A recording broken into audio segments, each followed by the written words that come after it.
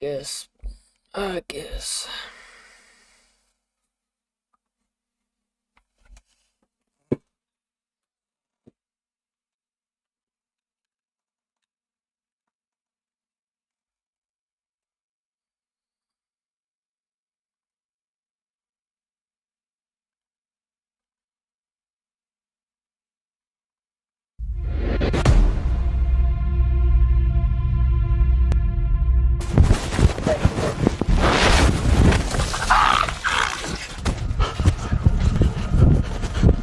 Oh my God, that's him. No, they actually found him. Yo, Chad, he's actually known for kidnapping. Look. That's him. We'd have been cooked.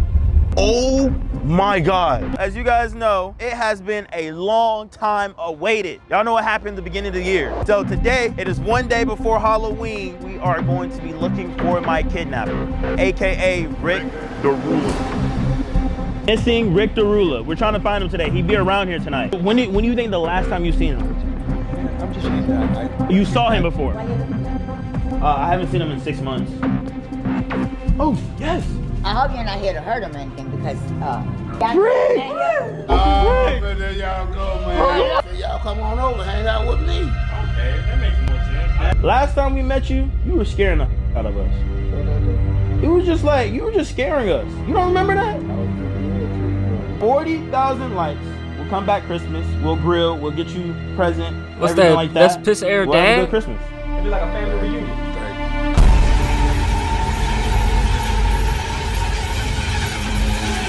Kidnapper. Oh my goodness. Canal Joseph. So now you have no choice but to stream. So we'll fly out. Hell, we build it on. No one else to. Bro, what is that? Oh my God. What is that? What is that? Bro, just let me go, please. No reason to be scared. Please let me go. You came here out of your own free will. Are you f***ing serious? At the end of the day, y'all, none of y'all know nothing about it. Because I've been telling y'all I was gonna make a piss PC, and none of y'all care to believe it. What's good, KC? Okay. Okay. I'm so happy to see you. Bro, I just got these, bro. Yo, I'm gonna keep it a buck, bro. It's been a minute. You gotta come in here. You gotta come in here. Bro, chat, the last time I was here, it's been beginning of the year the last time I was here. Looks like a lot has changed. Are you gonna give us a house tour? Yeah, let's just start off with my room. All right, man. Oh, fucking hell, bro. It looks the same. Chat, I think it looks better now. Yeah. It still has that nasty smell. Chat, I sincerely apologize. I'm genuinely sorry if my room seems a little clean. I'm so sorry, bro. I'm so sorry. I'm so sorry. Beginning of the year the last time I was Yes, here. this is clean. Okay. But look, Okay. chat, we got 1, 2, and 3 piss jugs right here. Not only that, we got this piss jug right here. This piss jug I haven't Why is the stuff at the bottom? Yeah, so I haven't opened this in like 2 years. So yeah. Down here we got the trash on the 2 floor. years. We have piss bottles. These are basically landmines, so you know, watch your step type shit. Over here we have come on. Whoa. We have what I call the piss staff. Similar to Thor's hammer, you have to be worthy in order to wield it. Okay, so I can't wield that. No, you cannot. I mean, you could try. Come on. No, come- I'm not worthy. Nah, you're worthy. I'm not worthy. All I'm right, not. I'm not worthy. I'm not worthy. You're So is this like how you've been like fighting off intruders and stuff like Hell that? yeah. That works. Yes, it works. I mean, if you got, This shit got no cooldown. I could just spam piss nukes, no cooldown. I'm gonna give you your props, bro. It's not that bad in here. Yeah. It's actually you're actually changing your ways. Yeah, low key, like I might be clean air sight. Dirty as shit to the end. Come Okay. here. Right Hell here. no. Don't show that. Okay. Don't show that. What is that? Is that a rat? Yeah, it's a dead rat. There's a rat in the jug Dead rat, yeah. and What? piss. Yeah. What construction are you making? Yeah, so I got really pissed off. I caught a rat with my bare hands. No And so I pun put the intended. rat in this bottle of piss right here and it just died. And so it got really dark. It's just floating. Pissed me off. Okay. All right. Is that No pickles? pun intended. Why do you have pickles on the floor, bro? I'm trying to lure the rats to come out. So I if also have beef stew. beef stew, why? Cause I mean that's what they eat. Okay. I'm not gonna judge it. My job here is we're gonna build you your PC and make sure it at least lasts 4 years. We gonna make a piss PC. No, we're making I a reg. promise, You will not stop me. You will not stop me. We are building a piss PC, whether you like it or not. We spent a lot of money building up this PC. So if you guys don't know, Piss Air will be streaming right here. So if y'all want to tune in, he's probably streaming right now if this video is uploaded. What we're going to be basically doing is that we're going to be building this PC and making sure it is rat and roach proof. Yes. If you guys don't know, basically he had a whole Look at my boy Dingleberry out here giving back to the less fortunate. rat problem. I know we all love to poop in pizza boxes and then leave it out for the roaches and rats to eat for later. Yo, look at the rat. There are so many rats There in was a rat crawling my behind room, me. and I don't know why they're here or where they came from. You don't know why? But if they're gonna stay, they might as well pay some rent. And they're not doing that. They're just throwing hands Something you don't do. with each other This is his parents' house. and eating food off the floor. I found the mutant rat's hiding spot. I finally have the mutant rat on camera. Bro, what is that, a possum? Oh my Holy god. guys. Holy. So this is his room. What is this? Wait. What is? Please don't tell me that's. What is that? What is that? No, stop. Okay. Oh. See, I told you, watch your step. You don't listen. Bro, I told you to watch your step. Don't get pee on you. Don't get pee on you. This is literally. Bro, what is that? Oh my god. What is that? Yo. What is that? Yo, it's gooey. It's gooey. Yo. What is that? Yo, please don't tell me that's. One slash and it's over. No. One slash. No, please. Is that?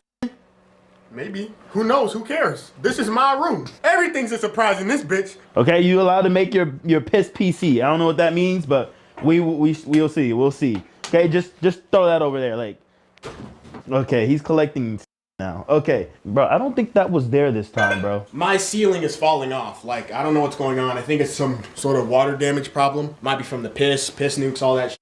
Over here, this area, I'll get up in the morning and cook me some food, and then I'll see rats come out of like here.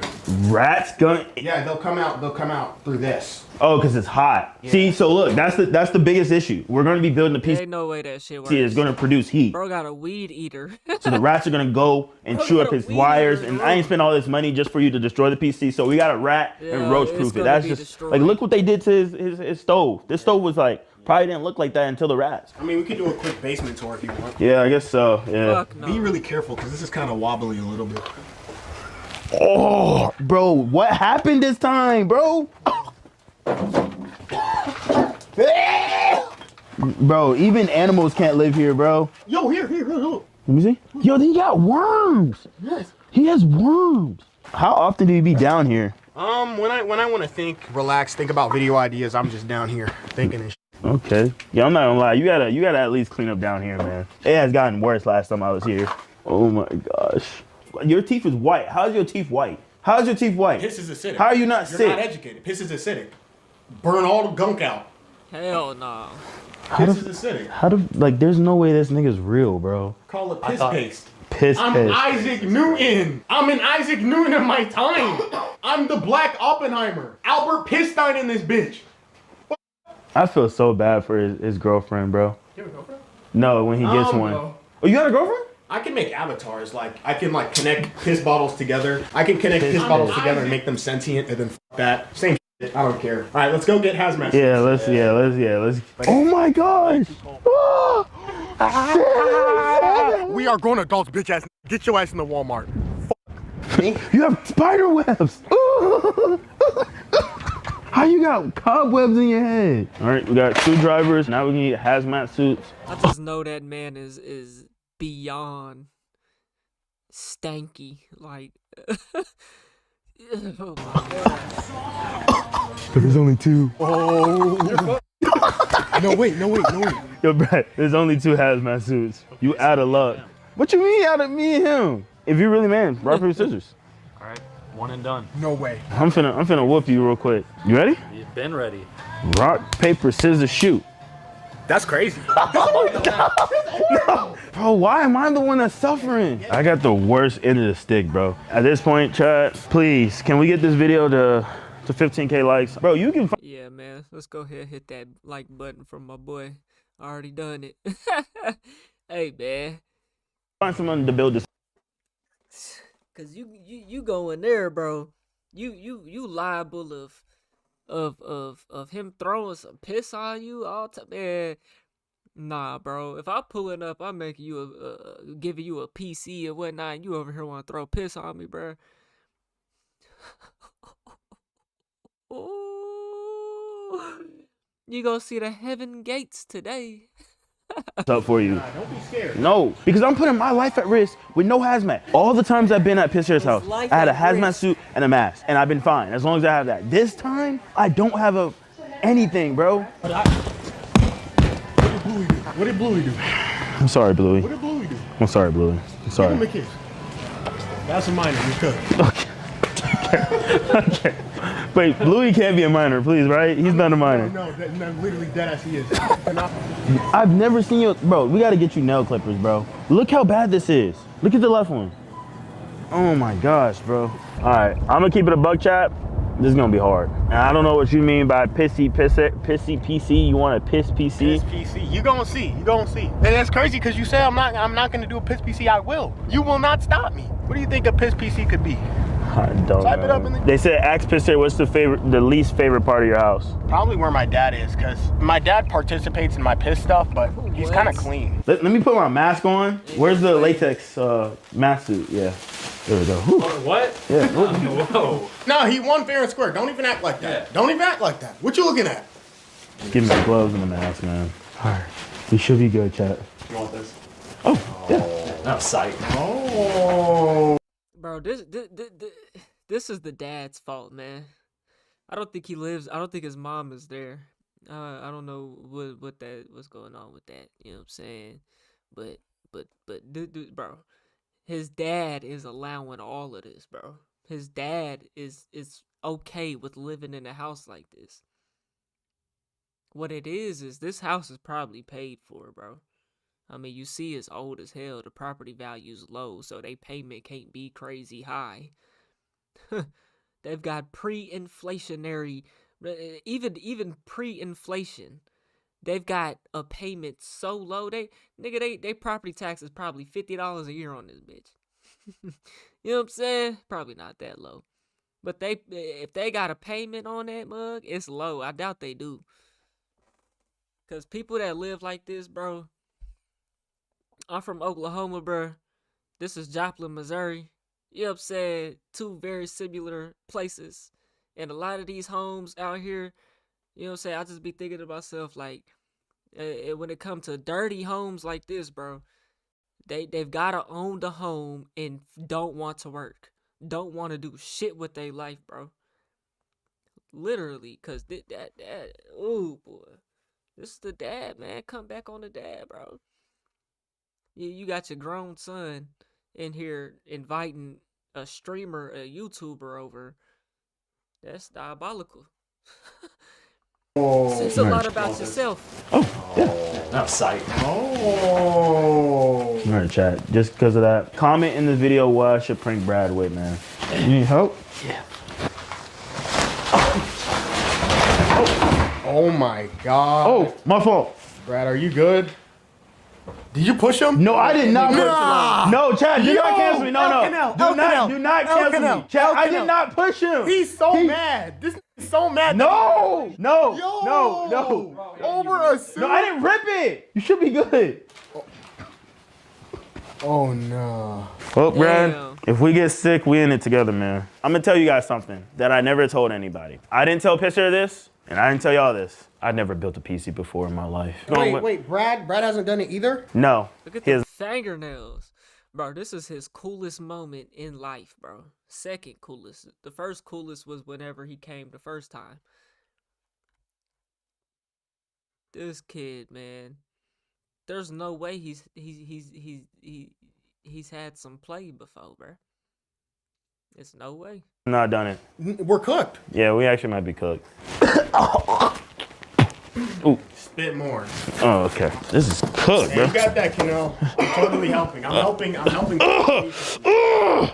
The ground's dirt. Ugh. Wait, did you get pee on it? Yes, bro. This is such a bad idea. Okay. Oh, I just dropped it. I'm so sorry, bro. Chat. Like, okay, niggas are gonna be mad. Okay, we can't break this. We can't break this. Okay. Yeah, it's too damn much money. Should we build the desk first? Probably, yeah. Okay, let's get the desk. Okay, I'm gonna put your PC on this bed. Shouts out to Dingleberry, man. Shouts out to Dingleberry, bro. Piss Air already know he ain't gonna take advantage of this opportunity, man, and to the fullest ability. You know what I'm saying? He ain't gonna take it to his fullest ability, bro. This man is over here giving him a desk and a streaming setup, bro. You know what I'm saying? And watch what Piss Air do with it. Not a damn thing. How much you wanna bet? Shouts out to Dingleberry, man. Okay, let's get the desk. Merry Christmas to y'all in the chat, man. Okay, I'm gonna put your And to whoever watching this, it's Christmas Eve right now. It's 10:53. You know what I'm saying? So we finna cross that. That Christmas mark. Bro, I'm off for the next 5 days, bro. They just texted and said Amazon ain't dispatching on Friday. You know what I'm saying? So shit, nigga, I'm off till Monday. You know what I'm saying? I'm chilling. I need it. PC on this bed. Okay, and there's piss everywhere. Okay, all right. There's literally pee everywhere. Oh, What day is New Year's on? I just know it's cause I know I'm gonna have to work that shit on a Thursday. But no, Christmas, New Year's Eve is Wednesday, so that's my off day. So shit, I'm straight. Stinks, bro. It's actually getting bad in here. As long as I don't stay No, bro. I think it's getting bad because.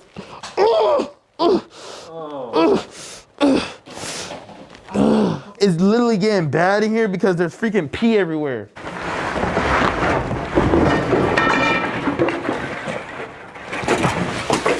Oh, it smells like shit in here now. Oh, bro, what the? Bro, what are you peeing in these bottles, bro? Fuck. Where did you want your setup? Right there, same spot. Nigga, he wanted his PC this whole time. He didn't tell us to move it. You want us to move P? We're supposed to build a PC, not move P. And also, I'm sorry to tell you this, but under that desk there's poop in pizza boxes. That's What? This nigga didn't even have the courtesy enough to clear a space knowing he finna come give you a whole People are crazy, bro. Knowing he finna come bring you a whole PC, he didn't even clear out an area. You know what I'm saying? Nothing about this man is clean, man. what you smelled earlier. This is crazy. I didn't want to break the news to you until now. Okay, so where you want your setup? Right there. Right there. Pizza boxes? Not it to move the piss jug. I'm the cameraman. You're the last one? You know what? I'll do it myself. Okay, thank you. Why are you putting it next to us? You can put it in the corner or something. Ugh. Bro, something is just watery wet. Ugh. Okay, everything's wet over here with piss. Hell Bro, how does he pee this much? Bro, there has to be nut in that. Like, I'm not joking. Like, why is it, what is that liquid? It's clear. Bro, I hate this shit, bro. F y'all niggas, bro. What is this gonna do? It's a broom. Ugh. It's a brand new broom. That's fucking cheese touch. That's the cheese touch. Nigga ain't used that broom. That's the cheese touch right there. Gave it to Dingleberry. That nigga steal that. Nigga went and grabbed a broom and gave it to Dingleberry. No. No, sir. Oh, it's the drop of piss nuke, bro. It already smells like in here. Please do not fucking do a piss nuke in here, bro. Yo, piss there, man. You a motherfucker. Tighten this. How tight? Booty hole tight. Oh, okay. Y'all doing way too much. So Gus tight. What? How would you know? No. How would you okay. know? This is what we're gonna do. If we can build this underneath an hour, bro. I think we can build this underneath an hour. Y'all wanna put a timer? Chat, what is my punishment if we don't build this underneath an hour? You have to drink a bottle of pee. No. Oh, Get hell piss no. nuke. Let's go ahead and do it. You Fuck drink, it. Timer. nigga. 1 hour. What the? What? That better not be. I don't know. Wasn't me. Okay. Okay, we doing good on time. Nigga, yeah. Hold up. We doing good on time. I just heard a rat. You heard a rat? Yeah. Holy shit. You never thought about plugging the holes? I actually want to catch them, so Okay. I can't trap them. Bro, is this a f***ing piss sock, bro? Which one? Right here. Oh yeah, this one. Of course it is. It was just drenched in pee. Oh my gosh. 49 minutes. 49 minutes? This man is getting the opportunity to change his life thanks to Dingleberry, man. and he ain't gonna do shit with it, bro. Might be a stupid. We ain't gonna watch this whole. We gonna skip through some. You could do this. No, bro. That's Stay in my room. Like, why are apology. you going up on there? Nigga, oh, stop. Stop saying please. He's on Fent. I don't know what he's on, bro.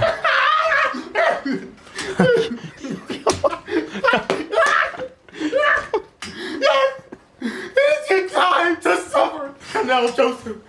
Yo. Bro, this guy needs to seriously be on a watch list, bro. Oh, so they just keep giving us extra ones? Yo, put that down. Drink it. We have 29 minutes. Okay. 29 minutes. Okay. All right. Bro. Oh, man. Real funny, ain't it? How would you feel if I were to pour an entire bottle of piss on your head? Yo, piss here. Bro, you do that, I'm burning your entire house down with you in it after I knock you out. I'll probably be going to jail tonight. You going to jail? That's if you can beat my ass, though, which you can't. Is that right? Is You that can't right? beat my ass. You're right. I can't. You're actually gonna beat me in every fight. You beating me in every fight. I'm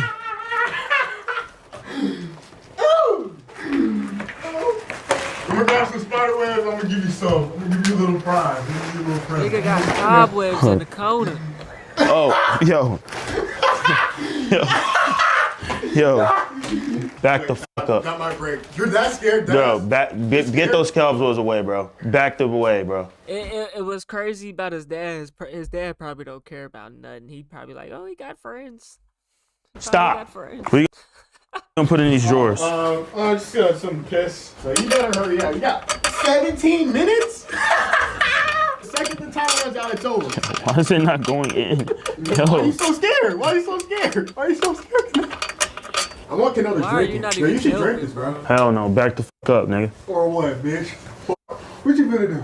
Nothing. I'm gonna make you drink this. I don't trust this nigga behind me, bro. See, one thing about homeless people, bro, that's a reason why they be homeless. The reason why people is bums, it's a reason why they be bums. They ungrateful. You know what I'm saying? A homeless nigga walked up to my car.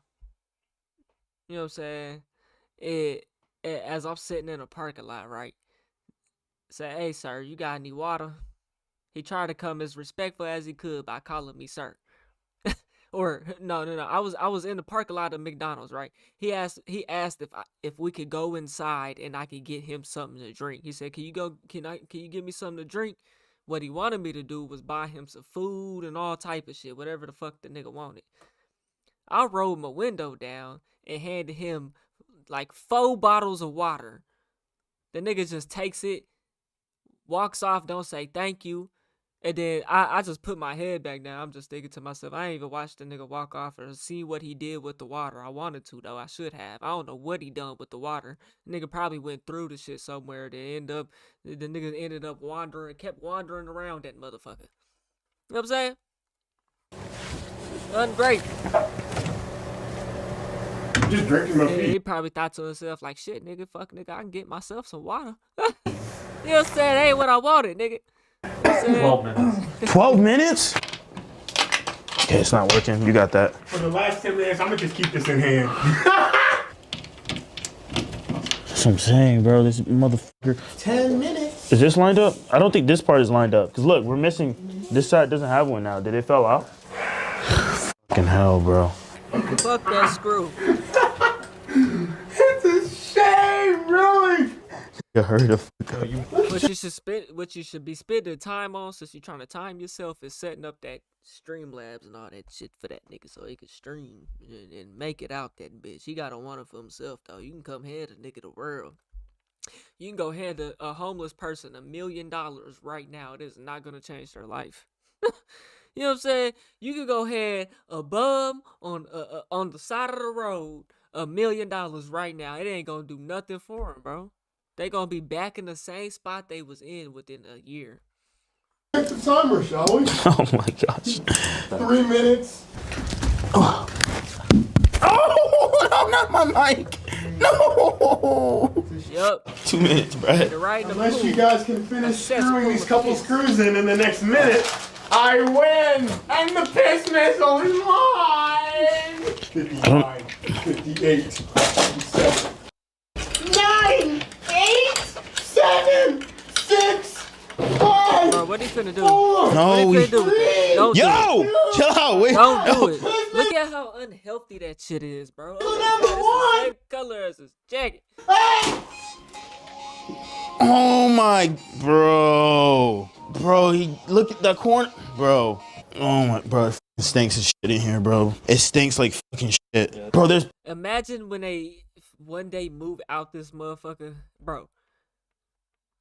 They gonna think people just trashed it like it was a trap house or like, you know what I'm saying, like it was homeless people living in. Nah, that's their actual home. pickle piss in there. Dill. It's like you try to buy this home to flip it. You know what I'm saying, bruh? But you don't even know it had all this pit. Man, you gotta burn that whole shit down, nigga. There ain't no value in that, in saving that. Pickle piss. Oh my gosh, bro. Should have been on time. And if they do and not burn it down, right, and somebody moving that hoe, they ain't never gonna know all this happened. Yo, quit burping Really in made my me ear, proud dog. today. You made me really, really proud, right? What? You scared? Oh, just let me go, please. No reason to be scared. Please let me go. You came here out of your own free will. These nails, please let me go. Y'all let me know if these are good. Basically, we got a Gaming X Trio 490. I don't know if this is good. Next one is RE-ATX3. I don't know what that is. What is this used for? That's the power supply. Power supply. Next things next, chat. We have a BS50E Wi-Fi motherboard. We have a AMD Ryzen 7. I don't know what that's used for. This one is a Flare 5 DDR5. And then we have Windows 11. And then we have a G50 Graphite 1 terabyte. I think this is a memory card, right? Rate this setup out of 10. Is this good? Okay, hold up, chat. I gotta take a breather real quick. My breath. Here, you talk. You talk to chat. All right, chat. So far, I'm really proud of Brad and Kanell. I'm very, very proud of them. They're very outstanding. I'm just gonna keep it a buck, guys. A lot of people watching this right now would like have a panic attack in my room. So I'm proud of Brad. I'm proud of Kanell. I'm also sorry for being high as fuck earlier. I was taking whiffs of the pee while I was walking around, and that was what was really getting me hyped. No, type shit. What? So I'm really sorry. Is that real? Okay, all You right. could get high off sniffing piss? Be careful. This is your PC, so you're not finna say I broke it or anything like that. Gently line it up and put it in there. This is all on you, pisser. It's all on you. The one thing he's I only heard a done. Look at scratch. Is that it fine? fingernail, bro. Okay, is that good? So, okay, what do we do I'm next? pretty sure we're supposed to put paste. We're supposed to put paste in first? Yeah. You need it? Is that important? Yeah. We need to go to like Best Buy or something. Okay, so we gotta go to Best Buy? Oh! Yes! Oh my God! That's what I'm talking about. Unical. Oh my gosh, okay. Just dab that man up. Yes! W Kanell. W Kanell. That's right. Bro, I'm cooking right throw now, the bro. piss bomb. I'm cooking right now. Chat, I'm not gonna lie. This is not looking like a pissy computer, bro. Hey, this is looking like a good ass computer. He trying to turn this into a piss computer, bro. I will. Look, if you really think about it, this has like fans on it, right? And this is like the main. If I pour piss on this, the droplets of piss will go on the PC and it'll like sink in with the PC and then it'll be infinitely cool. What are you talking about? All right, we just need rat stuff and roach stuff, right? You gotta tell us how your rats be getting into your stuff. 'Cause we don't want them to chew the wire. No, they don't chew the wires. They don't choose wires? No. Okay. Yeah, let's just do mouse traps. Or these. Oh, wait, this is glue. So this is gel. So you put this in corners and shit. OMG. Ultra clear roach and ant gel bait. Kills the queen and colony. Kills roaches and the eggs they carry. Mouse traps, roach gel bait. You can put these in corners so it's clear. So if you bring a girl over, they don't be like, ew, you got roaches? They won't know. Yeah? Yeah. Okay. Typo. Oh, sorry.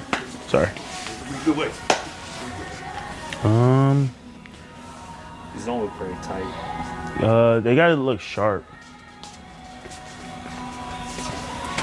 Or is it those? She ran from the smell? Okay, f y'all, bro. Okay. I'm good. Can I get a different register? There's a whole bunch of people behind me with the cameras. I'm about to snap the f out. Oh, sorry. Please don't snap out. I don't want you to snap out. We didn't do nothing. Bro, you that stinky that she did not want. She did not. Bro, she left her register. Bro, so we did stink. Oh, they left it? We stunk. I'm not gonna lie, we did. It's been a crazy night. Crazy night. It's that time of the year. Yeah, man, I've been wiping like a week. Okay. Oh hell no! Bro, if you're gonna think you have It's the autism, coolest bro. moment of his All right, life. okay, let's get you your monitor. Bill, piss here. my Touch the God, keyboards. bro. Which one resonates with you? This one. You like that one? said he ain't white Okay, let's just get you Corsair then. No, Let's get got you all it. Corsair. This is called a Crosshair Vanguard. All right, get that.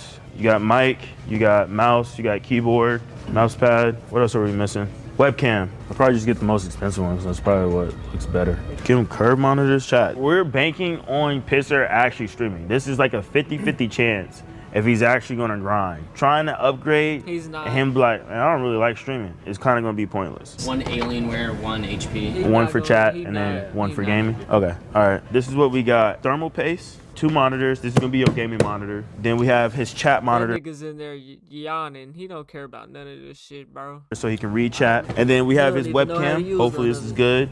We have his He mouse. don't even have enough motivation in him to you know what I'm saying? Like it's just not in him, bro. This nigga's gonna fumble this, bro. I wouldn't be surprised we see him on the news in 5 to 10 years doing some crazy ass shit. I'm talking about serial killer shit. Pad, his keyboard, his headset, and his mic. And then we got this ring light for light. We'll see if that works. We got Ethernet cable, and then we got. I already know all that Chat, shit. it was almost 1K. I think it was 12 bucks off from 1K. Holy shit. I'm already know. Please sub up. Please sub up. Mic's falling apart. Equipment's falling apart. Before you got a better stream, can deal you tell online, me your nigga. idea so you don't get banned? No, like whenever you go live and you're like, hey, I have this idea. Is this ban worthy? Let me know. I'm not That's trying hella to. smart, because one day I could just poof off the internet. And then I'll teach you the words that you shouldn't say. You know the words that you shouldn't say. If you said them a couple times on my shit, bro, it just stinks. It just dead ass stinks. Okay, time starts now. So 11:02. 11:02, man. Let's go ahead and start it. 11:02 at night. What's up? Bro, chat, That this man's doesn't make no dedicated. fucking sense. We got 55 minutes left, not 45. Fuck. Bro, where's the screw at? Fuck. It just dropped in that fan. We gotta pour it out. Okay, chat, we doing good. We're doing good. All right, chat, I'm sorry. I'm not getting another piss nuke. My hands gotta get dirty. You got good fingers, nigga. I'm sorry. I'm just saying, like, if I was a girl, Is man, that a good compliment, Brad? bro, he just knows how to. To hear it from my boss, though, is kind of crazy. Wait a minute. So, tight holes, Okay. good fingers, you can never escape the gay allegation. Okay. Okay, so we got the fans installed. We got this installed. We put thermal. What's next? We have 17 minutes, guys. Are y'all excited for that piss nuke? No, bro. Gonna happen. No.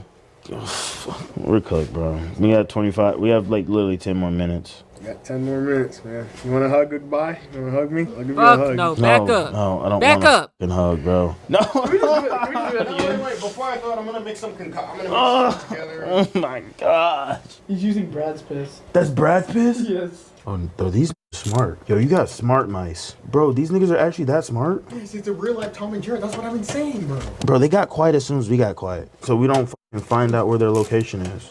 Yo, I ain't know you have fucking smart ass mice, Jerry ass mice. Alright, so it's powered? CPU is powered, motherboard's powered, fans are powered through the motherboard. Okay. I want to implement my own idea with this. What? Remember when I said piss PC? Yeah. I want to make my own piss PC. This is how I'm going to do it. You're not going to stop me, Daddy. It's going to work. It's going to work. I have my own plans in mind, guys. He gonna pour What do you piss mean? all on 'Cause it. you upgraded this? Yeah, I'm going to upgrade it. You're going to need to get a jug of piss. Bro, what are you doing?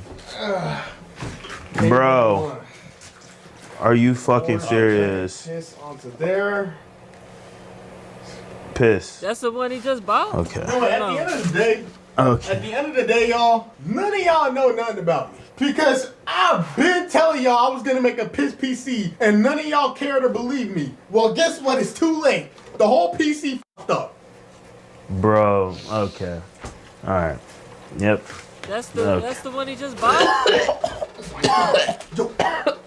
W piss PC chat. Bro, piss, bro. That it just smells foul. Bro, you have to have an IQ of an apple, bro. Bro, do you not understand that was her last piece? I'm like more mad because, nigga, you can't stream.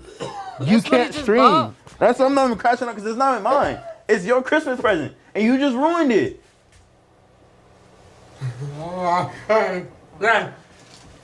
This is your fault. Bro, my mom's calling me. Oh my gosh, bro. Yeah, take your ass home. Hey, yo. I told y'all niggas, man. This is the man, he just bought this shit, bro. And this nigga poured piss on it, bro.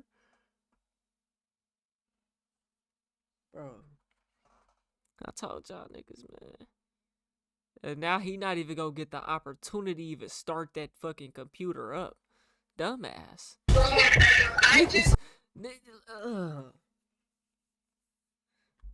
But it was a good time to tell you that your other uncle puts computers together for a living. Bro, she's sitting here calling me about what my family do. Bro, he just ruined the last part for the freaking PC. Do you think I care about what my uncle does? No! I'm trying to finish this so I can leave. I've been sitting here in a pissy ass room. Like nasty shit. Why you spit? Ugh, He just I'm an inventor. Do you not understand? I'm an inventor. Bro. I'm an inventor. I invent. I test. So what if it failed this time? That's the whole point of being a scientist. So how you supposed to play your games? How you supposed to play your games? Maybe you should buy me another one. You're the sugar daddy. You got the money. Buy me another one. Wow. Get the fuck out my face, bro. Hey, this nigga Dingleberry, he's doing it for his own content, for his own good. You know what I'm saying? Oh boy. It's just some shit I can't do. Because the moment you would have already been pissing me off with how ungrateful you just are. But the moment you would have done, I would have been out of there, bro. I would have been so pissed off, bro.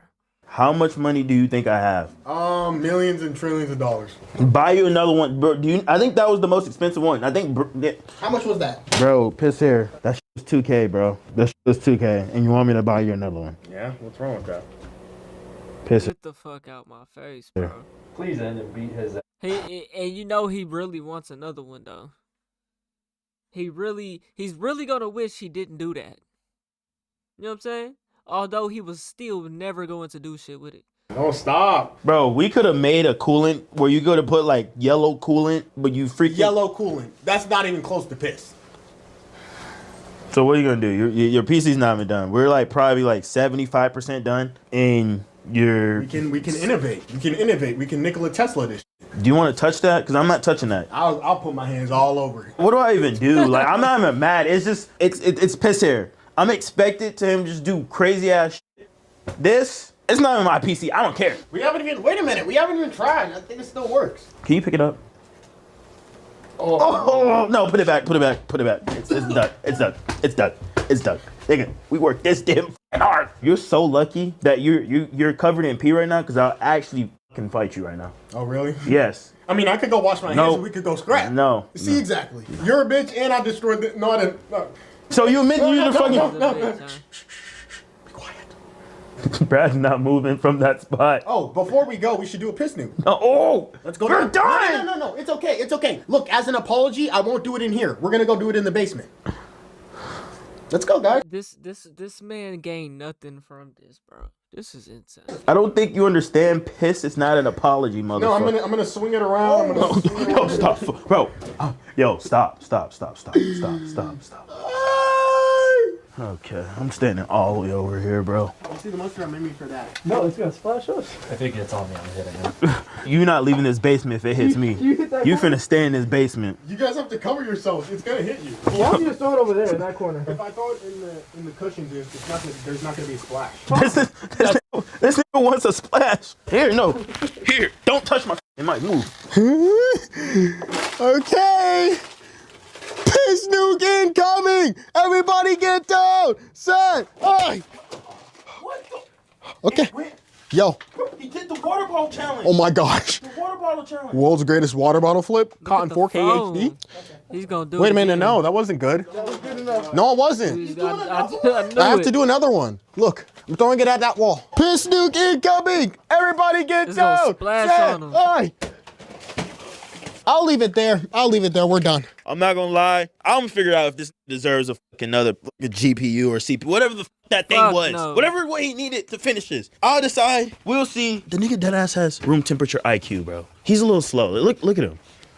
And he just don't think sometimes. Other than that, shout out Eric, shout out Brad, Piss Air. It's just Piss Air, bro. Oh hell no. Hey, shouts out to Camel Joseph, bro. I guess it's just some things I can't do, bro. And that's one of them right there, bro. You know what I'm saying? That man went and spent $2, $3, $4, $5,000 on the computer. It probably wasn't 5,000, probably 2,000 altogether.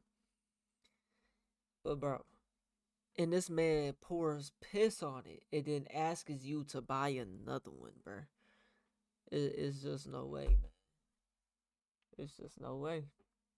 Y'all let me know what y'all think, man. We on the road to 100K. Okay, if you ain't hit that like button, subscribe button, and turned on all notifications, slap that dog shit about yourself. Because that's first thing you should have did when you clicked on this video. I'll get at y'all on the next one, and I'm gone. T.Y. Pit 9.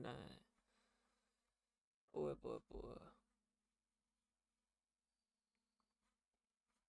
That shit don't make no sense, boy.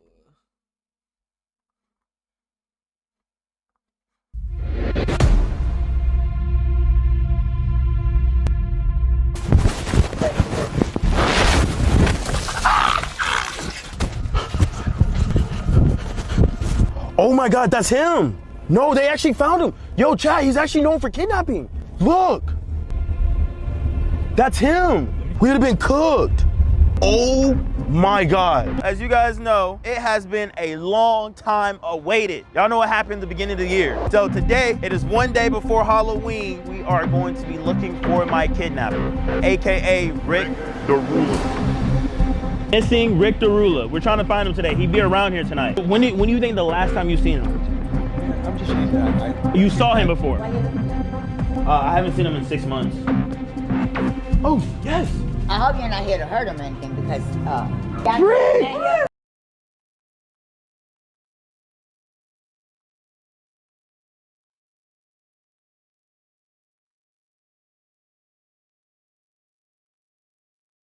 Give me a second, chat. We're gonna get to the next one.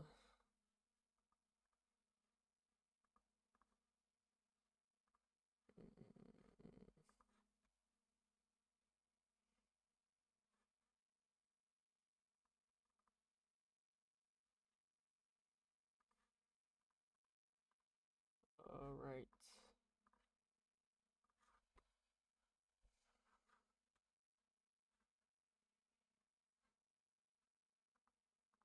My boy Tonio is finally back, man, but in a bad way. On his main channel, he just uploaded a video called The End of an Era. Whatever the outcome of this video is, all I know is Tonio is one of the greats in 2K.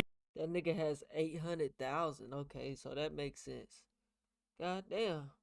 History. He was never a comp player. He was never the best build maker or anything. He was a chill guy, just wanted to hoop, and he gave off great vibes. That's what I didn't even know. Hold on. What more of the, my opinion, life instead of just look at my old 2K 17, 18, and 19. That was my. That was OD. So yeah, they broke up in a beat. Yeah.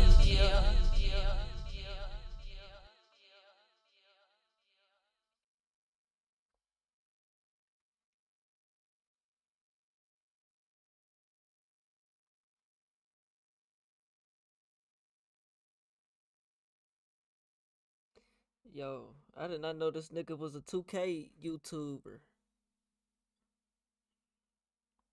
Hey, my boy got the phone pointed into his little Android creation at me on I'll straight putting up on him. I ain't know my boy was a 2K YouTuber. What the hell? That's crazy.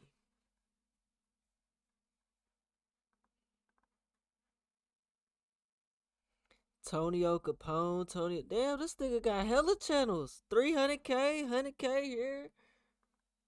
This nigga going dummy.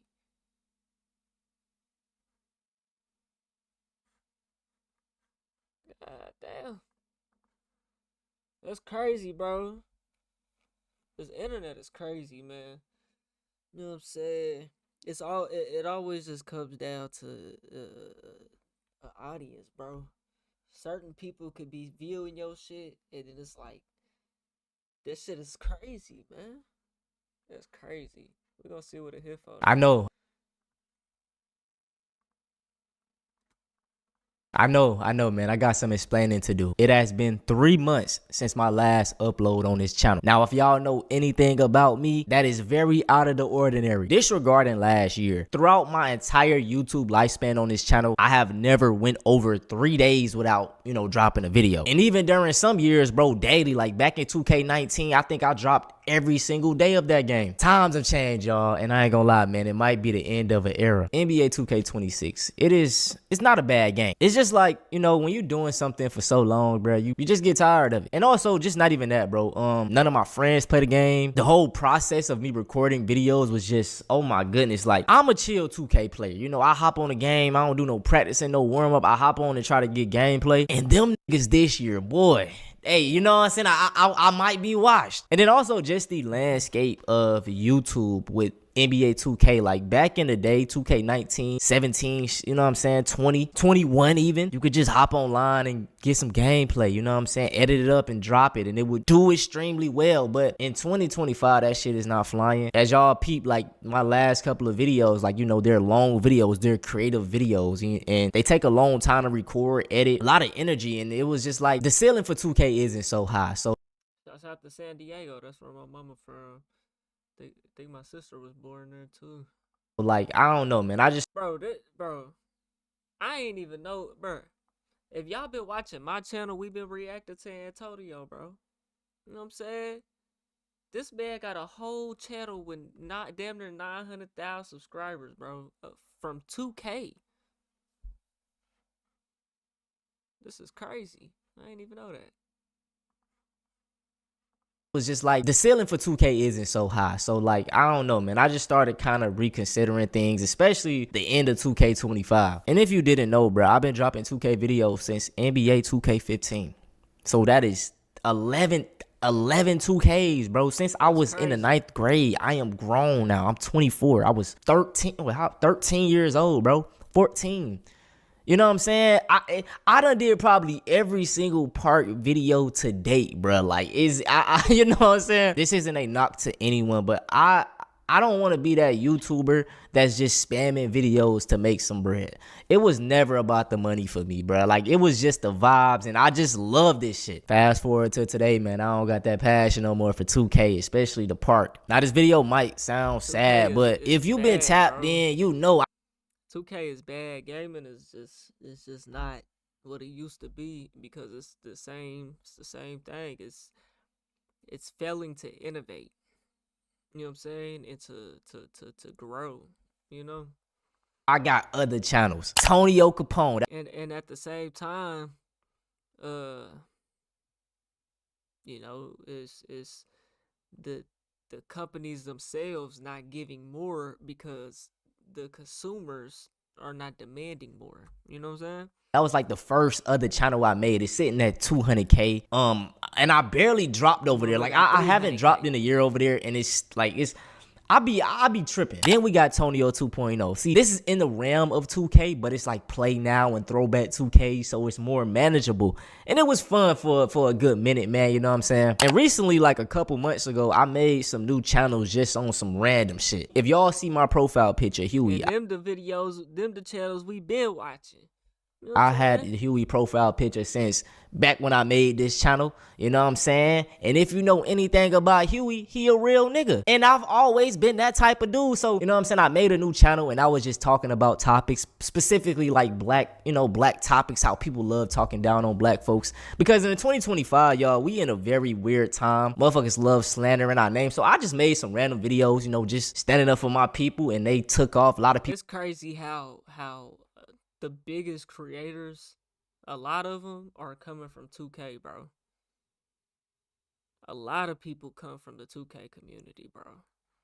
That's crazy. People love me talking about stuff like that. You see, Hey, and that goes to show how strong the 2K community is, though. Shit, I came from playing 2K. You know what I'm saying? Shit, I was streaming 2K back. That was the first thing I ever done on the internet, was stream 2K.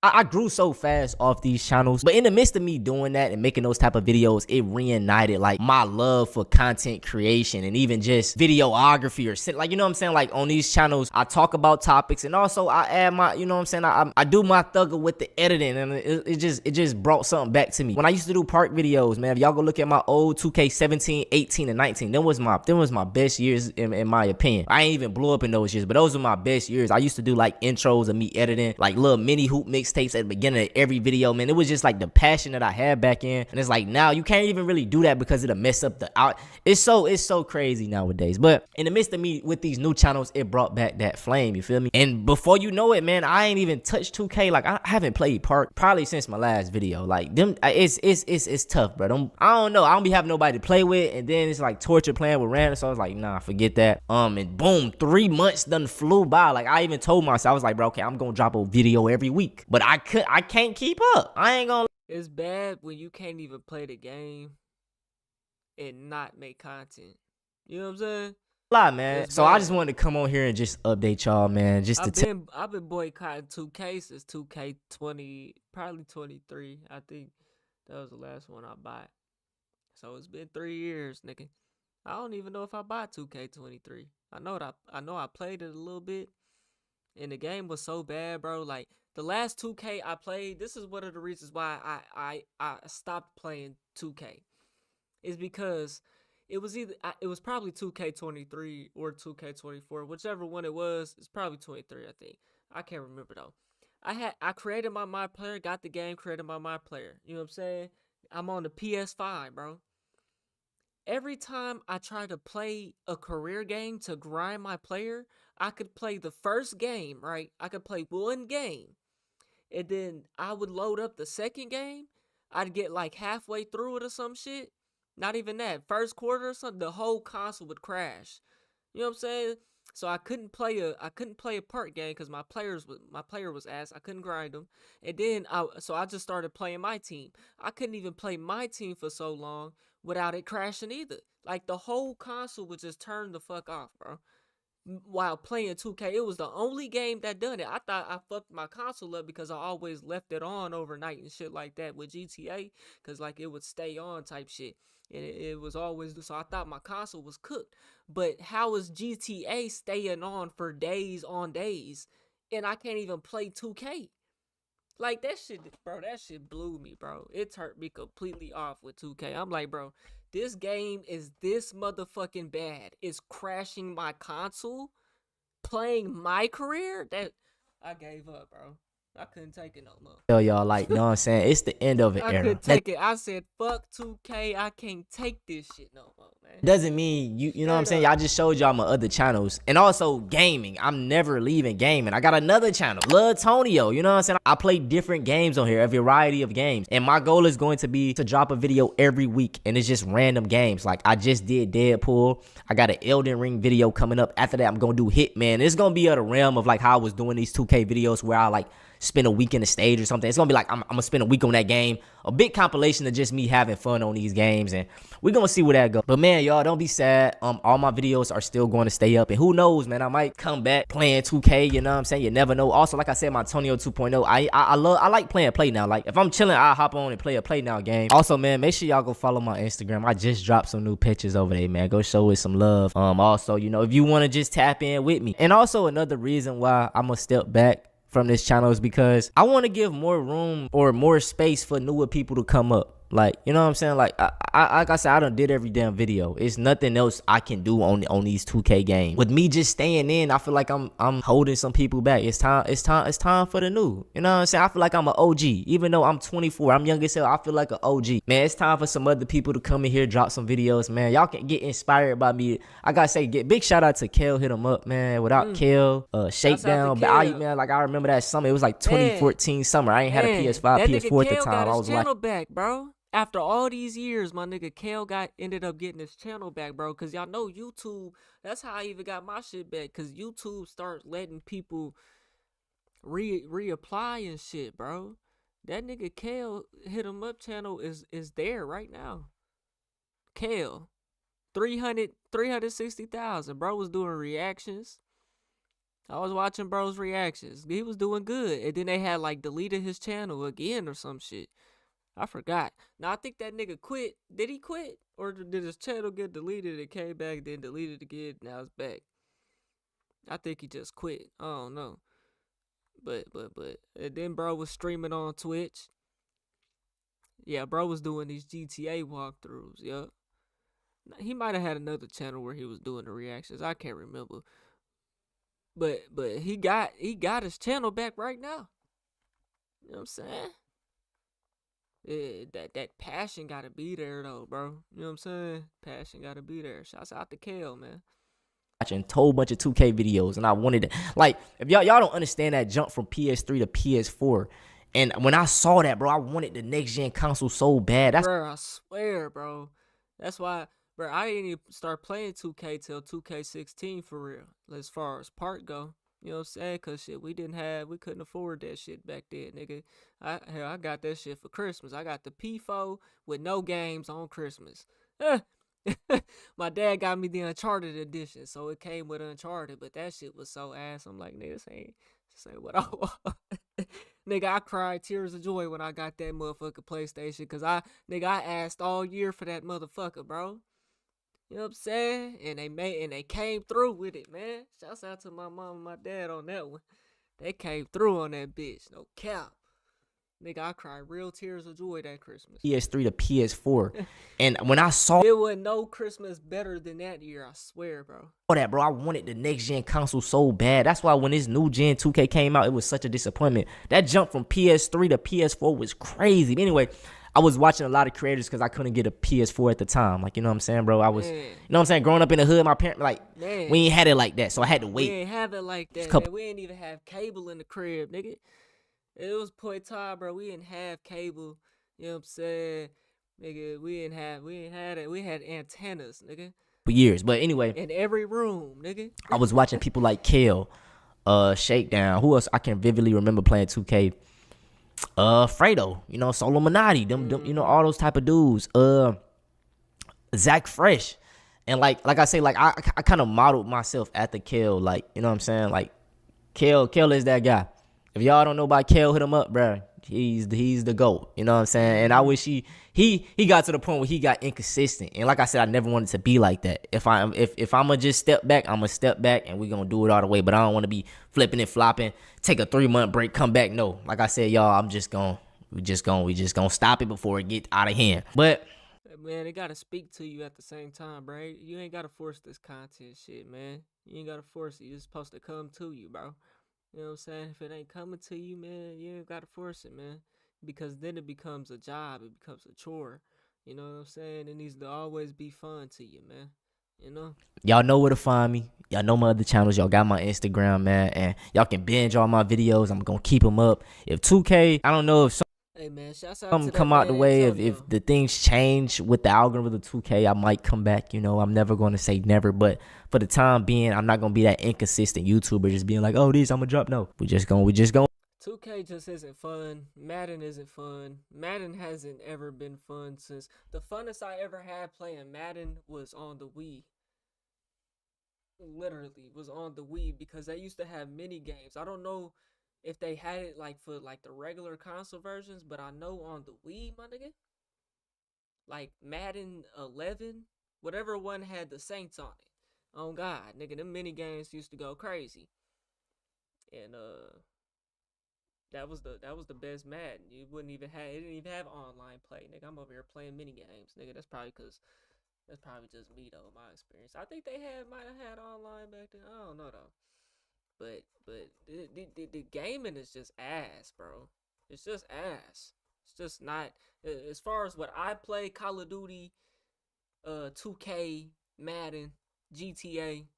You know what I'm saying? Same copy and paste shit year after year. I'm not subscribing, and then the price of the game goes up and it gets worse year after year. You know what I'm saying? The price of the games just keep going up. I'm not paying $100 a year, and then you gotta pay $100 for VC, which I never buy VC in my life. I was the type nigga I grinded my career and got my VC and got my player up. After 2K19, you couldn't do that shit no more. 2K19, you couldn't do that shit no more, bro. They made it so hard to get VC, bro. And then I just heard they came with like some scam and shit. I'll be watching little 2K videos here and there to see what's going on with the game, see how people is liking the game or not liking it. Man, I heard that they had some little scam or some shit that they was giving players less VC in the Pro-Am or some shit for the same teammate grade that they usually get. Now they getting less. They get less VC. I'm like, oh yeah, hell nah, fuck 2K. You know what I'm saying? And 2K own GTA. If you look at 2K stock, I'll probably $100 a year into 2K stock versus buying the game, 200, whatever you go spend on the game, they can put it into their stock. You know what I'm saying? We need to boycott these motherfuckers, bro. I've been on it, bro. Oh, did it, man. We just boycott. All it's gonna take is these YouTubers to all stop buying the game and say we are all boycotting this shit. I guarantee you, once the YouTubers start doing that, it's gonna make a big difference, bro. Cause they got the influence over the game, bro. If the YouTubers keep buying the game and keep hyping it first day, coming with the new news and the what's the part gonna be videos, and man, fuck that. We know it's gonna be the same bullshit that they been giving us, nigga. But it's very profitable for the YouTubers to buy the game, especially once you got an audience. You know what I'm saying? It's profitable to spend $100 on the game, $100 on the VC, and make it back in 1 week. You know what I'm saying? And now you're profitable in 1 day. You know what I'm saying? So I understand that part of it, bro. But you're not having fun playing the game, bro. It ain't always just business. You're supposed to have fun playing. If you can't play the game without making content, that's a problem, bro. For the game. You know what I'm saying? I've been said fuck 2K, bro. I can't get behind it, man. Especially not after hearing that they starting to cut niggas VC and they ain't getting as much. They scamming niggas out their own VC for playing the game. It ain't even like they buying the shit. Spending money, nigga. They want you to spend more money. That's why they doing it. This shit crazy. Fuck 2K. You know what I'm saying? Y'all let me know what y'all think though, man. We on the road to 100K. Yo, K, if you ain't hit that like button, subscribe button, and turned on all notifications, slap the dog shit about yourself, because that's first thing you should have did when you clicked on this video. I'll get at y'all on the next one, and I'm gone. TYP9.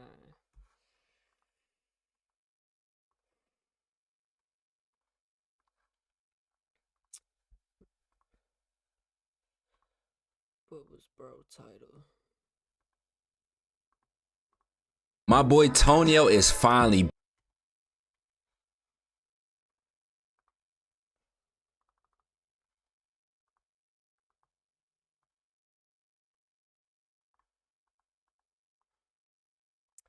Bro.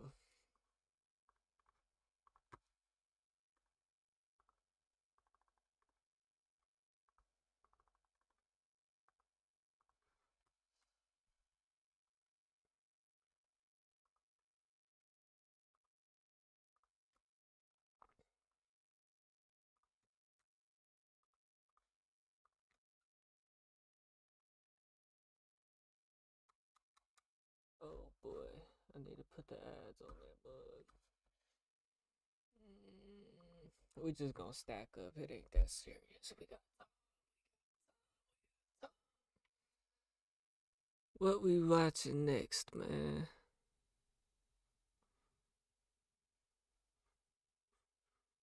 Hello everybody, I'm currently on my laptop right now. Why he sound like he got an accent like that?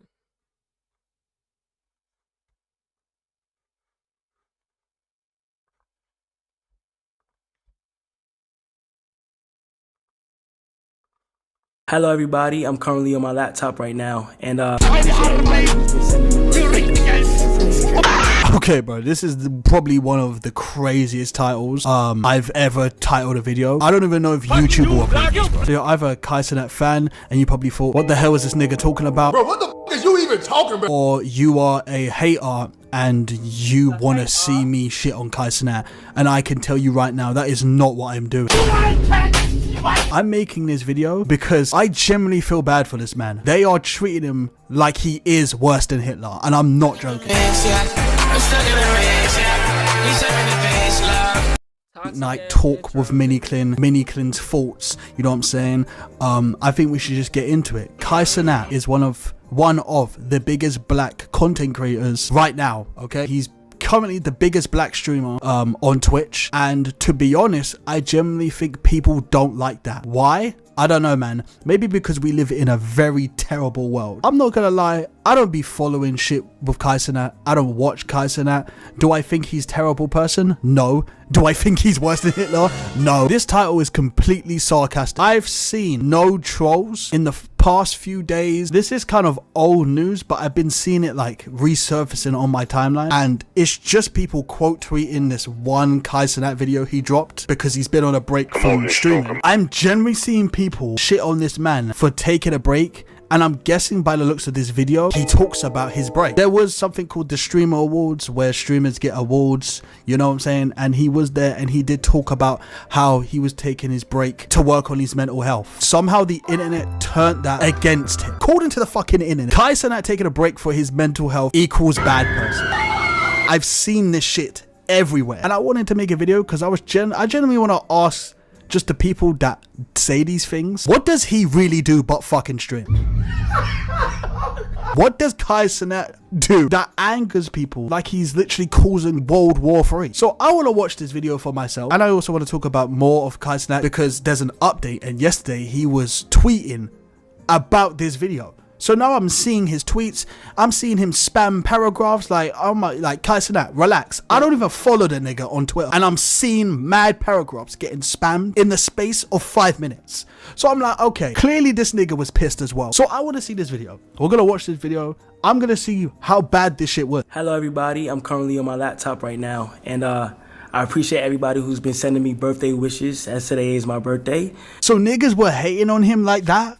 On his own birthday? Bro, hold on, man. Like, I'm just trying to make it clear, bro. I'm not, like, laughing. I could never be that much of a... I would hate to be in the spotlight, bro. And I know when you love content creation and you like making videos and you have a passion for this shit, it comes with this. But holy fuck, bro. Your own birthday weaponized against you? That's tough. So, I felt like it was the perfect day to be transparent and honest with you guys. A few days ago, I spread awareness on mental health and how important it is to take care of yourself. And honestly, for the past few months, I've been struggling with mental health out of self-doubt and fright. Okay, see, now I'm really confused. He's talking more about his mental health and his break. So why was Twitter in an uproar? And I know you guys are going to be thinking, Miniclin, bro, nobody was saying shit.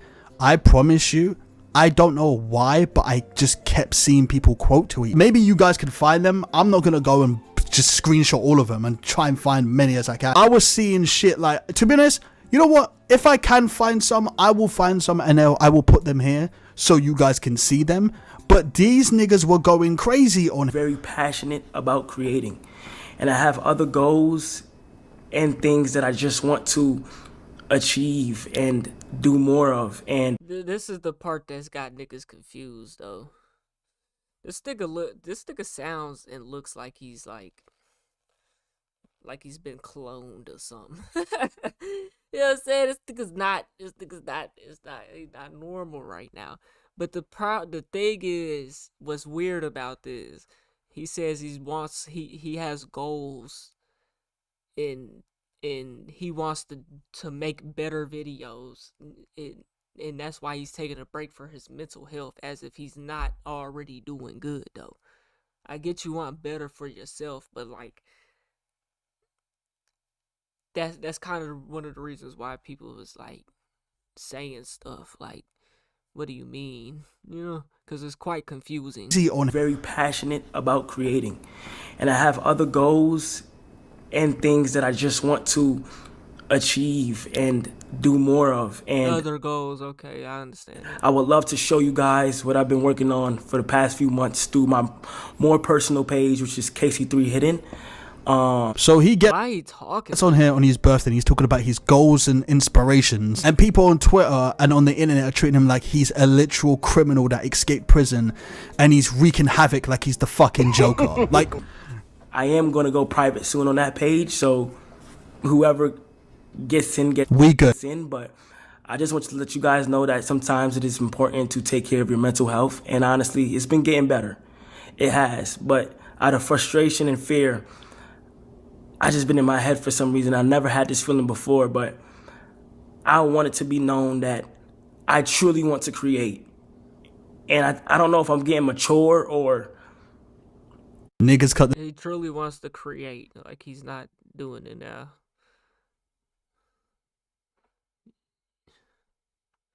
the dreads and turning. It's kind of confusing. He said other stuff, okay, that's outside of content creating. I understand. But now you're talking about you want to create.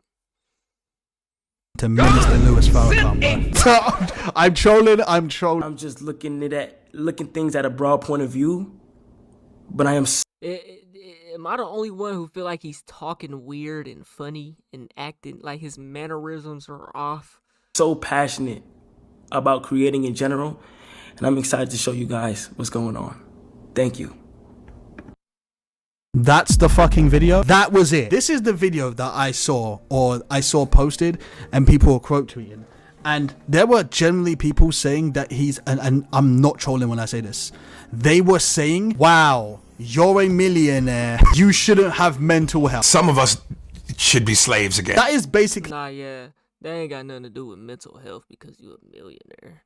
I'm not saying that. What they were saying. Yo, buddy, retards. I don't know if you're above the age of, I don't know, man, 15 years old. Like, I'm talking about grown people should not be on Twitter talking about, yo, money equals no bad problems in your life. If fucking anything, money equals more problems in your life. Real shit. You know what I'm saying? I'm not no big millionaire, but I definitely tell you money helps. But like, bro, if you are a viewer of mine, nigga, I disappeared off the fucking face of the internet for 8 months because this shit was driving me fucking insane. This shit is toxic, this internet shit. Especially when you have a lot of people watching you and you have a lot of people judging you, every move you do. You know what I'm saying? And the thing is, Kai Cenat does good shit. I play Mario Kart gameplay and I talk shit online. You know what I'm saying? I deserve the bullshit. The fact that he's getting bullshit and all he does is... he's building a fucking school in Nigeria. One thing about me is I'ma be real, okay? And you give me the amount of money that nigga got. Fuck about no school, king. You ain't gonna fuck about no fucking classes in no school, nigga. You want a fucking private jet. Yo, on Jesus Christ, I'm not giving that to charity. He's actually giving money out of his own money to charities, to build schools, to help people, you know what I'm saying? And then invested his own content to make his streaming. Like, I generally don't get the Kai Cenat hate. I really don't. Even just this video, I truly feel like I had to call this something outlandish for people to actually hear what I'm saying. You know, there's a few streamers and content creators that talk about it, but it actually gets to the point where it's generally frustrating for me, and I'm not even the nigga, bro. Like, I'm not even Kai Cenat. The tweets I was seeing about this guy. Maybe I'm not rich enough to understand why Kai Cenat is struggling with his mental health. Maybe I'm just not in the same echelon as him, and I don't get how a multi-millionaire who gets money from his fans off of subscribers, who just made $5 million off of Mafia-thon That ain't got nothing to do with it. 3, is struggling with mental health. Fries in the bag. Put the fries in the bag. Like, he did a Mafia-thon 3, okay? That was like his biggest he get. I feel like Kai's burnt out. I don't know, that this video is hella weird from him. The way he's acting and even the way what he said, you know what I'm saying? But I feel like he's burnt out, bro. And after a while that shit happens, it starts to feel like a chore and a job. You know what I'm saying? It's not natural. He's hanging around all these people who ain't really his friends like that, don't really know him like that. Like, You know what I'm saying? Just because you getting money, you rich, you famous, doesn't mean you can't be lonely, bro. You know what I'm saying? You could be the most loneliest, you know? A million subs, you know. Cause I feel the same motherfucking way. You know I'm saying LeBron James was fucking playing with his hair in the background. There were people saying, oh, Begathon. I understand the trolls. I feel like trolling is acceptable on the internet, bro. I'm not gonna lie. If you, like, trolls are everywhere. Everyone is trolling. Everyone is rage baiting. Like, you can tell when shit is rage baiting and trolling and when people genuinely hate someone. There are people, and I'm talking about, they got, you know those Twitter pages, right? And they got like the fucking redneck pictures and they're like in a truck. You could just tell they're fucking racist. Some of them are racist, bro. Like some of them just want to let steam off on a nigga, bro. I'm being real. There's people that you will see that never seen this nigga before. And they will see him and they generally hate this man. Like, how can you hate someone this much and you don't know him? I've been seeing so much hate on this nigga and I'm dead ass. Like, I'm making this video because I'm confused. Maybe I'm just talking in the air right now. I don't know how many people is going to watch this. I might just be talking to 5 people, 10 people, 1,000 people, right? And to you, I might just seem like I'm yapping, but the reason why I went back to these type of videos is to just, you know what I'm saying? I have a platform still. I feel like I still got a platform to speak my mind on what some people are thinking, and I just don't get it. Like, you guys have to really see it for yourself. They really treat this man like he's actually, like the title says, bro. Like, I'm being serious. There was a trend back in, I think, the Mafia Fon 2, and I remember seeing this on my timeline, and it was literally hashtag R-word Kai Cenat. Like, why? I get it's a meme, but it starts from someone that is, bro, it is not my birthday, my nigga.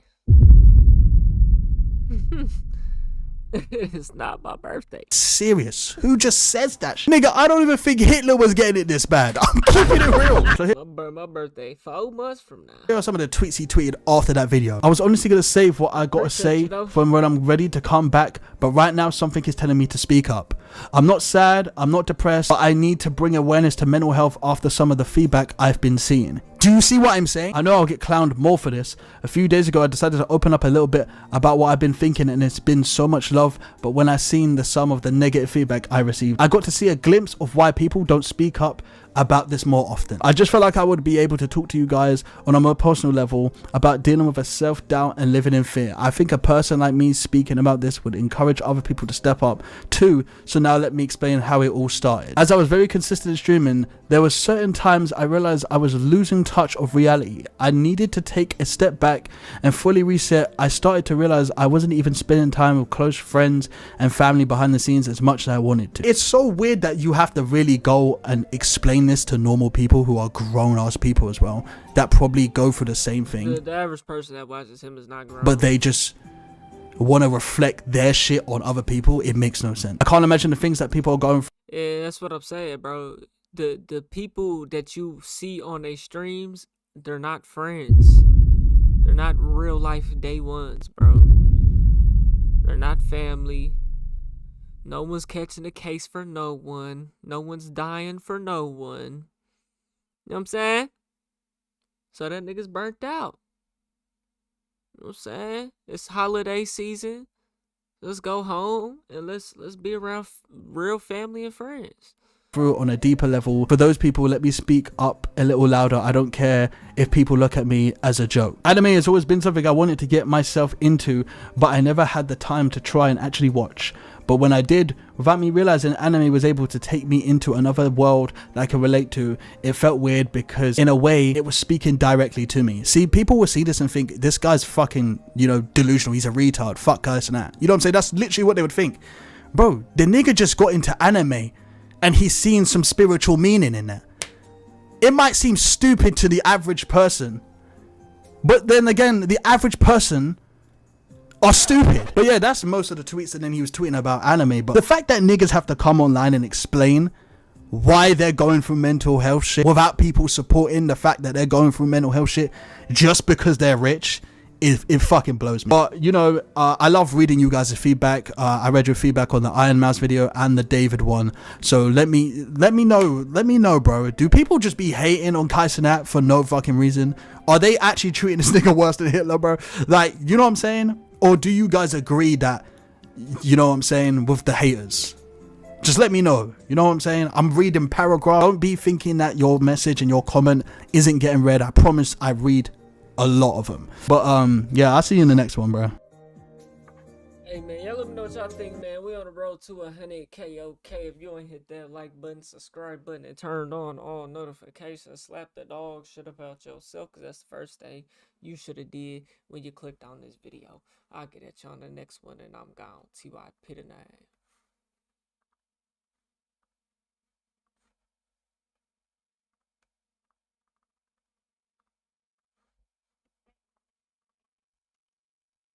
Let's see what else we got.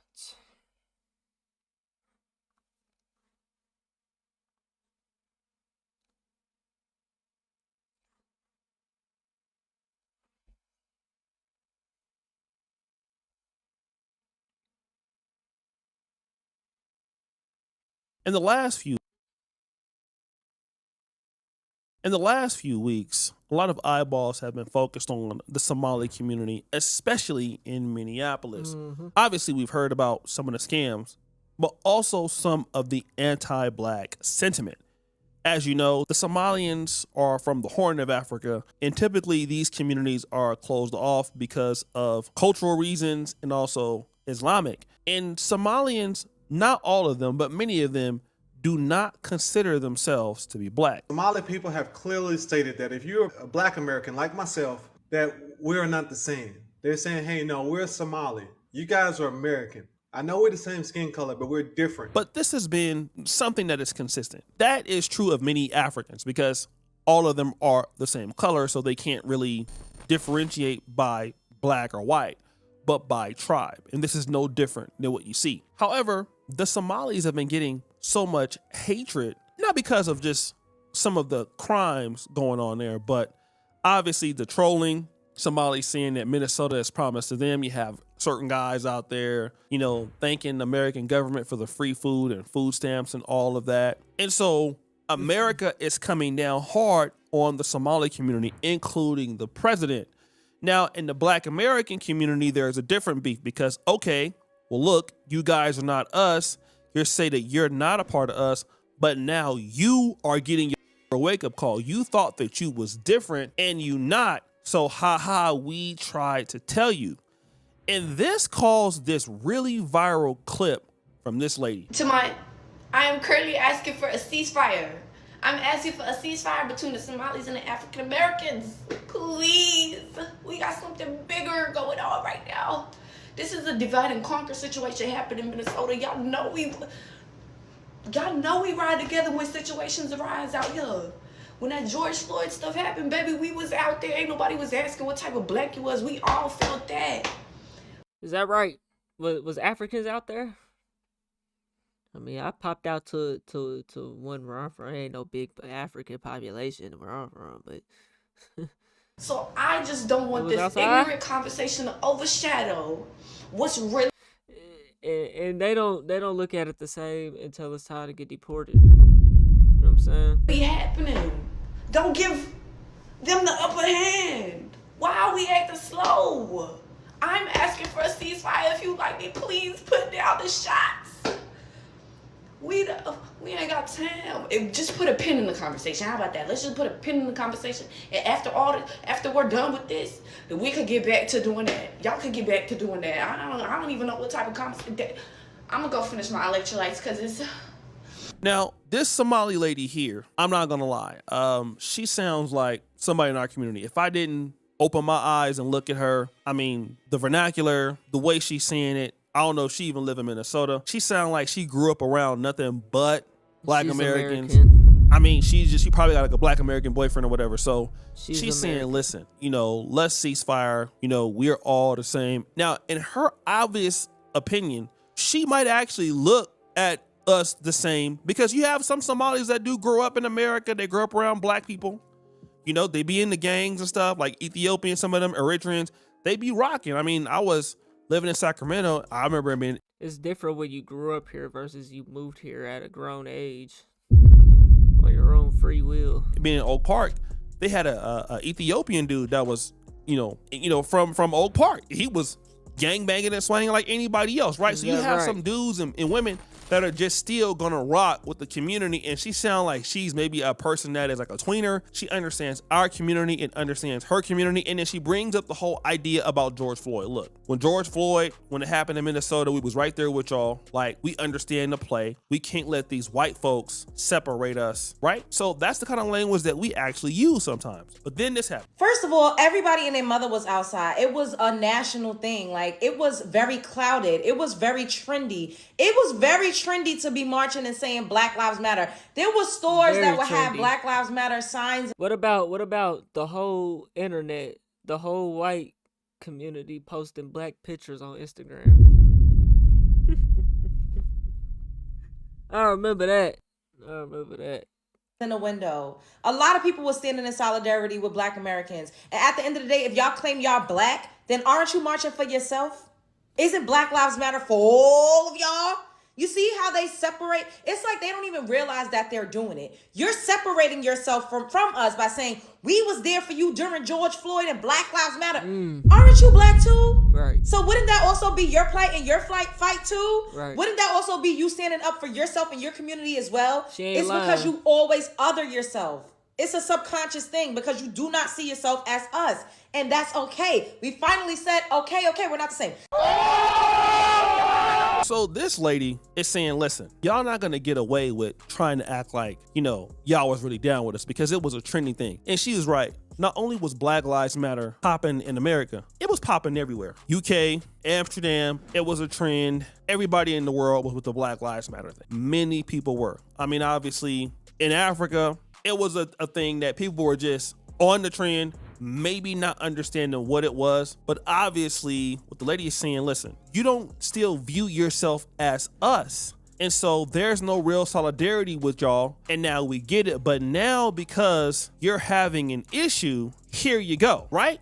You want our help. But then you had other brothers who brought out something different. Instead of asking Black Americans in general to help protest for the interest of Somalians, why not tell Somalians who feel the need to protest to each bring one Black friend or associate that they have in their own personal lives? Then that way, the amount of people protesting would double, if not quadruple, because we all know Somalians love and respect Black Americans. Shout out to the brother, the preacher show on Instagram. Man, this dude is hella funny, right? Like, he said something that was real unique. He said, listen, if you want Black folks to come and support you, why don't y'all invite one person that you're a friend with? And so that'd increase y'all protest. So he did that for a reason, because he said, listen, we all know like how much y'all love Black Americans. He understands that you live in America. We don't have no problem with you being Somali. We don't have no problem with your religion. But here's the thing. You have no relationship with us. And so if you was really cool with us, we would already be there on your behalf, but you really don't deal with us like that. Not everybody. Now, this lady that had made the video, she might, but many of y'all don't. So why don't you invite one of your friends to help support? But what he's doing there is he knows that they don't have no friends. He knows you don't have nobody in the Black American community that y'all really rock with like that. And that's why he's saying it, because we all know how much y'all love us, right? And what's interesting is that that's why I say the first year generations that come here, that's more so them. It's different if you grew up here, you know what I'm saying? Your second, third generation, it's different than just being a first generation. That first generation ain't gonna have no friends, ain't gonna have nobody like that, you know what I'm saying? They're gonna be to themselves, saying it because we all know how much y'all love us, right? And what's interesting is this same dude did a skit, right, about what's going on in the Somali community. And this is what I'm seeing a lot of Black people on TikTok is really going crazy. Today we're standing because my community, the Somali immigrant community, and our broader immigrant community is under assault. We know that the identity of who we are is part of the attack. President Trump has had a history of targeting Black people. Now, obviously, he's listening at the news and he's hearing the guy saying that Trump is targeting Black immigrants. So he's acting concerned. Then this happened. Hey, what's wrong? First it was the Mexicans. Oh, he's racist. That's why Black people didn't even like him in the first place. It wasn't even the fact that they was gonna come for Black people. It was the fact that he was racist towards Mexicans trying to build a wall. You know what I'm saying? Papa John still ain't came with my wings and my breadsticks. What? Yeah, how long do it take to come with some wings and some breadsticks? It's been like an hour and a half. See, I told you, that's why I don't order from them. Make it make sense. That is crazy. You know what? I know what I'm gonna do. I'm gonna get him a bad review. That's what I'm doing. They are getting a bad review from me. You know, hey, get that shit off my TV. But yeah, I'm about to get him a bad review. Got him! So he went from looking at the skit to not being concerned at all. He started asking about the Papa John's menu order, why they haven't been there an hour 30 minutes. Man, get this off my TV, right? Basically, he did that all to say that, listen, man, we don't give a damn about y'all. Get this off my TV, man. Like, that ain't got nothing to do with me. Where's the Papa John's pieces and breadsticks? We don't care. And it's funny because it's not like we don't care because it's y'all. He's trying to say, we don't care because that's what you have shown us. And see, people forget this level of sweat equity. And the same thing that I would say living in Uganda, and I would tell anybody this. So many people forget to invest goodwill. You hear so many people talking about investing in business, investing in your body, investing in everything else. But one thing that compounds is goodwill. There is a saying that's very, very popular that I've heard, or maybe I've made it up myself. Stocks and bonds grow without you. Goodwill grows because of you. Yeah, that's some good game right there. You gotta be careful though, bro. You can't just be out here being nice to everybody and their mama though, bro. Because you know what I'm saying. You know, I'm a good person, and I'm too good for my own good, and that hurts me. My expectations are too high. It fucks with me because I expect that you're gonna do the same to me, and when you don't, I'm fucked up. You know what I'm saying? So that's why sometimes, man, I wanna do nice to you, but it's fuck you. You know what I'm saying? Sometimes it's fuck you. You know what I'm saying? Because in return, I know it would be fuck me.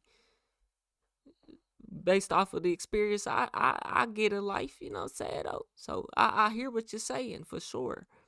You know? Popular. But you gotta be careful though, because people will use and abuse you, bro. Straight up. I've heard, or maybe I've made it up myself. Stocks and bonds grow without you. Goodwill grows because of you.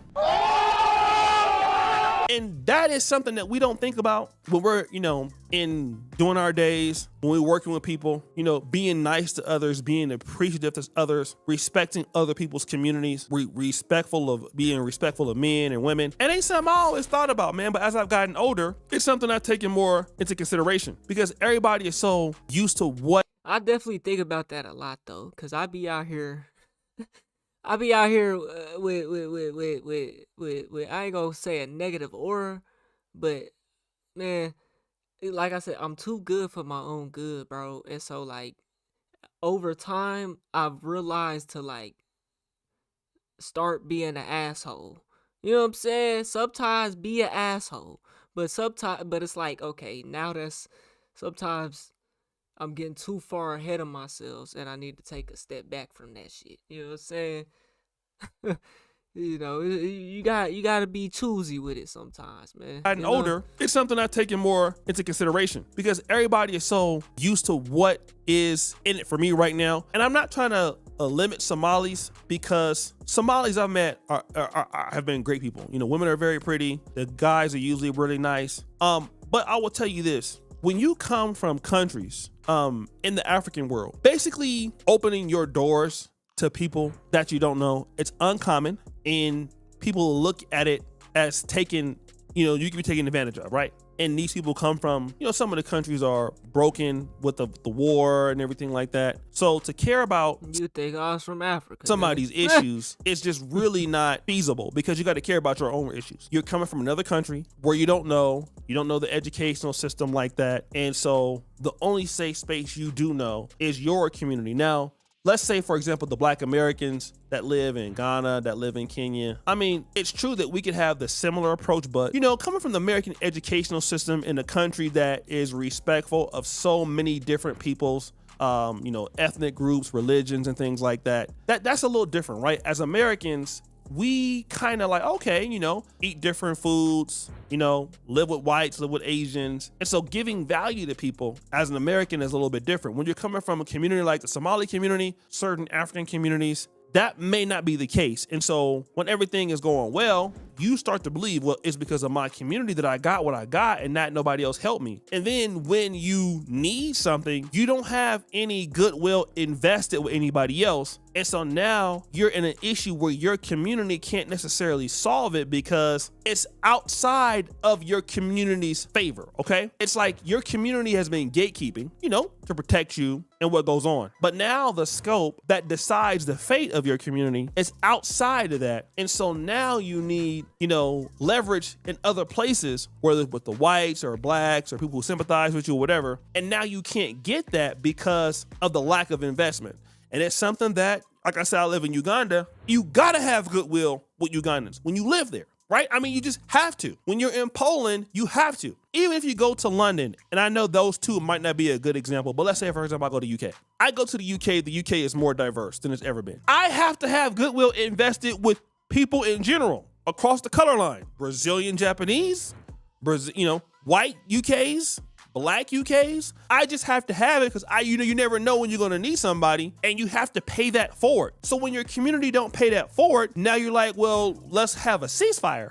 But you don't have no investment in nobody, so don't nobody care about your issues. It's just like somebody saying, give me. This is what I want. You know, a man or woman gotta give me all of this, but you're not bringing nothing to the table, okay? And so when you don't bring nothing to the table in a relationship. See, I brings to the table. I am the table. You know what I'm saying? That's why I move how I move. You know what I'm saying? Relationship, in a friendship, in the business world, well then once you get into problems, it's easy for somebody to overlook you and just watch you have this downfall slide. And this young lady that said that, I mean, actually, I probably believe that she got Black American friends and all that. But the response and the consensus is hold your own sack. That's you. That's your problem. That ain't got nothing to do with us. Deal with it. So guys, what do you think? It's your boy L.C.D. Jackson back at it again. Her parents might be immigrants, but she's full blown American. You know what I'm saying? That shit get washed out when you come to America. Look at Myron Gaines. It's a reason why them immigrants come here. You know what I'm saying? Because they don't want to be where they're from. You know what I'm saying? Some of them do kind of like niche off to themselves and try to like congregate. It just depends. You know. It just depends. A lot of immigrants, they come over here and they don't want no parts to do with their homeland no more. You know what I'm saying? Straight up. With another episode of The Celebrity. But then you got the other group that congregate into one area and try to build their own little nation within America, you know. And so that's kind of the Somalis here, or at least this group in Minnesota or whatnot. You know what I'm saying? That's on topic, you know. Hey, y'all let me know what y'all think though, man. We on the road to 100K, okay? If you don't hit that like button, subscribe button, and turned on all notifications, slap the dog shit about yourself, because that's the first thing you should have did when you clicked on this video. I'll get at y'all on the next one, and I'm gone. T.Y. Peter 9.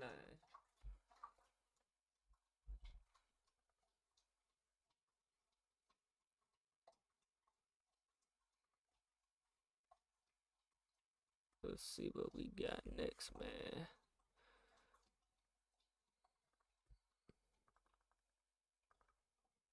One, two, three, four. Yeah, this is right there. We got that uploaded, so we go ahead and get that off of there. All right.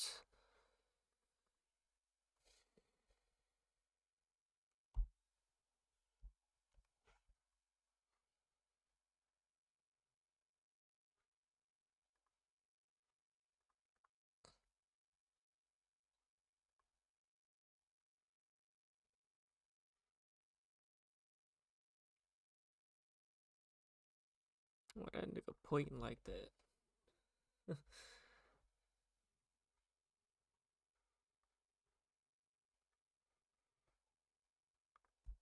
I knew things were over for Nicki Minaj when the fence-sitting celebrities started having opinions and started voicing it. That's usually an... Yo, that black spray is crazy. That's why I tell my barber, don't put that shit on me, nigga.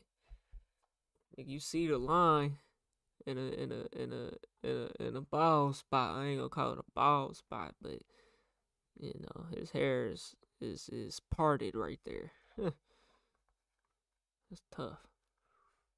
I guess we'll do another Nicki Minaj video. Should I?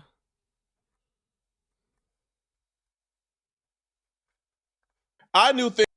They come bars from Nicki Minaj.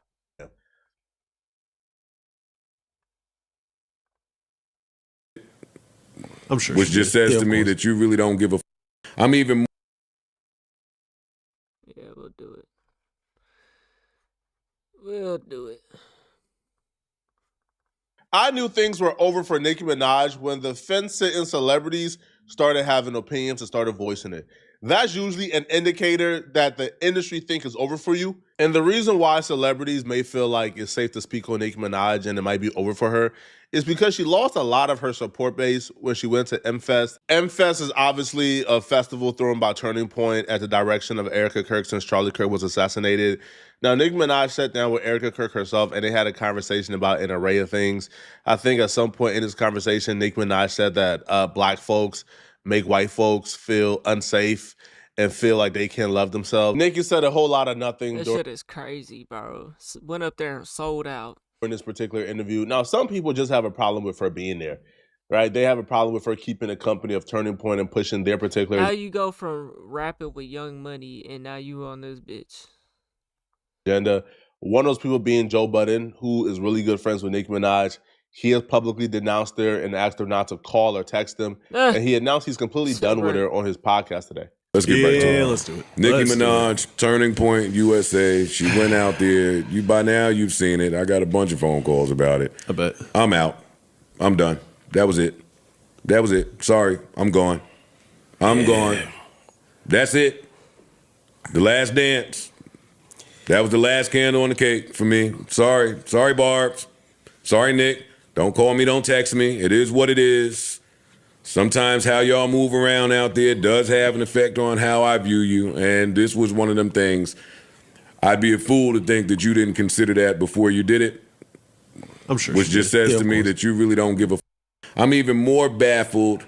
I don't even know how much of this conversation I could have. But they're so anti-transgender, which is confusing to me because I've been to the Nicki concert.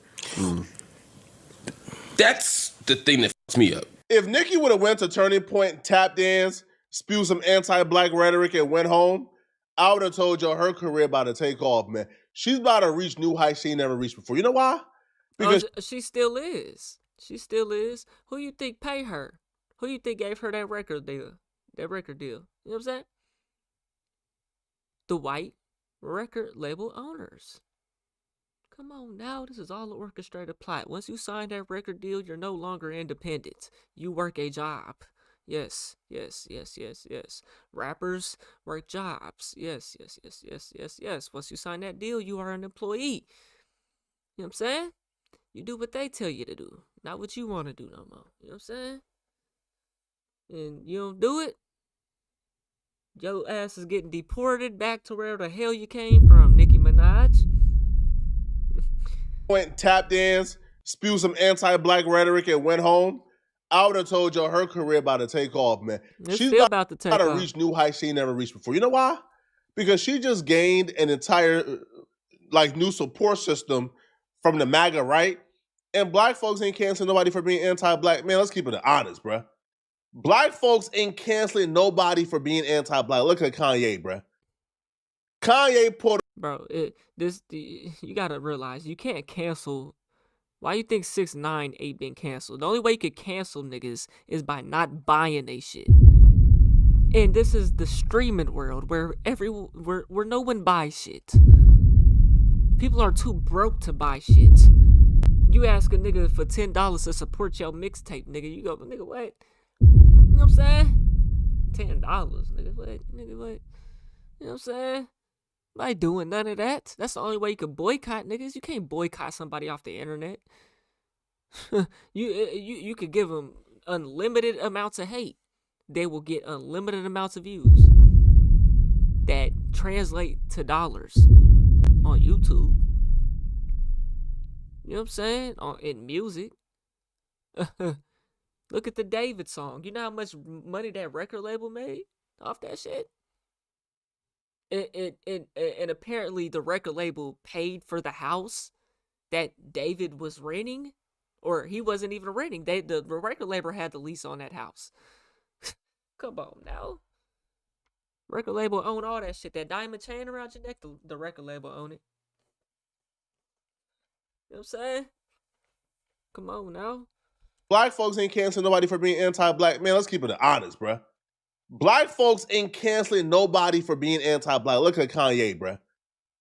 Kanye put on the red hat. Bro, we're still bumping Kanye songs a year later, man. I ain't bumping Kanye songs since 2005, nigga. Nobody give a damn. So Up So Heartless whenever I was 5 years old, nigga. Get the fuck out. Anti-black rhetoric to me was not gonna hurt Nicki because black folks ain't never stuck together to cancel somebody, bruh. We were supposed to cancel who? Gucci? A while ago. Gucci. We back to wearing Gucci. We were supposed to boycott Target. We back in Target. But what really F Nicki up, man, was... Yeah, and that's another thing. I mean, now they do have a physical location, Target. Target's main demographic of customers is white people, though. And once you're established to a point, this is what I'm telling y'all, bro. Once you're established to a point, especially on the internet, you can't go nowhere, bro. You just can't go nowhere. It's extremely hard. Next to Walmart is Target. Next to Target, there's nobody. It's Target, Walmart. You know what I'm saying? Target's on this downcline, but it's gonna take a while. You know what I'm saying? It's gonna take more than black people not going there. You know what I'm saying? A while ago, we back to wearing Gucci. We were supposed to boycott Target. We back in Target. But what really F Nicki up, man, was the anti-LGBTQIA sentiment. So that hurt her. When she was telling boys to be boys, which, by the way, is a sentiment that we agree with. Boys should be boys. But her fan base are boys that's understandable. who don't want to be boys. Right. The Barbs are not straight women or straight men. No. The Barbs are boys who don't want to be boys. So the fact that she was willing to alienate... Bro, Turning Point USA is nothing but a over-glorified podcast, bro. A high-budget podcast, bro. That's all it is, bro. They're not politicians. Charlie Kirk was not a politician. He's not nobody that's gonna make anything happen in real life, bro. You know what I'm saying? This shit was orchestrated. His dad's the architect for Trump Towers. This shit is being funded by Israel and all type of shit, bro. It's a high budget podcast, bro. Niggas with opinions. They're regular people. You know what I'm saying? I can do the same shit they're doing. I just don't have the money to do it or the influence to do it. You know what I'm saying?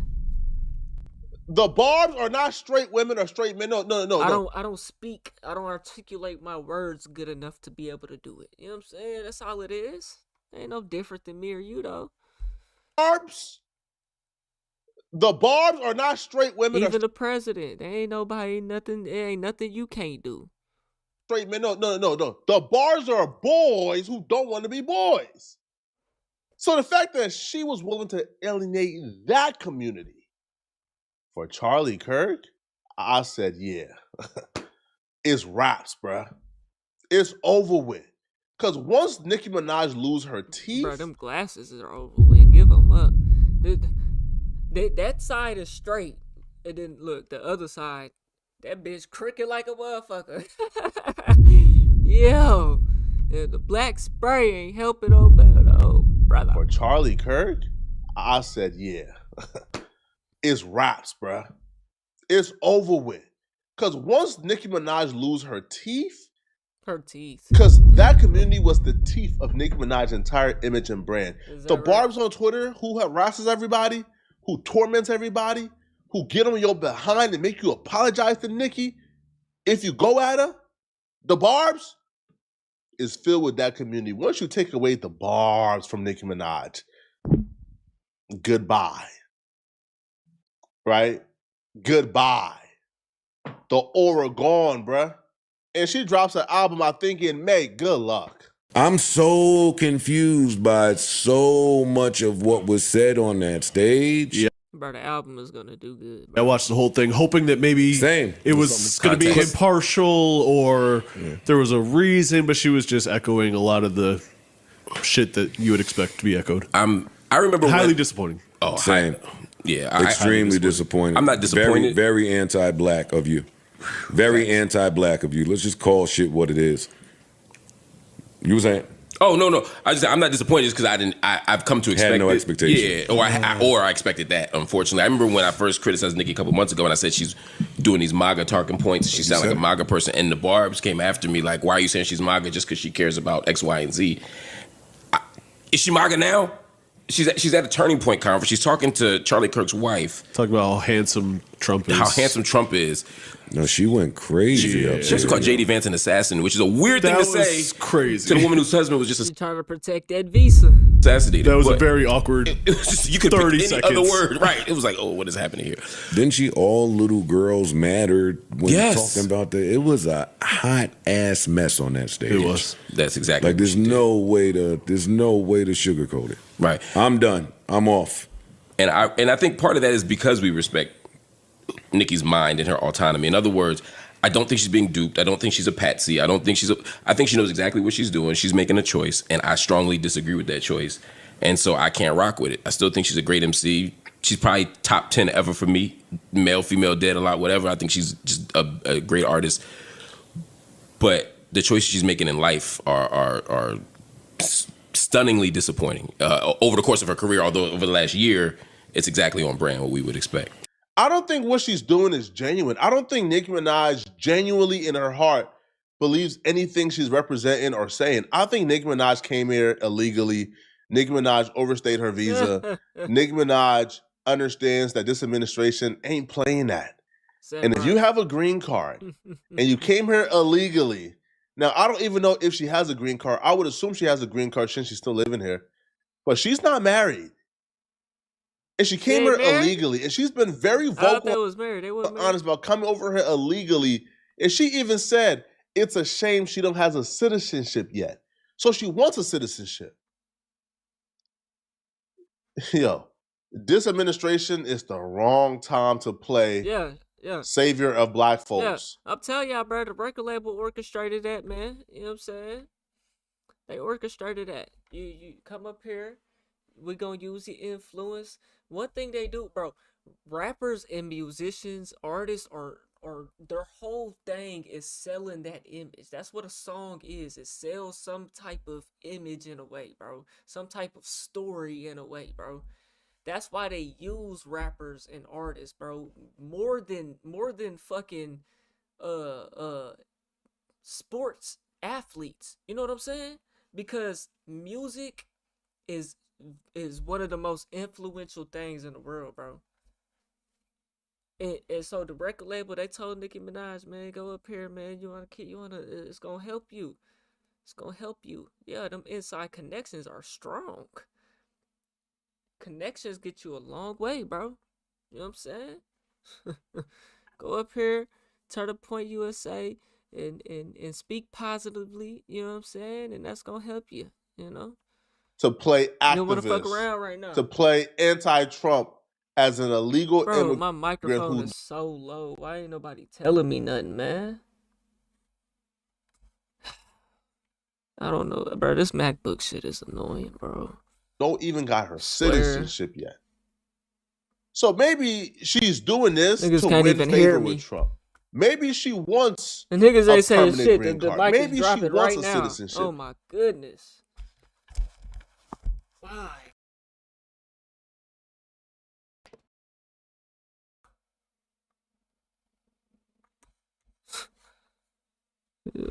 Maybe she wants Trump to override something with USCIS. I think Marco Rubio has that power. So I think Nicki Minaj is playing a long con That's game. probably the all the videos, the mic been all the way down. Ain't nobody said nothing. Y'all ashamed. But essentially, when it comes to this con game, though, you have to choose between she's already chosen, but your green card or citizenship or your rap career. She chose the green card and the citizenship because the rap career to me ain't never gonna be the same again.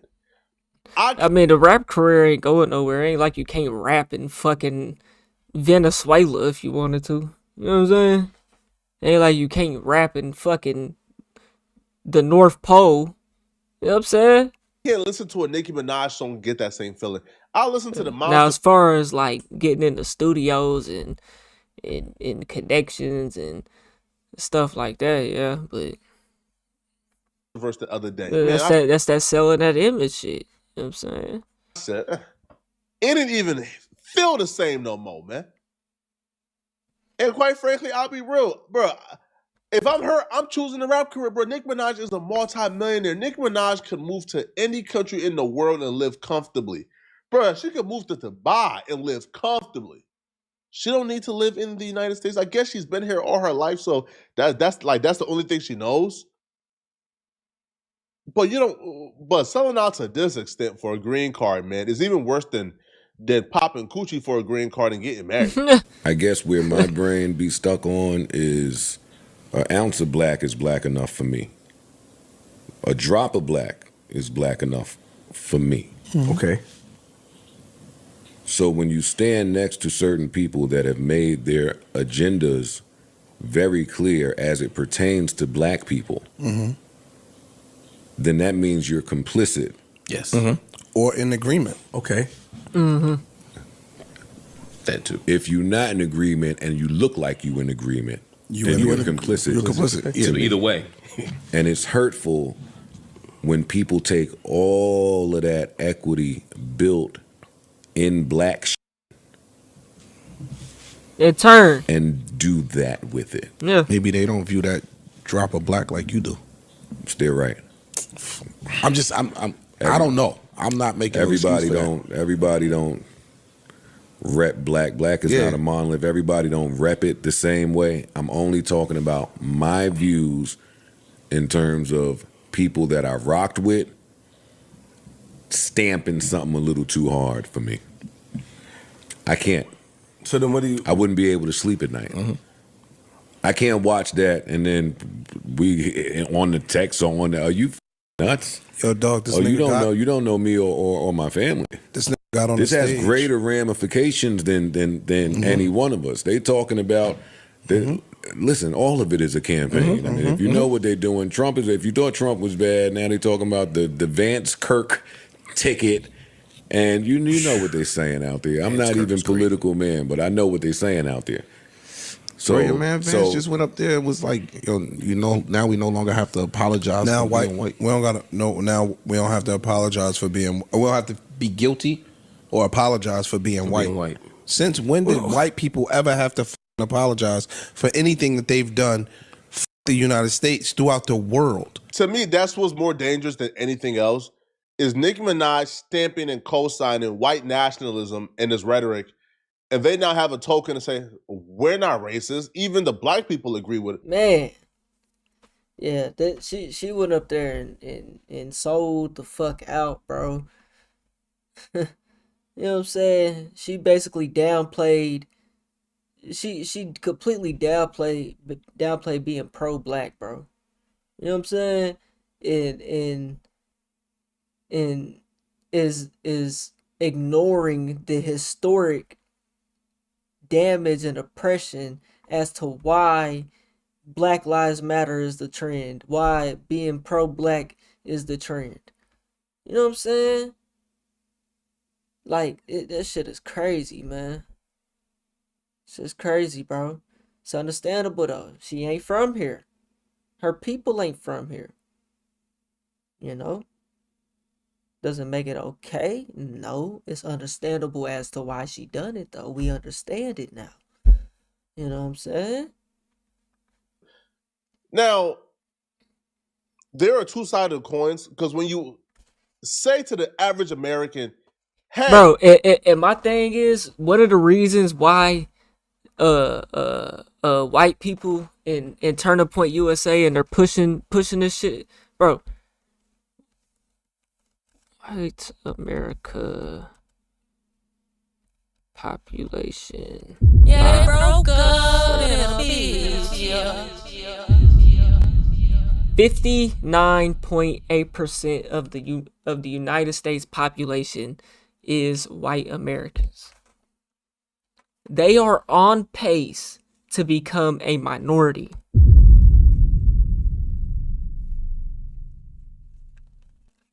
Where is there a chart of this shit? Chart over time. Is there a chart of this shit? I guarantee that the graph is on a downtrend. Annual growth total minority and white populations. Minority white growth. I don't know if that's a good chart.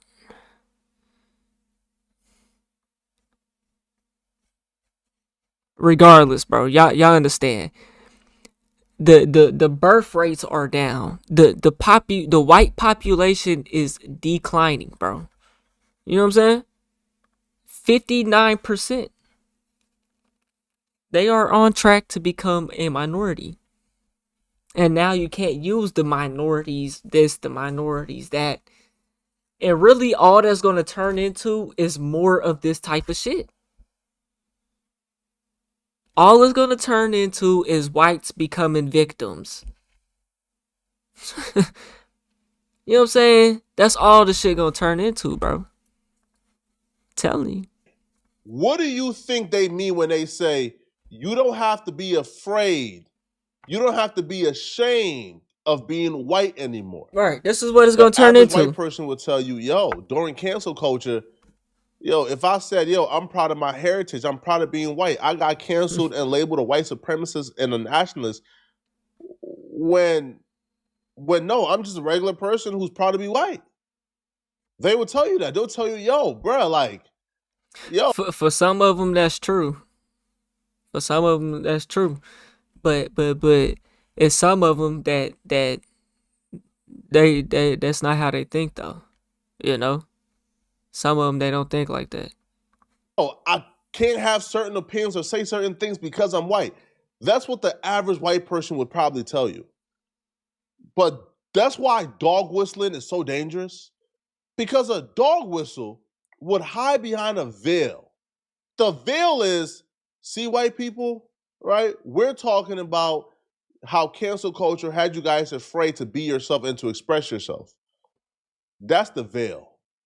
The real opinion, and what J.D. Vance was really saying, is, yo, this is our country and we taking it back. This is a country that we built and we taking it back. That's a call to white nationalism. Right. And to me, that's dangerous. They don't want they don't want to become a minority, bro. They're in fear of that. They're in fear of that, bro. Frame of America for a white nationalist doesn't include people who look like me and Nicki Minaj. I think even Charlie Kirk once said that a Muslim should never be a Muslim should never be the mayor of New York City. When Zohan, I think, was in the lead, Charlie Kirk said that he don't believe that Zohan should be mayor of New York City because he's a Muslim. And it's a shame that 9/11 happened 20 years ago, and then 20 years later, the mayor is a Muslim. He didn't attack his philosophy, which he probably could have. America's always gonna have this problem, man. This is an artificial society, bro. The real history of this land was stripped away from the black folks, man, which are the real natives to this land, you know? And so now we're living in an artificial society where we're a mixed society. This is always going to be a problem in America, man. You know? Because any race can take over this bitch at any point in time. And the whites are on the downtrend. You know? He didn't attack anything else. He says Zohan is a Muslim and a Muslim should not be the mayor of New York City. framework like that, to me, would tell any immigrant, oh yeah, we can't stand next to people like that. But Nicki Minaj don't seem to care. But y'all let me know in the comment section, man. Right? What do you guys think, man? Right? The fact that Joe Budden, which is like one of her closest allies in media, the fact that they're turning on her says a lot. All right, y'all let me know in the comment section, what do you guys think about this, all right? And if you're still watching this video and want to watch another good video. Yeah, I mean, it's well deserved, man. You know, I mean, it's understandable because, you know, she's an immigrant. You know what I'm saying? But that doesn't mean it's acceptable. You know? It's understandable. That doesn't mean it's acceptable, though. Hey, y'all let me know what y'all think, man. We on the road to 100K, okay? If you ain't hit that like button, subscribe button, and turned on all notifications, slap the dog shit about yourself. Because it's the first thing you should have did when you clicked on this video. I'll get at y'all on the next one, and I'm gone. T.Y. Pit 9.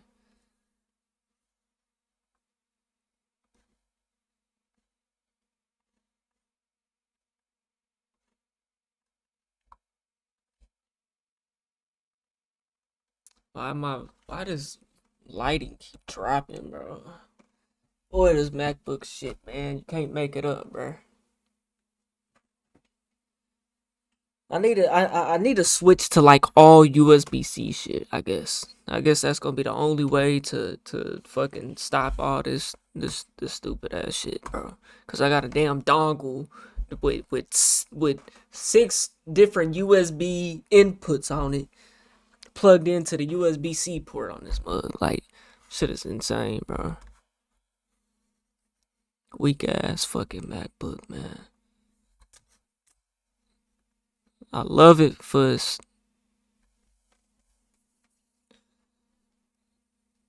processing power, I guess, but this shit ass, bro. What is side effects?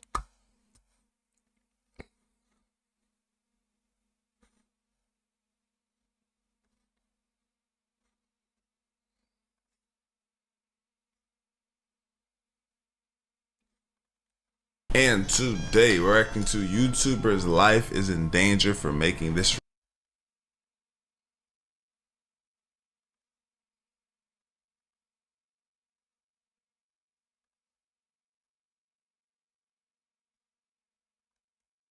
Chicago rapper Chucky Wackham.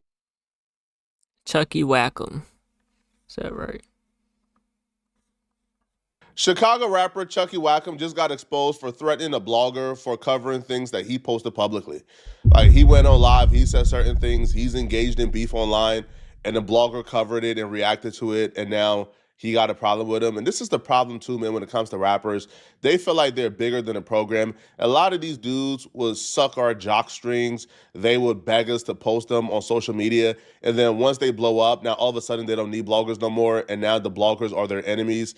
And it's just a part of a toxic cycle that we've been seeing in hip hop. I personally tell well, everybody's faking this business, man. A lot of bloggers, man, don't let that humble rapper act fool you, bruh. Don't let them big broing you fool you, bruh. Because the minute they get some clout and attention, they leaving you, bruh, right? They deserting you. They don't got no time for you. They gonna start disrespecting you. So in this particular case, yo, Chucky has been online beefing with O Block members or some O Block members for a while now. They've been self-incriminating. They've been going back and forth. They've been dissing.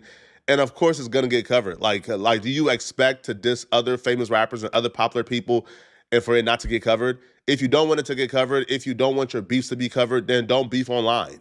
But y'all are addicted to beefing because it gets y'all some type of social currency that y'all could trade in for clout and attention. But in this situation, the blogger Mac Mula, who Chucky is apparently mad at, isn't even the one who made the video documenting Chucky's beef and his self-snitching that he's been engaging in online. This is what happens when you speak on niggas in your hometown, though, bro. Because Mac Mula from Chicago, bro. That's one thing that nigga DJ Ghost, I always heard him say in his videos, bro. Doing reactions. Like, he never would speak on, like, LA politics or nothing like that in the city. You know what I'm saying? Mac Mula, he speak on all that shit. This nigga telling story times and this, that, and the third. You know what I'm saying? And so in return, you know, you open yourself up for that, you know. Documenting Chucky's beef and his self-snitching that he's been engaging in online. He actually just reacted to the video. It was one of those AI Slack channels who created the documentary covering Chucky's beef with O Block members. All Mac Mula did was just react to it. So Chucky is mad at the wrong person because he can't really get mad at the AI. Because the AI, one, you don't have a person to be mad at. It's AI. And then two, all the AI is... It's a person behind this shit. There ain't no AI making that full video like that. You gotta tell them what to put in it. Doing is just documenting and covering what y'all post online. One rapper went viral for admitting in a song that he was the one who shot Boss Top. O-Block members posted pictures of bodies getting lifted into ambulances dissing, while Chucky Wack M's crew mocked them in the comments. Both sides wear OTF chains. Both have ties to No Limit, and both are trying to pack each other. This is the war between Bloodbath and O-Block. The war between O-Block and Bloodbath is one of the most confusing and dangerous internal beefs to ever come out of Chicago. Yeah. What started as a quiet tension... Chicago is home of the do your homework on internal beefs. Between two crews Right, they funky. Mutual ties has now turned into a full-blown war. Shoebox baby a clown. That's how it is everywhere, though, bro. Like, let's be real, bro. Majority of the time, yo ops, bro, is somebody you used to kick it with. You know what I'm saying? Somebody you was cool with. You know. Know that. Now, unless it's just some real on some gang banging shit, you on this side and they from that side type shit, then you know. But even still though, niggas move around. You know, niggas' parents move them around. You know what I'm saying? So yeah. Imagine saying all this on a live and then getting mad at me for reacting to a video where they repost the live that you made. It ain't like you said. It ain't like you said it in a closed door room and I was in there and I snuck and recorded and then posted it. No. It's cognitive dissonance, bro. You don't want or believe that bloggers should be covering you. You don't want bloggers to post things that are going to incriminate you. But yet your actions are online, giving them nothing but incriminating things to post about you. It's your fault, right? So after this reaction here, which I watched the reaction, it really wasn't a bad reaction. All he did was react to the AI video. And, you know, he kind of gave Chucky his credits, his props, didn't really understand why people were beefing with him. But Chucky then hopped in his DMs on Instagram, not on some nice stuff. Now, if you want a blogger to take something down, trust me, I've taken down posts. Offset had DM'd me before saying, hey, bro, like my homie just passed away. Like you posting this stuff is kind of crazy. I got you, bro. I took it down, okay? Lil Baby, I took it down. So there's ways to go about it. How he went about it is the worst possible way to go about it, bro. First off, it's the internet, bro. You can't out-tough me on the internet, bro. All right, I bro, I don't care how tough you are in person. I don't care if you done got 100 bodies, bro. You cannot out-tough me on the internet. It's the internet, bro. So you DM me something tough or you DM me trying to be tough, bro, we're not in front of each other. I can violate you in the worst way and there'll be... Yeah, you won't even get a response. Zero consequences. Cut it out, man. So he DM'd this dude at the tender age, I think like Chucky is like 18 years old, but he DM'd him trying to get on him for making a reaction video. And obviously that's the worst way to go about it. And Mac Mula was not cooperative. Posted this and he said, you blog niggas weird. Y'all don't even get paid enough to be sitting down researching a nigga's whole life? Is that right? Rappers don't get paid enough, to be honest, and it's tragic. Musicians don't get paid enough. It's unprofitable. Let's talk about that. Don't make no more YouTube videos about me. Go react to some music, not no games. I don't know why rappers... Why you think you still in the hood with 58,000 followers on Instagram, though? That ain't no money.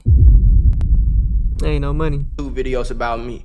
Go react to some music, not no games. I don't know why rappers are still trying to play this money game with content creators in 2025. A lot of y'all are jumping to sell y'all booty to do content now because y'all understand that there's no money in rap. Right. So no money. Of course he gets paid enough to react to your videos, which is why he's reacting to your videos. Now, if I had to guess who got more money, Mac Mula or Chucky, Mac Mula got more money than Chucky. Like that's just the undisputed Any fact. day. Like that's just undisputable. That's not even something that we are. It's 100% fact. Mac Mula got more money than Chucky. That's 100%. So to even say that, man, they just look down upon us and they look at us as if we're like the dirt under their shoe. It's always you bloggers weird. It's never we weird for doing too much online. Now, so No he cap. wrote that publicly and then he DM'd Mac Mula. Now, Mac Mula... We the lame ones. We the ones who's not tough and not gangster because we actually choosing a profitable business. Right. I make music too. I make better music, bro. My bars is harder than a lot of these niggas, but I ain't dropping no music videos because I already know it ain't profitable. And I don't want to sell no image like that, bro. You know what I'm saying? Shit, I done moved on, nigga. It ain't fuck the streets, nigga. But I know what the, you know. If rap don't work, nigga, I'ma sell homes. Literally. Just started my real estate course, nigga. No cap. That shit hard than a bitch, but them motherfucking multiple choice, nigga. I see why I was trash at school, nigga. Fuck that multiple choice questions and shit, nigga. They can have that dumb shit. I'm just trying to pass the test and get the license, nigga, so I can not do it again, nigga. You gotta keep renewing your shit, though. Boy. Line. Now, if rap don't work, I'ma sell homes, nigga. Fuck dope, I'ma sell a home, nigga. What you talking about? So he wrote that publicly and then he DM'd Mac Mula. Now, Mac Mula responded back in a very mature way that I'm proud of. Right? It couldn't be me. All right. So once you take that approach, bro, all right, we just disrespecting each other at this point in the DMs, bro. I'm not doing no type of, man, bro, you could have came to me and had a, man, F that, bro. He ain't coming to you to have a conversation, man. All right, he disrespecting off rip. So what I said was you could have came to me like a grown man and had a convo. Unfortunately, coming my DM telling me what to do ain't gonna work. I'm not no peon. You put stuff on the internet, people are gonna make videos about it and I'm gonna react to it. It ain't like I'm secretly spying on you. You're putting it on the internet knowing you're a famous rapper. Why explain yourself? What am I supposed to do? The only reason I even responded to this is because he put it on his story. So I'm like, let me go ahead and make a video about it type shit. Make $1 off of you, which he ain't doing. Not nobody for me to come link up in person to talk about no fucking talk about me. What the fuck? Now I didn't say nothing about linking up in person. This is all I'm saying. Don't make no more YouTube videos of me. Bro, you're a famous rapper. You're a famous I ain't never rapper heard of him, nigga. Who puts beef and street shit on the internet. Why do you think bro? But I didn't say nothing about linking up in person. I was just saying the way that you came. But this is why I be saying, like, I don't know why everybody got to be tough and like, don't make no more videos about me, nigga. Yeah, I'm Big Bad Wolf and all that. Like, we ain't got to do that, bro. We could just have a simple, regular, calm conversation. And if you really didn't want me to do that, honestly, bro, you don't do crash out stuff for me to really react to it. You know what I'm saying? So if you would have just came in my DM on some, hey, bro, I appreciate it if you just don't make them type of videos on me, this, that, the third.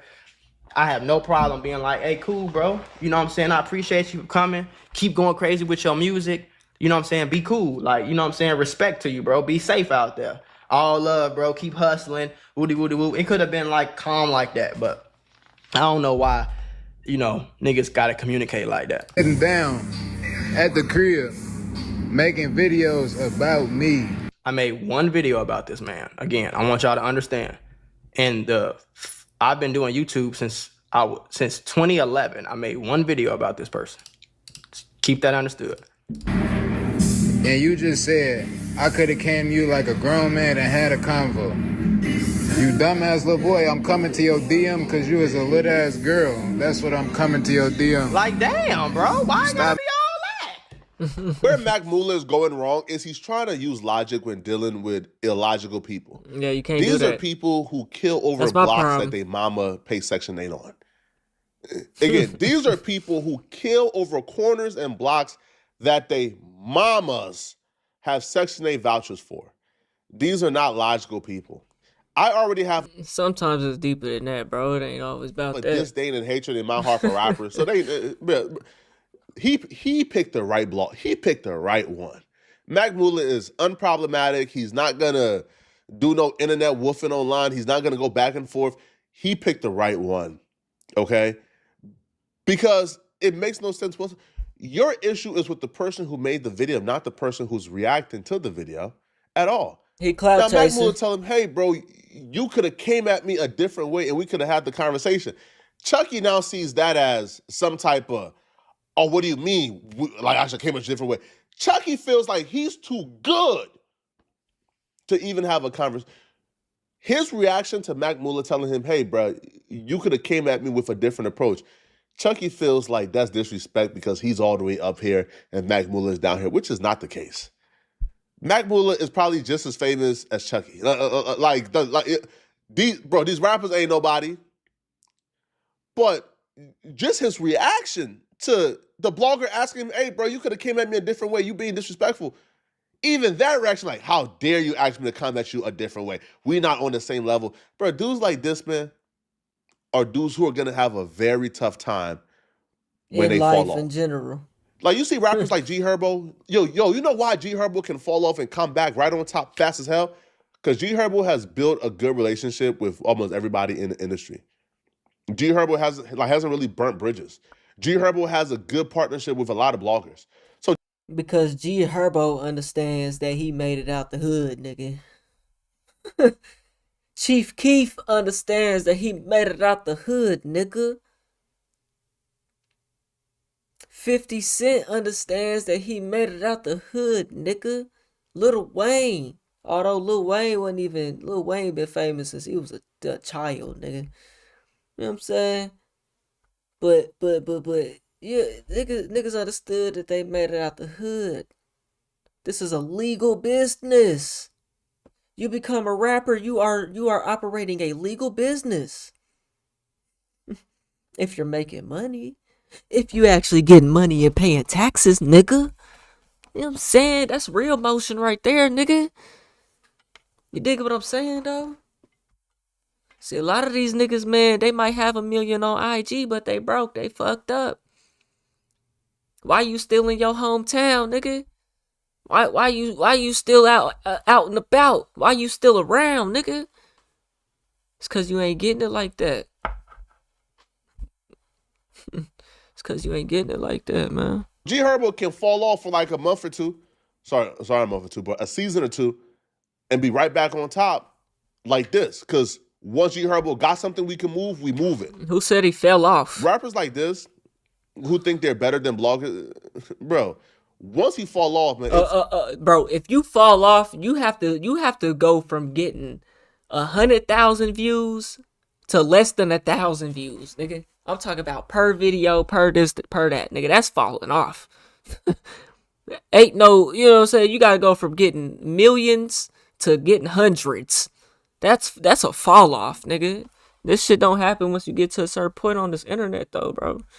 You can't fall off. Who think they're better than bloggers, bro. Once he fall off, man, it's over with, bro. He's done.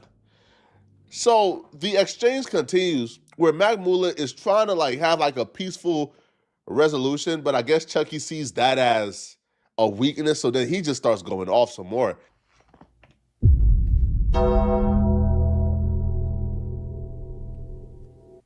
I gotta be a little girl.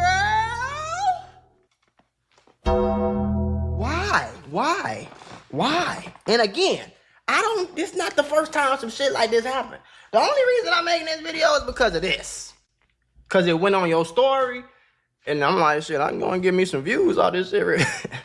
I'm making videos about me, and I'm not finna go back and forth with you. If you choose to go back and forth with me, then I will link up with your ass and smack the shit out you.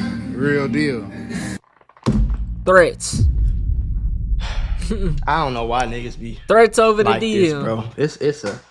It's a real concern of mine. Whatever going on in the streets, let it go. I hate you blog ass niggas talking about come to you. Who the fuck is you? See why I say he got the right one? Mac Mula is so unproblematic, bro. That man said, I'ma slap the ish out. And Mac just, I'm not. He got the right one. Okay? Because my question to him, and it would have been seen as antagonizing, is, okay, hold on. You want to slap the ish out of me and bring me violence for making a YouTube video and reacting to something that you posted. Don't your ops live a block away from y'all? And you worry about your me. ops live a block away from y'all? Mm-hmm. Has something died over there yet? Have something dropped over there yet? If your ops is a block away and they are not exterminated, then you ain't got no business threatening me, bro. I'm a blogger, bro. All right. You ain't got no business trying to slap a blogger when you ain't slapping your ops yet, bro. Straight up. That would have been my response, bro. Because it makes no sense. A lot of these dudes are tough when it comes to the media people and the bloggers, but they're not tough when it comes to the real people who want to be tough with them. Your video is dedicated to me and my guys. I don't like your vibe. My videos are not dedicated to anybody, bro. I react to literally whatever is going on that'll get me views, bro. So I said, nobody said link up in person. Don't post it on me no more. Simple. You just said this like I was supposed to get in contact with you another way. And that's not what I meant. That's why you see what look at what I'm saying. Y'all want to see? I want y'all to see my world. No, I meant you could have came in my DM another way. Not don't post about me no more. No, nigga, I'm grown as hell, straight to the point. Not even trying to politic about me. Is you slow, shorty? It's a respectful way to do things, and it's a disrespectful way to do things. You disrespecting me by putting me on your page. Now, okay, again, if I was like some secret spy that was like at your crib with some cameras and some audio equipment, and I was hacking into your DM and shit, and then bringing that to the internet, I would understand. But if you are putting these things, let's go to my video, shall we? These are undiagnosed These people are not people you could reason with, bro. Mac Mula, you ain't doing nothing wrong, bro. Keep your heads up, bro. We riding with you, all right? We is rocking with you. People like this, listen, trust me, bro. He'll fall off before you fall off. And when he falls off, I'm sure he'll be begging you, hey, bro, can you cover me? Hey, bro, can you repost my stuff? Hey, gang, it was all love. It's all love. Yeah. It's all love. I'm telling you, bro, they go through life with undiagnosed issues, which is why they have real issues regulating their emotions, and they just spaz out and they deal on impulse. But y'all let me know in the comment section, what do you guys think, man? Who do you guys think was in the right and who do you guys think was in the wrong? And if you're still watching... I wouldn't even give that nigga time of day. I guess to make $1 off it, though. I mean, shit, you gonna make more money off of it than he is. That's the funniest part right there, bro. You know what I'm saying? Mac Mula made 1,000% more money than he made by doing that. You know what I'm saying? Rap is just not... Rap, let me tell y'all how bad rap is these days, bro. Nobody's buying your mixtape for $10. You know what I'm saying? So therefore, you gotta rely on streams. Not one person is streaming your shit enough times for you to even make $10. And then you're selling this image of being a criminal. You know what I'm saying? That does nothing but open you up for your lyrics to be used against you, bro.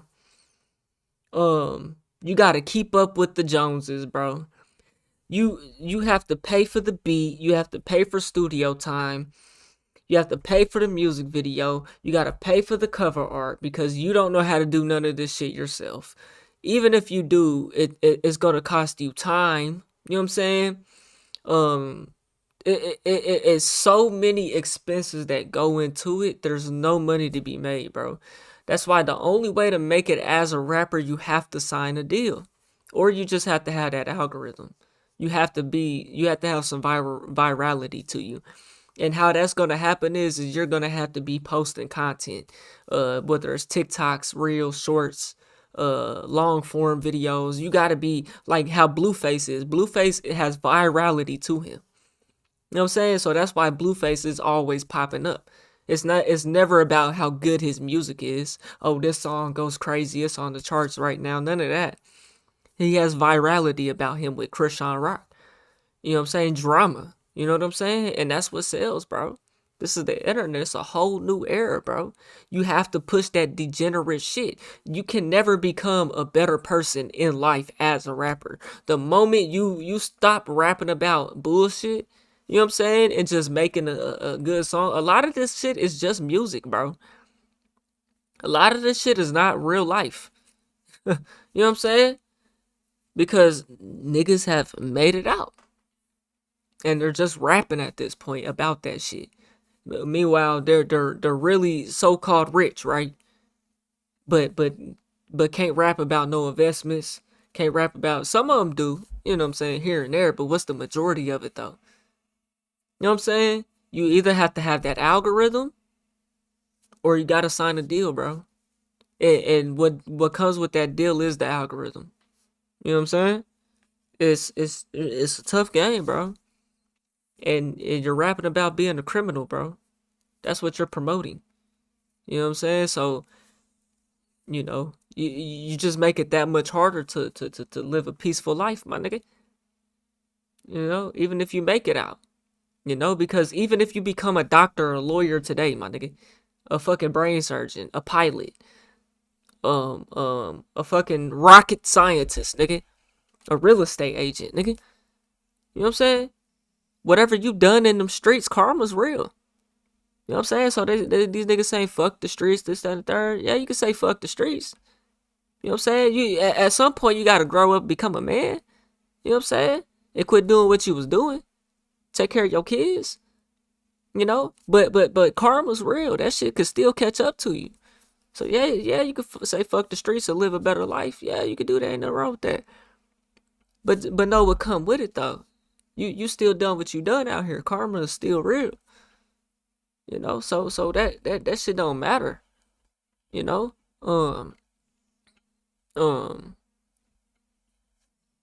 But yeah, as a rapper, man, you can't be a better person in life. You have to continue to get worse. You know, and that's just not cool, bro, because growing up, man, I was not taught to be in the streets, bro. I wasn't. You know, my family, they didn't want nothing to do with that. They didn't want me to have nothing to do with that cuz neither one of my parents graduated, bro.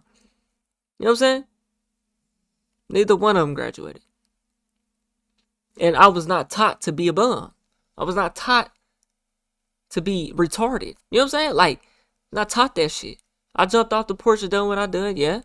But, nigga, I wasn't taught that shit. They told me to not do that shit. You know? And so, like, as a grown man, I make my own decisions now.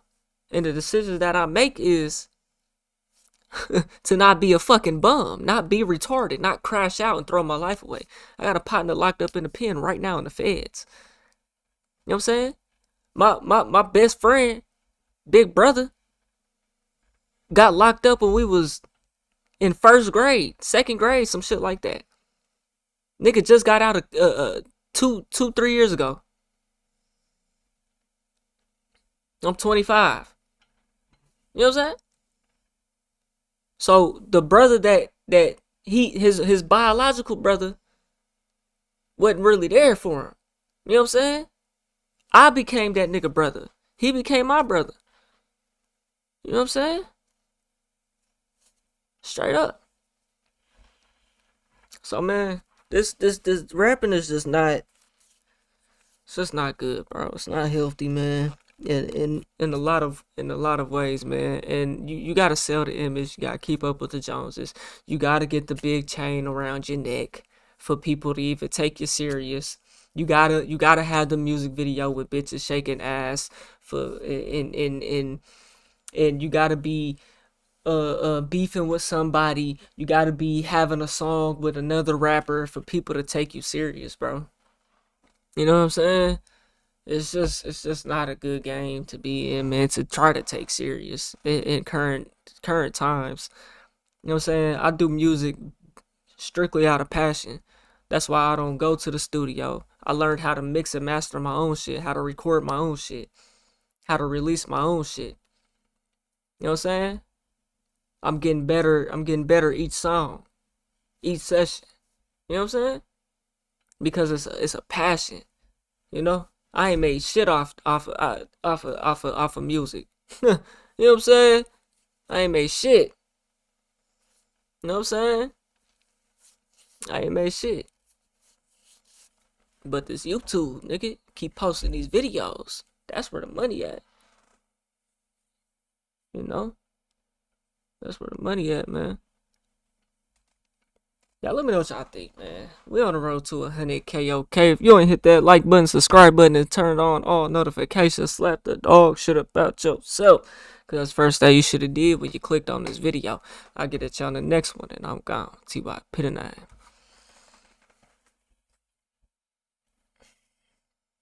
Man, I'm hungry than a motherfucker, boy.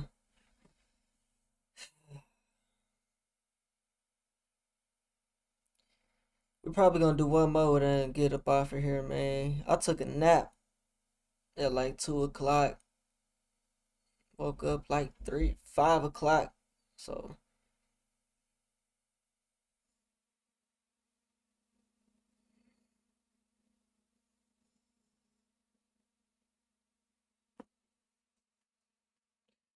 that's why I even got energy right now.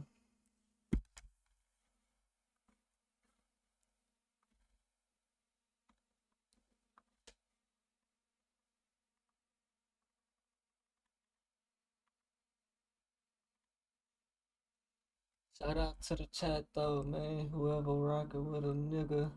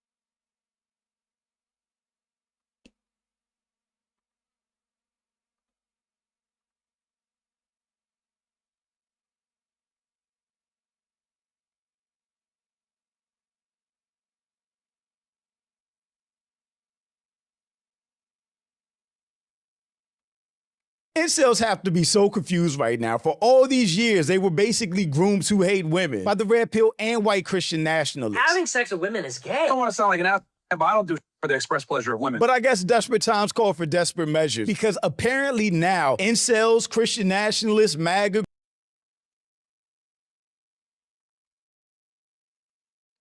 Guess we'll do it, man. Incels have to be so confused right now. For all these years, they were basically grooms who hate women by the red pill and white Christian nationalists. Having sex with women is gay. I don't want to sound like an ass, but I don't do for the express pleasure of women. But I guess desperate times call for desperate measures, because apparently now, incels, Christian nationalists, MAGA, groypers, racists are so afraid that they are going extinct as a people due to low birth rates. They're literally counting down the days until whites are a minority in America. There's a genocide going on right now. It's against whites. So now it's okay for them to date women that... Is that right? They built entire platforms around attacking. You know, single mothers, 304s, women with mileage on them, anybody over 25, basically. Anything to keep the white race alive. I mean, these people are absolutely insane. Like Nick Fuentes telling his incel groyper following that dating a woman is gay. But really being honest, never having a girlfriend, never having sex with a woman, really makes you more heterosexual. Because honestly, dating women is gay. Are you actually attracted? Look at how these people talk, bro. And I swear to God, this is one of the reasons why they're able to hit that algorithm and have a following for real, because they know how to talk so good, bro, and sound like they're confident, and just they can say the dumbest shit, bro, but the way it sounds is just, it sounds so good. You know what I'm saying? That it's just people take the bait. You more heterosexual, because honestly, dating women is gay. Are you actually? Because honestly, dating women is gay. Like, actually attracted to women? I am attracted to women, but I will say that women are very difficult to be around. Or Marvin telling his audience that women make men weak. I don't live with my girl. I don't think, I think it's a bad idea to live with women. I think it makes you weak. And I mean, maybe they do have something to be worried about. Birth rates for whites is decreasing drastically. And this coming from somebody that lived with somebody before, bro. should only be living with somebody, bro, if y'all been locked in for a while and y'all have a family, starting a family, or plan on starting a family. You know what I'm saying?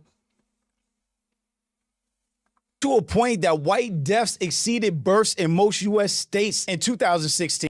Damn, is that right? And they're starting to realize that those women that they hate so much, they might actually have to talk to in real life and procreate with. Because it is us against the world. Everyone hates us. If you're white, we're gonna have to wife up these hoes. You're gonna have to suck it up and wife up one of these American white girls. But I'm Jew. Welcome to the channel. Please like and share the video. Don't forget to sub. Now, let's get into it. The young white man, you are truly alone. All the young white guys need to team up. You remember when the male loneliness epidemic was a big talking point? I think we've all come to realize that it is a self-inflicted thing. These MAGA, Groyper, red pillars, they're all incels that completely live behind the screen, that are super negative, miserable people that don't like anyone. And then they go online and bash black people and women, blaming us for their unhappiness because they're losers. Because it is us against the world. Everyone hates us. You guys need to wake up to that fact. We need to become racist, and we. Oh boy, you're damn right. It's y'all versus the world, like it's always been, nigga. You know what I'm saying? This has been the fear in white people since the beginning of time. You know what I'm saying? You're damn right. Because look at what y'all done. You know what I'm saying? If everybody hates you and you think that's true, look at what you done. Take accountability for your ancestors' actions, fuck nigga. You know what I'm saying? See, it's these type of white people in modern day, bro, that really irk me though, bro, because they just don't get it, bro. The same people that enslaved black people back then, bro, would have done it to your ass if times were different, bro. Listen, the game is on everybody today. You white motherfuckers. I'm talking to these type of people. You know what I'm saying? You are equal to the black man and the black woman today. You know why? Because we get to go to the same schools, and get the same education, and get the same opportunities you get. Yeah, you're no better, but you think you're better. That's a mental disability. You know what I'm saying? It's a mental disability, man. Everyone hates us. You guys need to wake you up don't to that get fact. it. We need to become racist, and we need to take charge. When did white people ever stop being racist? I just made a video about white guilt, and it's like, what are y'all talking about? Y'all never stop being racist. The systematic oppression never stopped. Racism, discrimination never stopped. White privilege still exists, but they have brainwashed themselves to believe that they're the victims and everyone else is out to get them. When really, we want white people to leave us alone and let us go on about our lives. Right, right. That's all people want, is just leave them the fuck alone. Into this propaganda that, oh, white girls are just whores. Let's go to fucking Colombia and get a cheap hooker. I'm confused. So she's trying to pitch herself and her fans to white racist incels? Is that? Right. You mad at it because they don't want your big 6'5" ass? Get the fuck out of here, giraffe neck having ass. Bitch. Look like two of the most uncomfortable people ever. She looks like, why the fuck am I here? Because she got canceled on YouTube, I guess. And he just comes off like he's never been around a woman before. Damn, Lily fell off hard. Yeah. Because this is they're fake, bro. They don't know each other. They've never they're saying, and look what happened when this motherfucker got smacked, bro. The nigga ran to Nick Fuentes in fucking Sneeko like they was gonna go help the nigga, man. They're employees, man. They're co-workers. You know what I'm saying? They're co-workers. They're fake. They don't know each other. They're not real. They're not loyal to each other. You know what I'm saying? So of course it's awkward. They don't know each other. They're coming to push the same bullshit narrative together. You know what I'm saying? That's what they're doing. They're full of shit.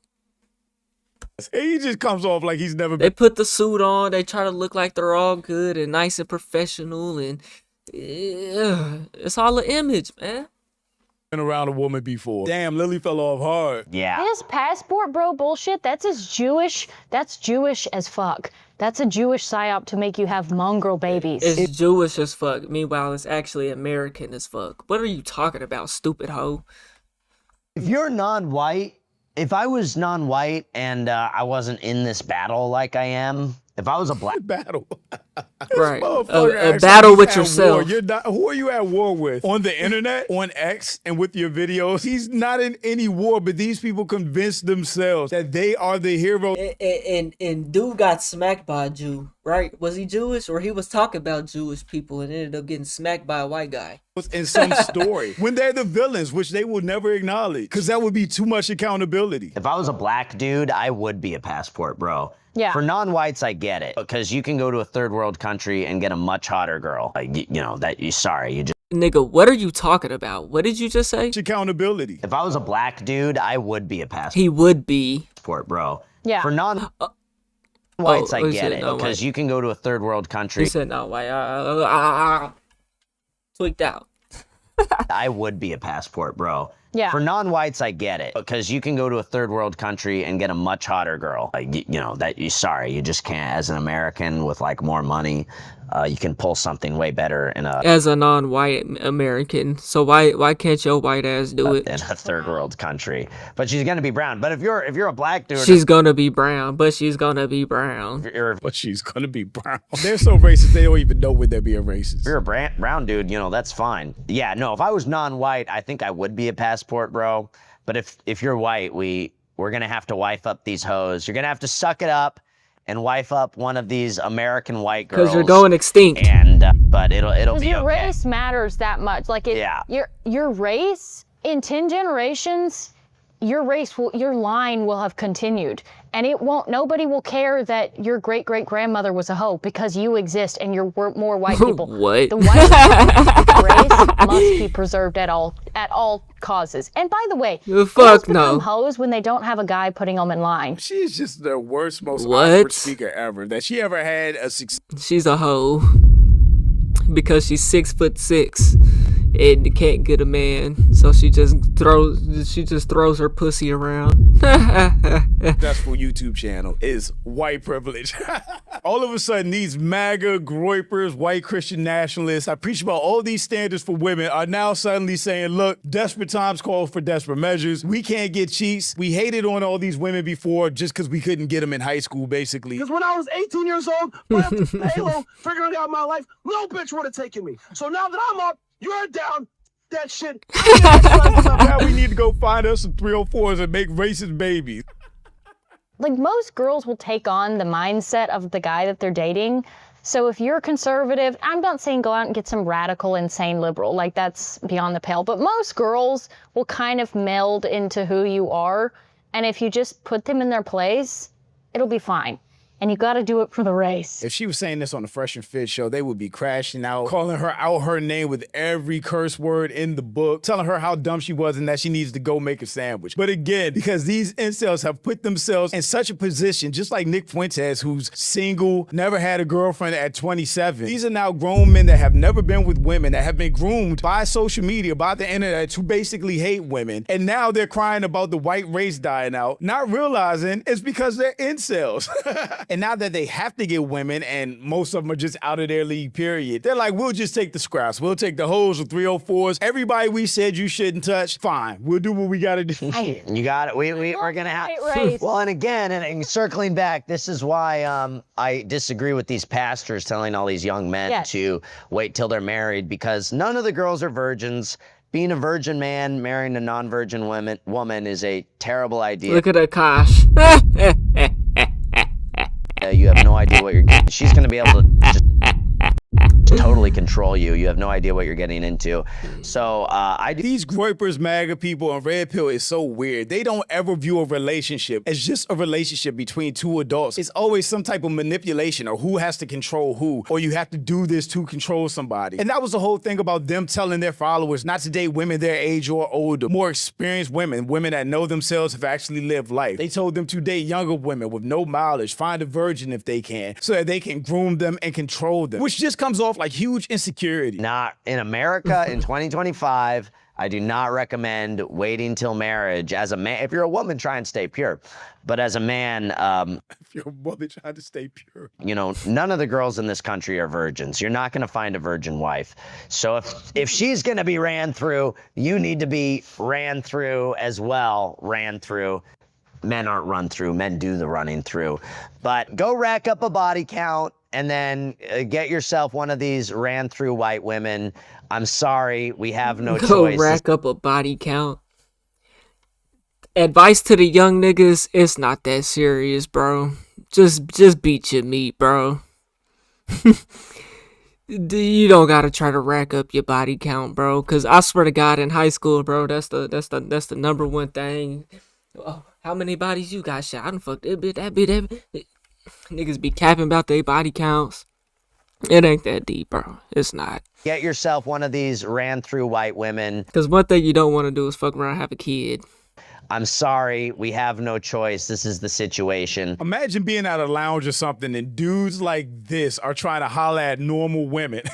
What would that opening line even be like? Just imagine people like this out in the wild. They would be so awkward and out of place anywhere other than a racist convention. And hopefully our children can grow up in a country that's not totally fucked up. Okay, guys. I don't know if the racism is paying off for Lily Gaddis. She looks pretty miserable in that clip sitting next to that dweeb. That YouTube demonetization must be hitting her She low-key looked like a shorty I went to school with, though. hard. These MAGA, groiper, right-wing racist incels, by their own beliefs and ideologies, made themselves detached weirdos that live their entire lives online, being racist and hating on women, only to realize that they need women at the end of the day to continue their race. Not to mention, it's hard to take anything they say serious, which is what this tweet is calling out. Bro's still out here giving advice to white men after being bitch slapped and walking away. White man, you are truly alone. All the young white guys need to team up because it is us against the world. Everyone hates us. I said it before, these dudes created the problem that they're now trying to solve. But it's too late. They're extremists, they're weirdos, and now they're just grossed out by women in general. It really looks like if we mind our business, black people,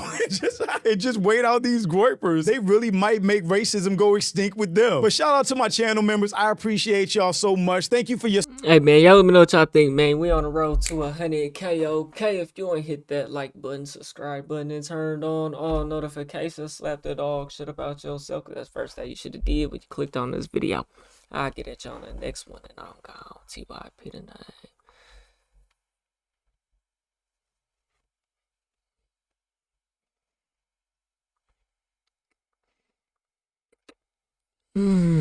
Brother man. I low-key still got energy, though.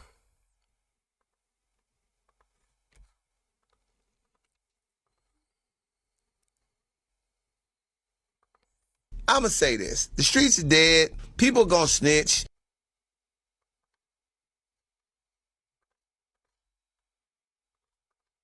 I'ma say this. The streets are dead.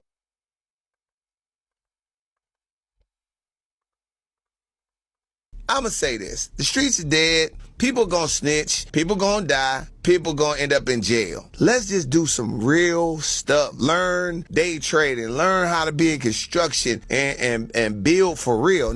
Stop day trading. God damn it. I'm tired of hearing people saying that shit, bro. You're not gonna get rich. You're going to lose more than you make. It's nothing more than prize picks, nigga. And you're not profitable on prize picks, nigga.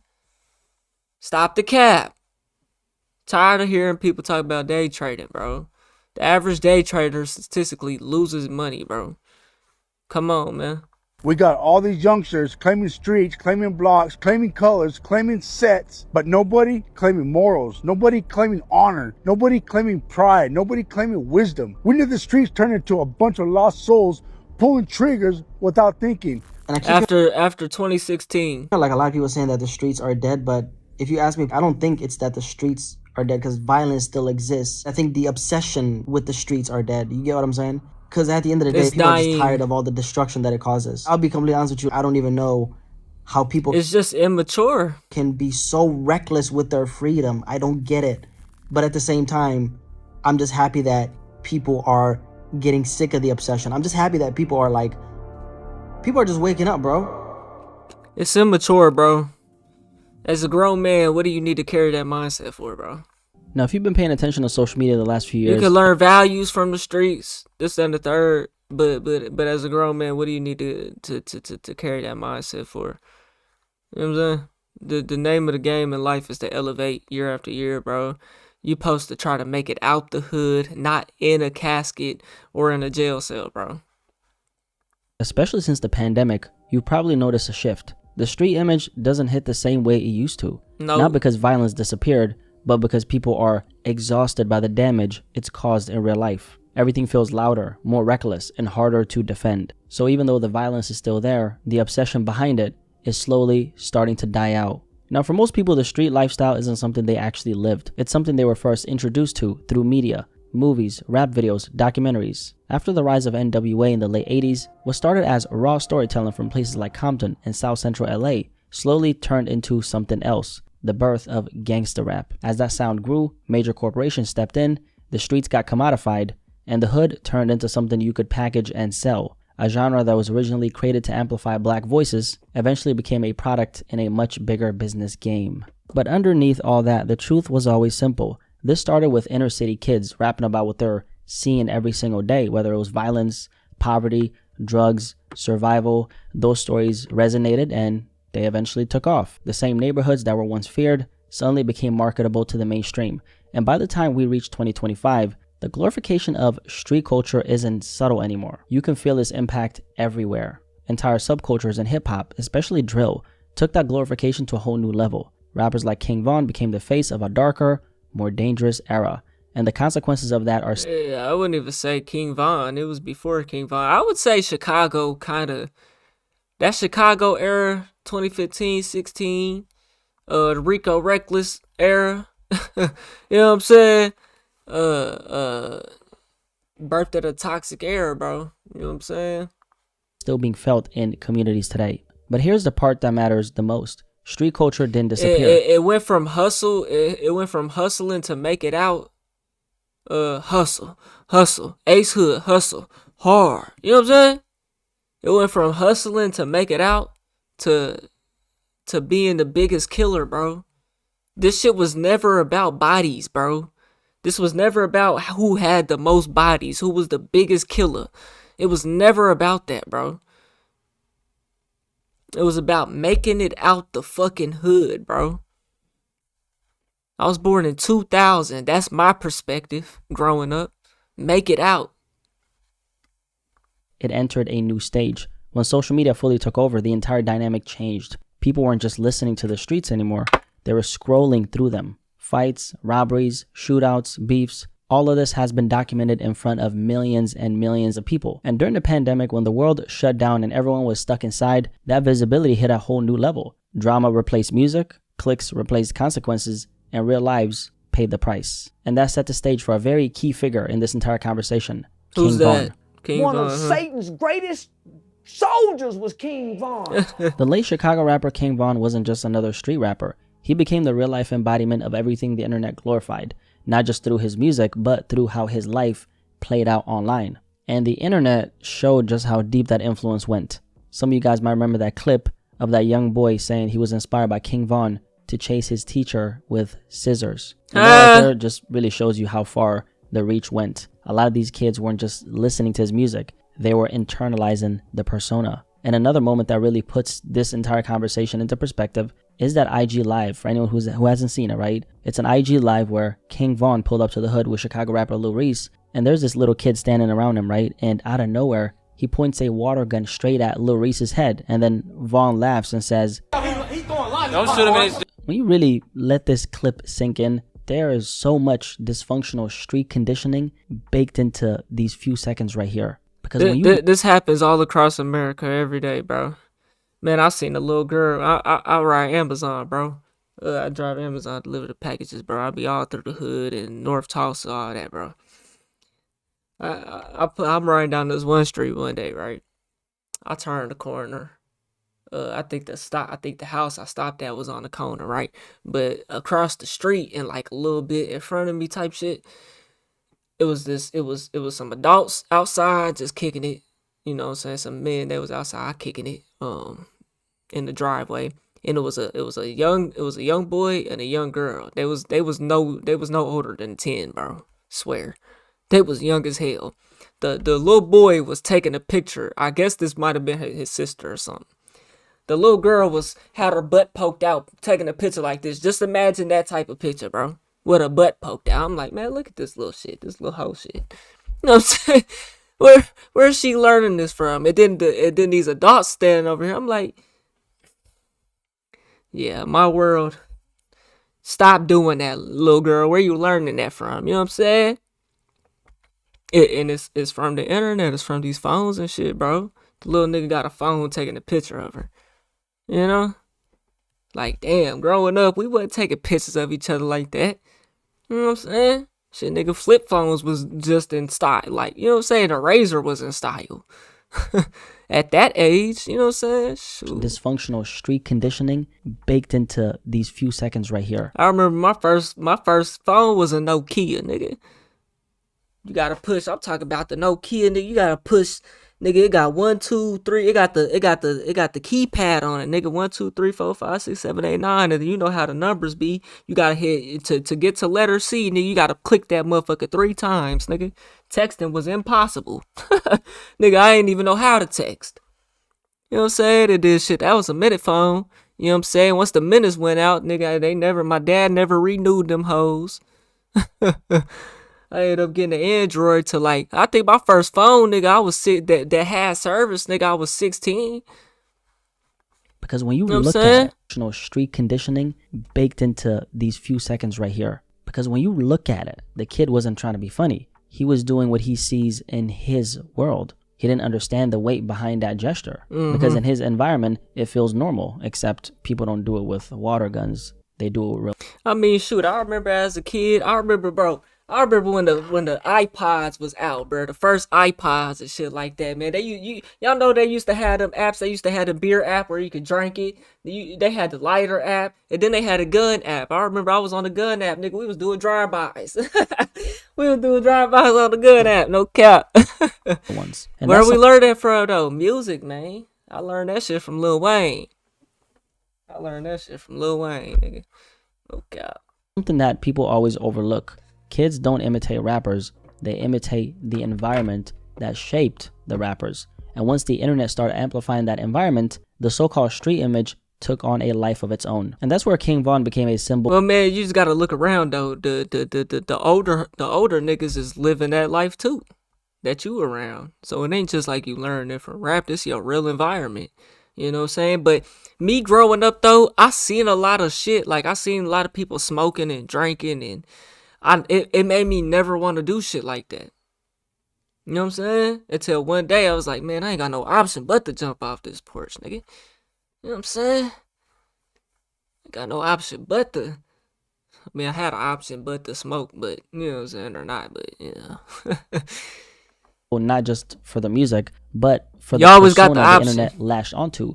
To a lot of people online, he wasn't treated like an artist, okay? He was basically a real life version of the street image they already believed in. Content creators even portrayed him like a villain straight out of a King Von was actually good at music though. And you know, Von, for what it's worth, he had the music to back it up. Yeah, he was actually good with his music though. He was a street dude who happened to become a rapper, not a rapper who became a street dude. And that distinction matters because when the lifestyle comes first, the music isn't the cause, it's the evidence. It doesn't create the violence, it records it. And the thing about Von is that he spoke directly to those inner city kids who were already wrestling with the streets around them. Von was the voice they recognized because he lived what he rapped. But like we all know, his story ended during the height of the pandemic after an altercation that turned deadly. However, even in Von's short time on Earth, bro would have been what, 31 now? God damn, that happened in 2020. It's 2026. Bro would have been 32. Someone with massive influence.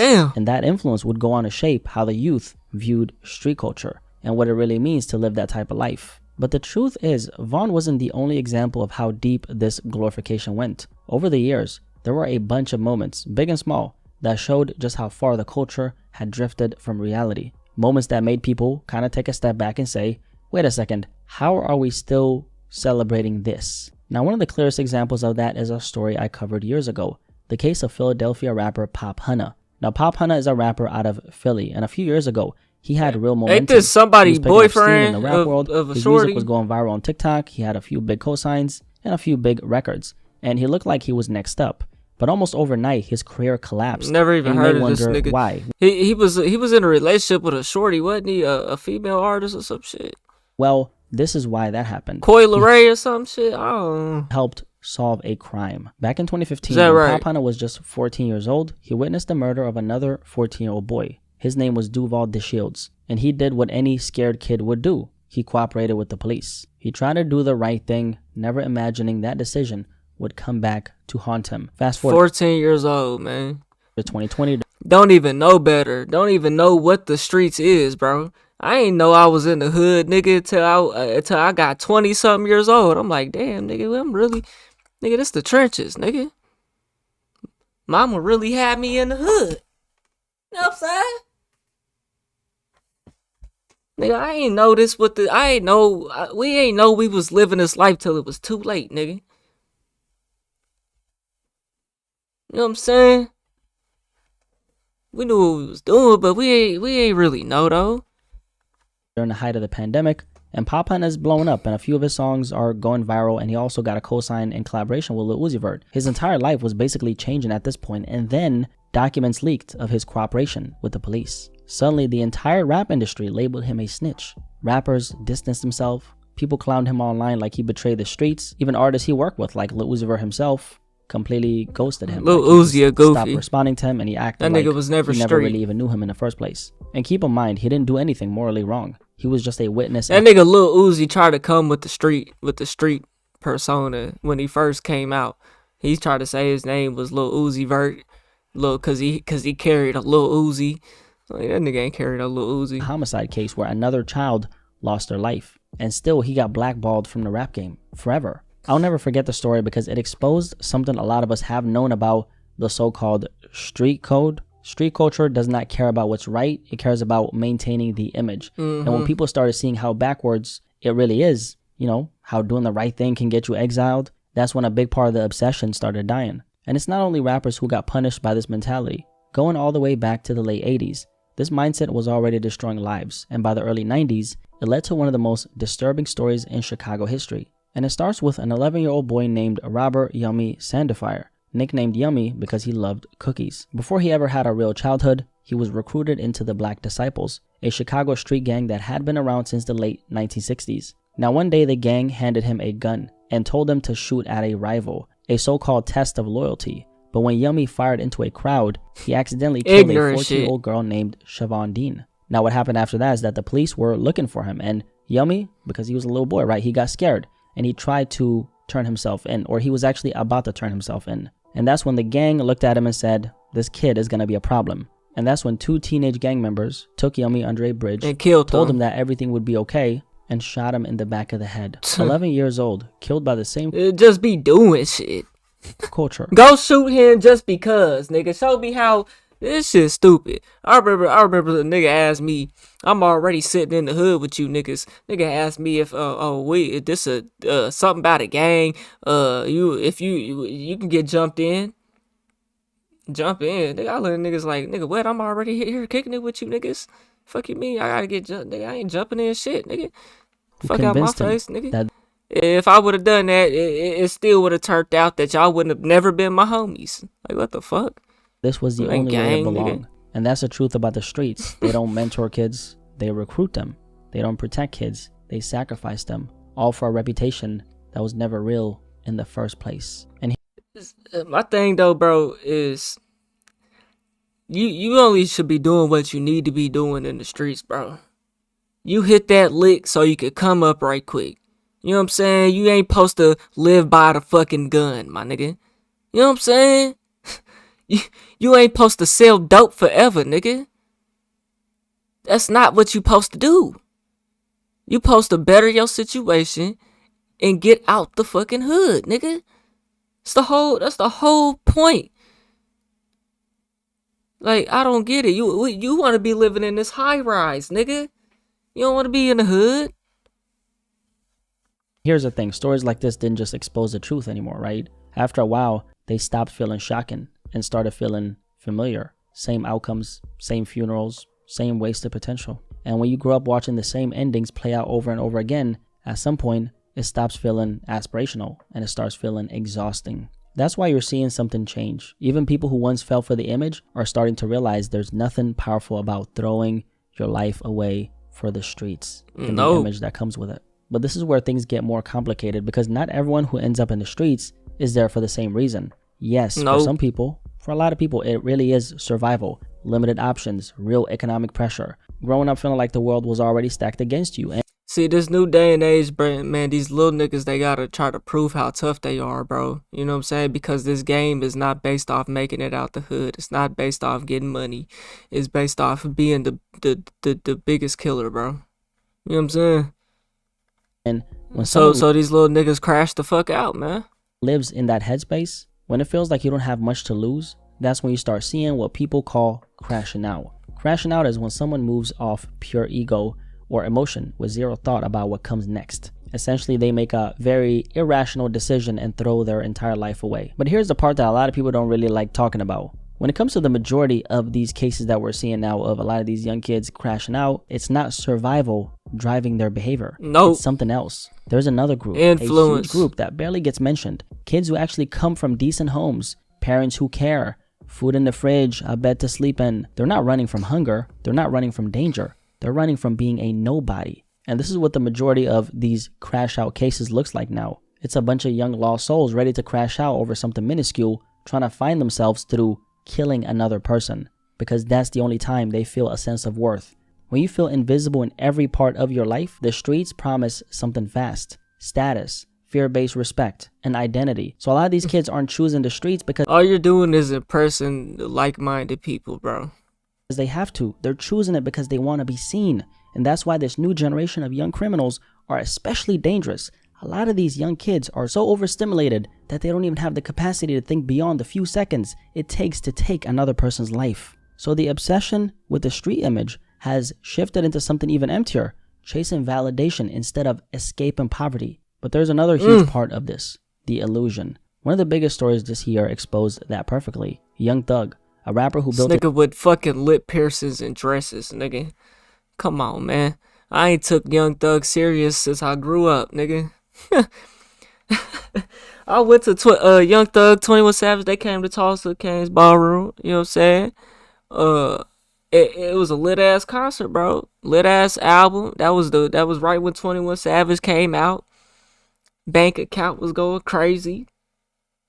What's the other songs he had, nigga? You know, Young Thug had that Dress album. But after that Dress album, nigga, and after that concert, I never listened to them niggas again. I listened to 21 Savage a little while afterwards, but Young Thug never again. You know what I'm saying? Young Thug got a recent song called Ghetto with DJ Mustard that I was slapping. That's actually a good song. You know? But these niggas goofy. Illusion. One of the biggest stories this year exposed that perfectly. Young Thug, a rapper who built his entire career on the image of being powerful, respected. Look at that dress, Jeffrey. And deeply connected to the streets. He spent over 900 days in jail, hit with a massive illegal case, and was praised for standing on the so-called street principle, especially while distancing himself from Gunna for allegedly breaking them. Then came a very big story, which was the leaked interrogation audio. Clips that appeared to show Young Thug cooperating, name-dropping, talking to detectives, saying he'd talk as long as the world never found out. Long story short, Young Thug, the guy who people pointed to as real street rap, had to fight hard just to protect his image. Real street rap? This nigga was mumble rap. What are you talking about? And that's when a lot of people... This nigga was never real street rap, bro. Checked out. Because to most people now, it doesn't look powerful. It doesn't look solid. The streets look sloppy. It looks insecure. And once you see that, the question simply becomes, what does being in the street actually contribute to the world? I mean, let's talk about it. You end up broke, not you lose a your damn freedom, thing. You cut your life short. And here's the thing, which is something a lot of people don't talk about. A lot of people in this younger generation, and I'm talking about, you know, people like us, I'm not talking about the crash outs, We want better for ourselves. And that's not because we're soft, but because we've seen what this mindset does to so many communities. And here's the thing. At some point, you gotta call a spade a spade. The streets are lame. I mean, think about it. You're willingly putting yourself in a position where another man controls your freedom, your schedule, your future, your life. Yeah, how many times have these niggas been to the county jail? How many times you niggas been locked up? Equals how many times you had to spread your cheeks and cough, nigga. For another man. No cap, nigga. I done been to jail, bro. You gotta spread them cheeks and cough, nigga. Niggas don't want to talk about that, though.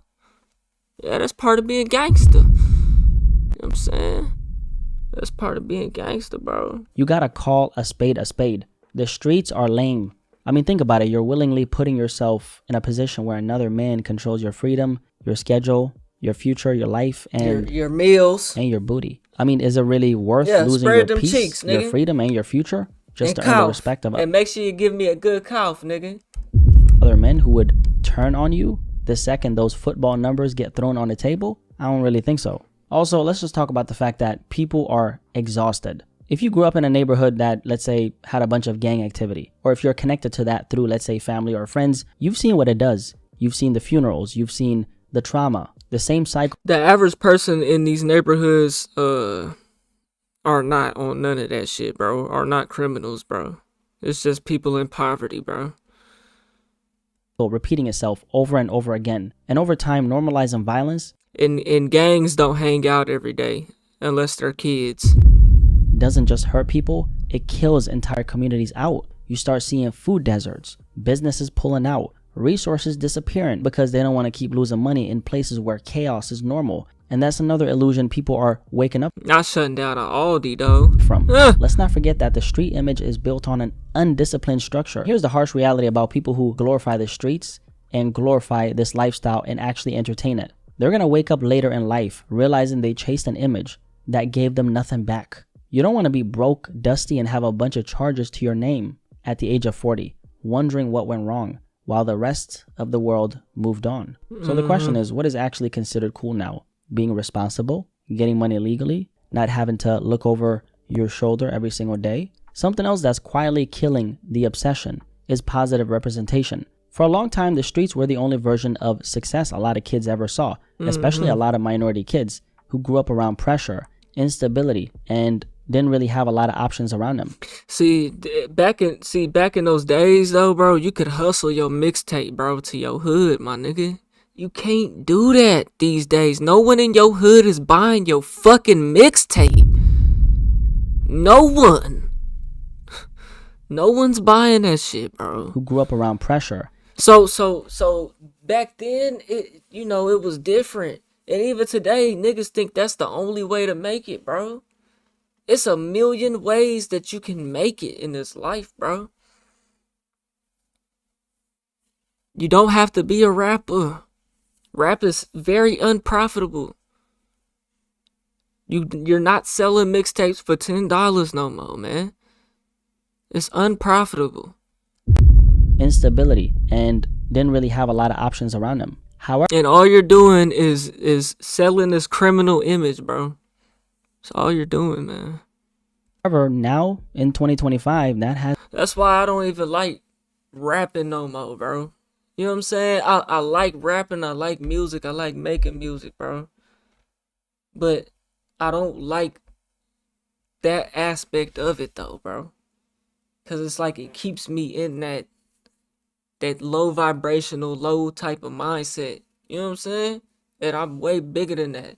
If this shit don't work, nigga, I know how to make other ways. You know what I'm saying? Literally, bro. In a legal way. You know? I just told my story on all these tracks already, nigga. And they ain't done nothing. You know? Don't mean you can't keep trying, can't keep working. You know what I'm saying? It's passion. You know? But I'm not about to just keep trying to create. You know what I'm saying? I ain't afraid to say that I'm living a different life now, nigga. Obviously. Sitting here recording videos at 2 o'clock in the morning, nigga.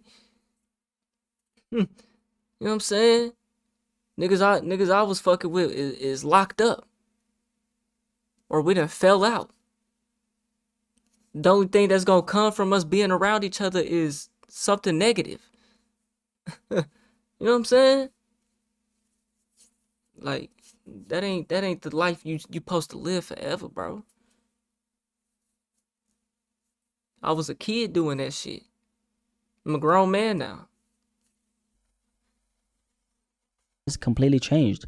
As an example, let's take a look at someone like Kai Cenat. He built $1 million empire off of doing something fun, not violent, not criminal, not destructive. And that is very important, and that matters. Because when kids see someone who looks like them winning without chaos, without destruction, without throwing their life away, it expands their mind into understanding what's possible for them. Once other paths to success become visible, the other path doesn't look all that appealing. If you look around today, a lot of young people want to do social media. They want to become entrepreneurs. They want to do content creation, or actually something stable like getting a CDL or learning a skill, starting a small business, building something they can actually live off. They want a future, not a funeral. And as long as we keep exposing the truth, as long as we remind people what the streets really take from you, fewer kids are going to feel the need to prove themselves through destruction. I do also want to emphasize that now more than ever, a lot of young black men are choosing peace. A lot of young black men are saying, I'm not going to be in the streets, because they've seen what it's done to the people that they love. They're choosing purpose. They're choosing a legacy, because at the end of the day, real strength is building an actual life, not a life in the streets, because that lifestyle always comes with an expiration date. And that's why I believe the street image obsession is slowly dying. But hey, what do I know? You tell me. Do you think the street image obsession is finally losing its grip on society or not? If you made it this far, definitely drop a like on this video. Clearly this conversation resonated with you if you made it till the end. Hey man, y'all let me know what y'all think, man. We on the road to 100K. Okay, if you ain't hit that like button, subscribe button, and turned on all notifications, slap the dog shit about yourself, because that's the first thing you should have did when you clicked on this video. I'll get at you on the next one, and I'm gone. TYP the 9.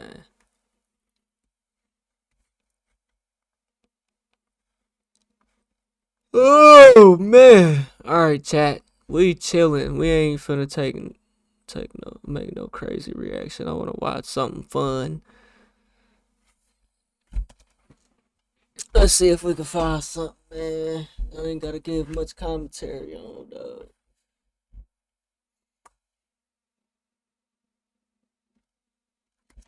Put something in my stomach.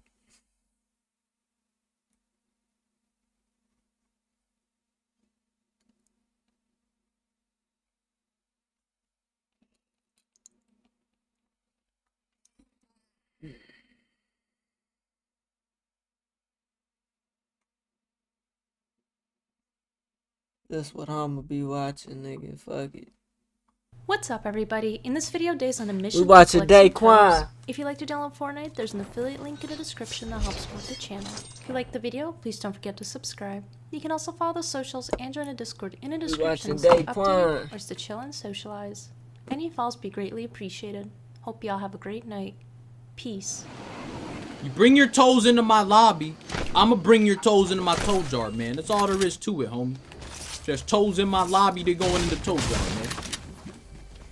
If they made a ham skin, how do you think it would look? They already did, bro. It's the freaking male bright bomber, dude. Gat. Damn! Yo, who else want the business?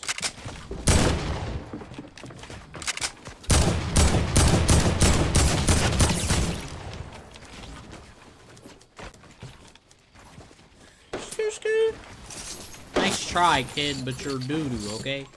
Relax. Oh, God.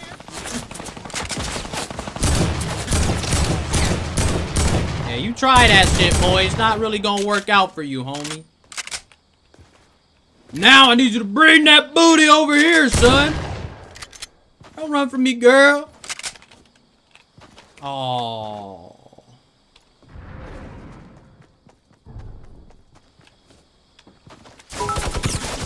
Shit. Oh my God, I can't build there. Oh, I have no match. Ah! Map. Later, partner. Get out of here, boy. Doo-doo.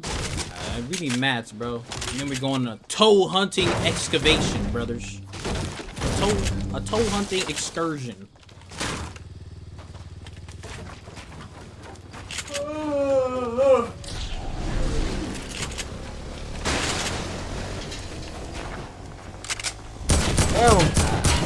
Fuck.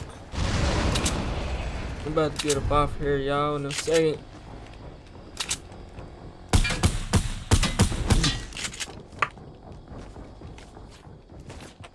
Hey, yo, cousin! Nephew! Nephew! Watch your head, nephew! I'ma take it from you. What do you mean? Come here! Woo! Oh my god! Excuse me. Holy shit, brother! You got Chuggaloo. Oh my god! I'm doo-doo.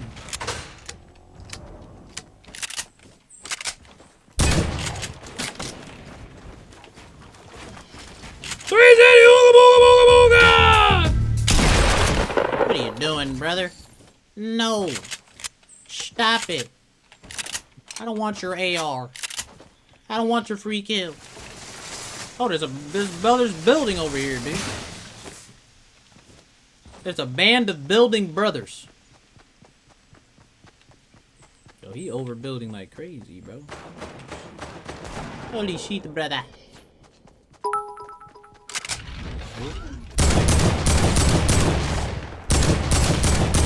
Map. Gat. Map. Come here, boy! Gat. See you later, alligator forehead. Now, who the hell was sniping at me, man? Come here, boy. I ain't playing with you, man. You're probably up there hiding like a little doo-doo, baby booty doo-doo stain. Where you at, son? What up, cousin? Where's that ooga booga? Where's that ooga booga booga booga? Come on, brother. This nigga do be too much like a kid for me though, bro. Ain't gonna lie. I think what's his name had dropped something new by now.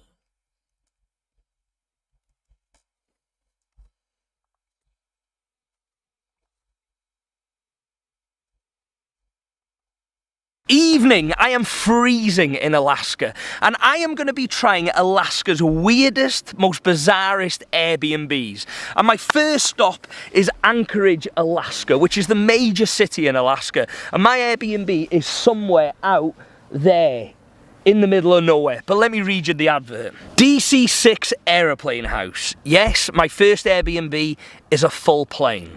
Climb aboard back to 1956. This DC-6 aeroplane spent its life flying the skies of Alaska, hauling critical freight and fuel to remote villages around the state. That's pretty cool that this plane's actually been all around Alaska. Now you can climb aboard for one last flight and stay in a 2-bedroom, 1-bath aeroplane house with a full kitchen, living room and cockpit. That sounds pretty cool, to be fair. It's a bit of a drive. Let's go and find it. Trying to find this first Airbnb. I hope all of them aren't like this, because I ain't got a clue where I'm going here. Is this it? Maybe not. This is what I'm faced with. I'm in the middle of nowhere. The problem with Alaska is everything's spread out. Everything's off the beaten path. I have literally been following this gravel road for about 10 minutes. This is the way I'm going.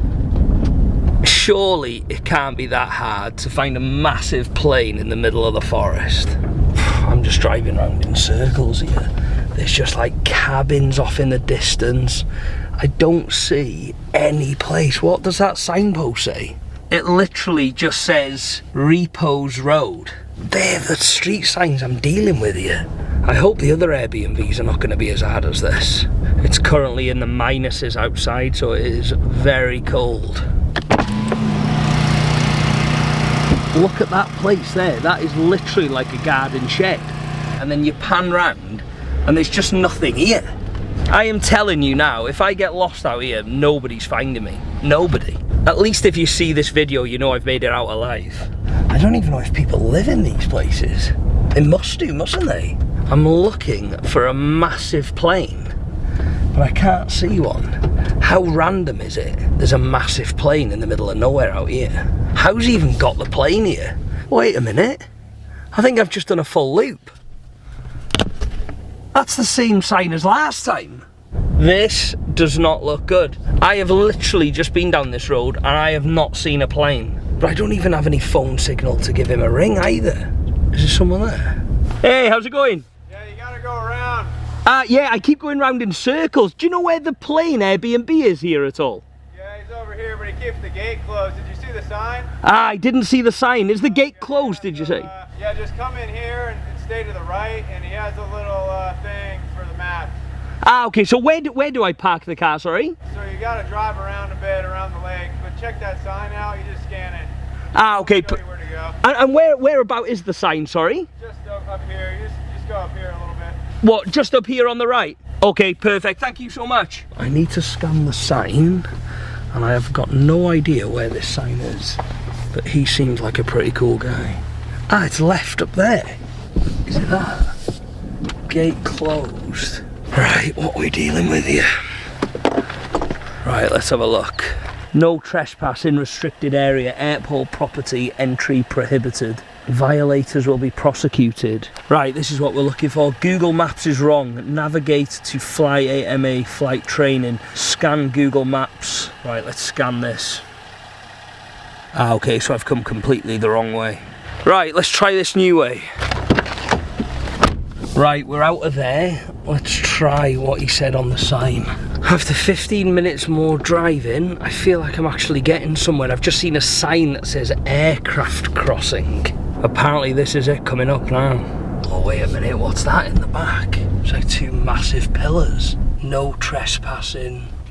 This is an adventure within itself, this. I don't even know if I can get out of the car here. Right, what are we dealing with here now? It says Fly 8 DC69727 runway cabin, so it must be this. Oh yeah, there's a Ring doorbell. Does Ring doorbell work? No? I have got no clue what's going on here. The light keeps coming on. Do I need to press anything? No. No trespassing, restricted area. Ah, hello? Is someone speaking? I have absolutely no clue what's going on here, but I am in the middle of absolute nowhere here. There is nothing around. I have no clue what to do here. I've got no telephone signal. I can't contact the guy. I've pressed the Ring doorbell. That light keeps coming on. I'm just looking on my phone here. I've got 1 bar, so I'm going to ring that number that was on that picture on the gate. Look at that. 1 bar left. Hi, and thank you for calling FlyMikeAlpha.com online ground schools. We're sorry that we missed you, but please leave your name. Brilliant, he's not answered. But I think that was the flight school. I'm not even trying to go to a flight school. Oh, wait a minute, he's messaged me. Is that you at the gate? Yes, it's me at the gate. He's told me to ring him again. Happy days. Hey, Simon, how's it going? Hey, is that John? Yes. Hiya, John, how are you? You well? Yeah, sorry. I was trying to talk to you through the camera there. I'm down in Washington State right now. I flew out of the property this morning at like 6 a.m. with a little airplane and just landed down here. Oh, nice. You took the airplane. We left you the big one.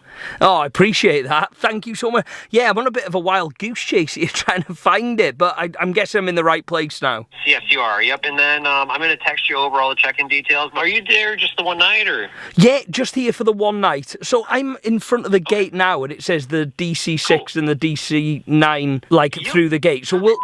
Okay. Is the code you want to type in there. And then this gate will open, and then am I just driving straight down, am I, or? I'll stay on the phone with you, because it can be a little dark out there right now, probably, so I'll try to give you some turn-by-turn directions. Ah, okay, perfect. I tell you what, then, let me just type this code in.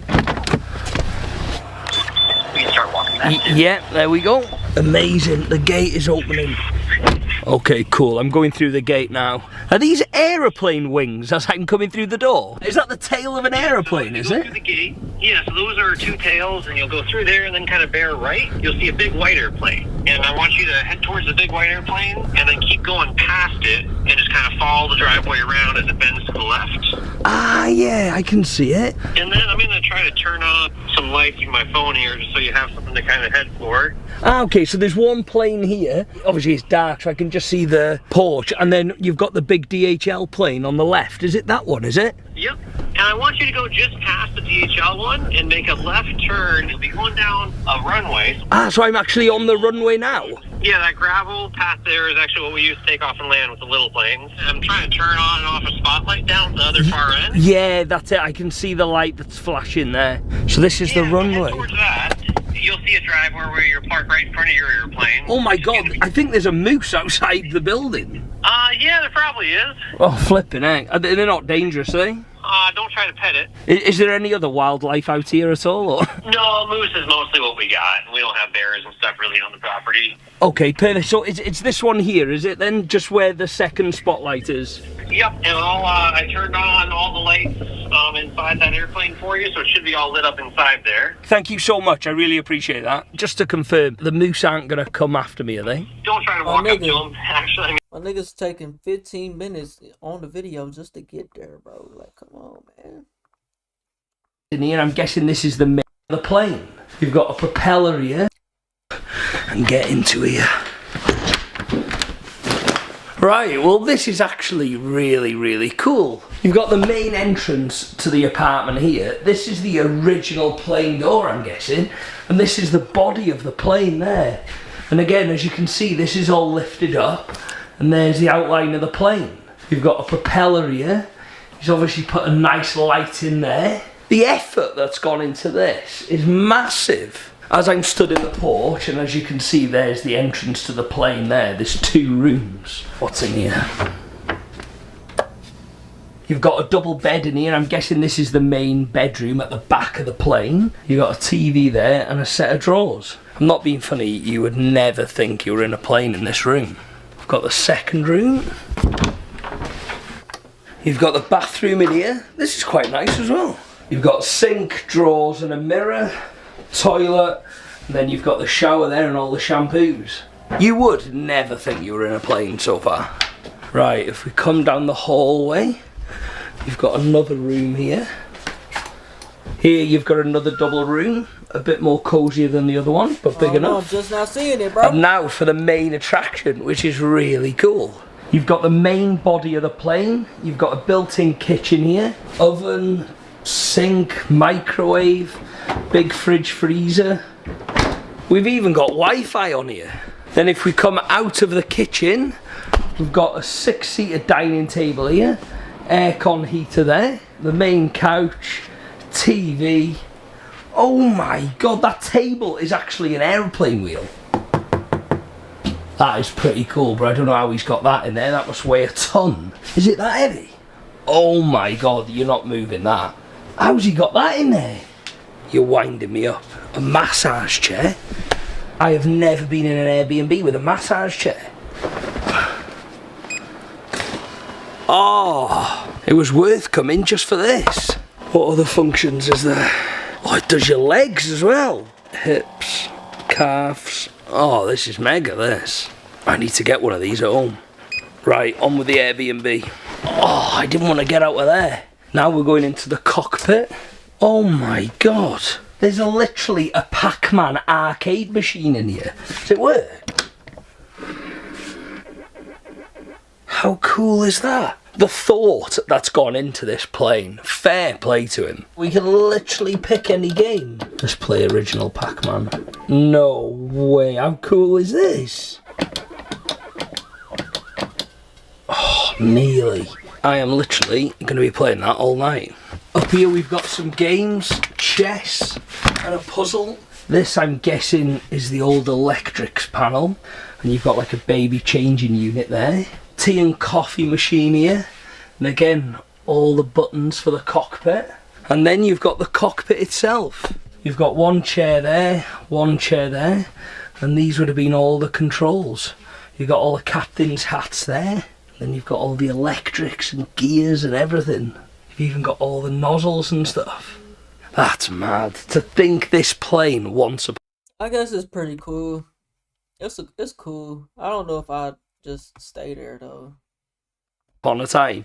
Bro, they got this one Airbnb here in Oklahoma. It's called like Treetopia or some shit, bro. I seen on Ryan Trahan channel. I want to go there. I need me a shorty though, man. You know what I'm saying? Need me a shorty though. I ain't trying to do shit by myself. I'ma just keep working, getting to this money. You know what I'm saying? Trying to crack some buns in Treetopia. Was flying all around Alaska, and now I'm just chilling in it, about to sleep in it. Fair play to John. You can tell he's really passionate about this because he's put so much time and effort. And I bet it wasn't cheap to do this either. Fuck no. Honestly, I'd definitely stay here again. And I haven't even stayed here yet. Last but not least though, I need to show you the... I wonder, this is Alaska, bro. I wonder how this is like insulated and shit. outdoor bit, which is actually the wing. Once upon a time, this would have been the window seat looking down the wing. And now, it's an outdoor area. I tell you what, it is absolutely freezing. Look at this. So this is literally the wing of the plane. You can see the end of the wing. You've got an engine there. You've got an engine there. Then he's built this decking on top. Obviously you've got furniture here, some chairs, and there's even a barbecue on here. Imagine just casually having a barbecue on the wing of a plane. This is really cool, isn't it? There's the French doors to go back onto the plane, and there's the entrance there. But as you can see, it was a cargo plane, I'm guessing. Let's get back inside. It is absolutely freezing. I'm well impressed with this place. Actually, before I go to bed... No! Come on, this time. Come on. Oh, no! Have I got one more life? Come on. Next level. No! Have I got more? Game over. Come on. Right, this is too stressful. I'll be on here all night.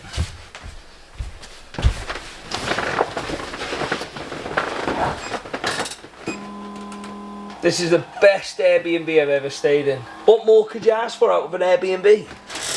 Oh, that'll do. Let's see what this bed's like. Oh, that's comfy as well. John's nailed this Airbnb, isn't he? Alright, that's me. Let's see how we get on sleeping on this plane, and I'll see you in the morning. Good night. Morning, the time 7:57 in the morning. There's a lot to be said for sleeping in the middle of nowhere because there's no light and no noise and you sleep so much better. Oh, right, let's get up and have a shower. This is what it looks like outside this morning through my little window. There's the car, but I don't see any moose, thankfully.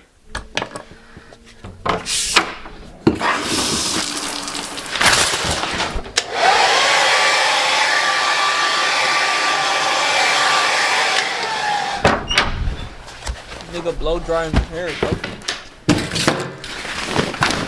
I'm gonna miss this place. This was really good. This is gonna take some beating, this. We're back in the freezing cold. At least you can see it a bit better this morning. There's the wing there and obviously the barbecue area. And as you can see, there is nothing else in sight. There's no moose down here, is there? No, we're all good. There's the tail of the plane. I'm guessing that's the hot water tank. To give you a full picture of this Airbnb, obviously he's got little swings hanging from the plane. You've got the front of the plane there, the engines, the wings, the whole thing. Fair play to him, he's done an absolutely great job. I'm going to give John a 10 out of 10 for that. I was well impressed. Right, let's see if the next one's going to be as good as this.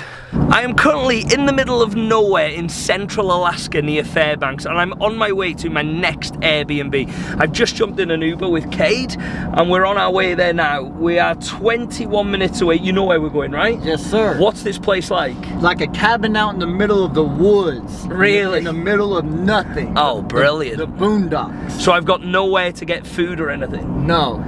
Brilliant.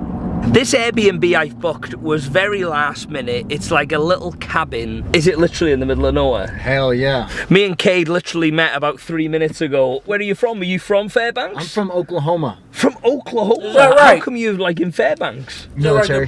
So you moved here with the military? Yes, sir. So do you still work with the military? Sure do. So how long have you been in Alaska? 2 years. 2 years? You like it here? Yeah, it's awesome. What do you do in the military, if you don't mind me asking? I'm infantry. Infantry? So there's a big base in Alaska, is there? Or? Yeah, Fort Wainwright. It's pretty big. Do you get a lot of tourists coming through Fairbanks? Yeah, we get plenty of tourists. And how many of those have you dropped off where I'm going? None. You're probably gonna get eaten by a grizzly bear. There's not actually grizzly bears out here. Oh, absolutely there is. Of course. Mate, there's not even street lights out here. Hell no. The only lights sometimes are the northern lights. So between now and where you're taking me, there's no lights at all. I am going to be able to get back from here, aren't I? I don't know. Right, we're going to have to see what this place is like. I don't know how I feel about this. I don't even know where we're going because everywhere's pitch black. Does anybody live out here? Some people live out here.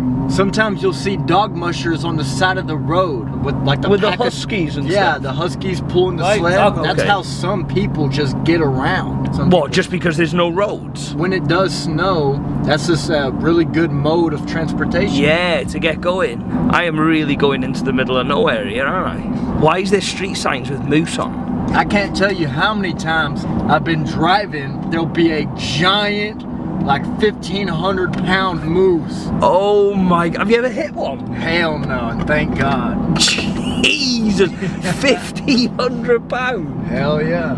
Oh my God. In the UK, it's normally foxes, rabbits, you know, but in Alaska, it's 1,500 pound moose.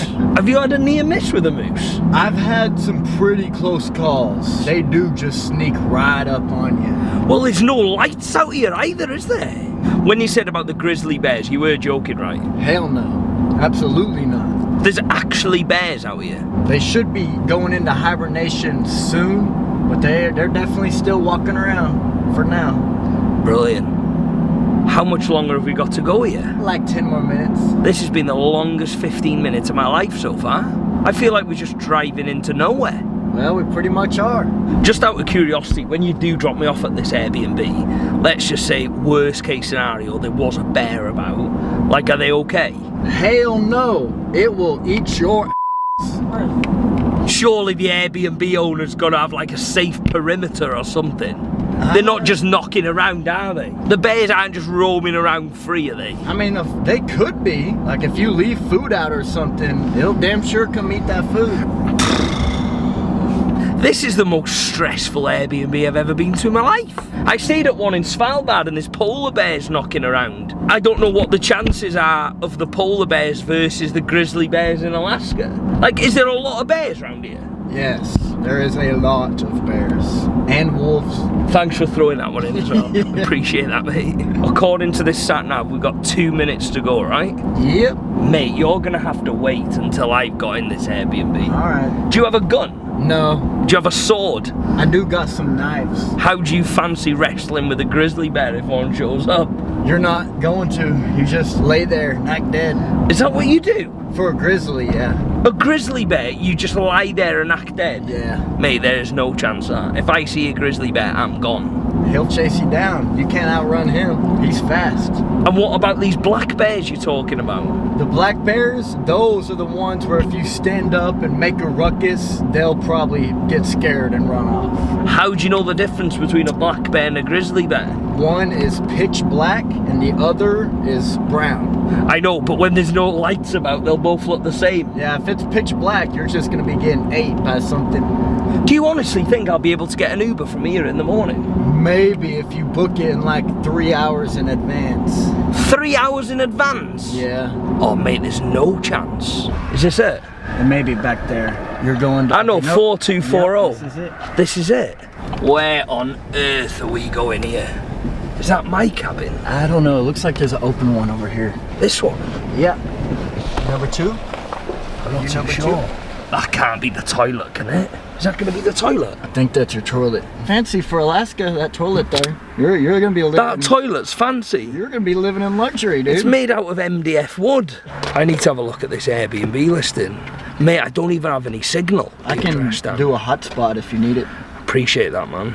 Yeah, yours is the 3rd cabin marked with the 2. Okay. So it is that one. House. We'll leave the porch light on. The porch light is on. And there's a lockbox. Yeah, you see the sign right there says outhouse? That's pointing towards your toilet there. Okay. Dude, you're gonna be living in luxury, dude. Living in luxury? I've got to come out of there to go to the toilet. There's probably heat in there and everything, man. Like, you're lucky, man. Mate, if a grizzly bear comes up to that, it's coming in, isn't it? Let's be honest. Hopefully there's a lock on it. Right, mate. I think this is me. Cade, it's been an absolute pleasure, man.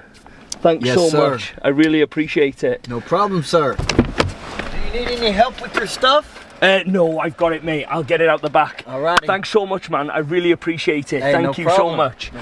Wish me luck. Oh, I will. If you're the last person I've seen, you know what's happened, right? Hey, if I'm the last person you've seen, you're a lucky man. Cade, you're a good man. Thanks so much. Alrighty now. Mate, can I just say as well how cool this Uber is? A red pickup truck with a big American flag on the back.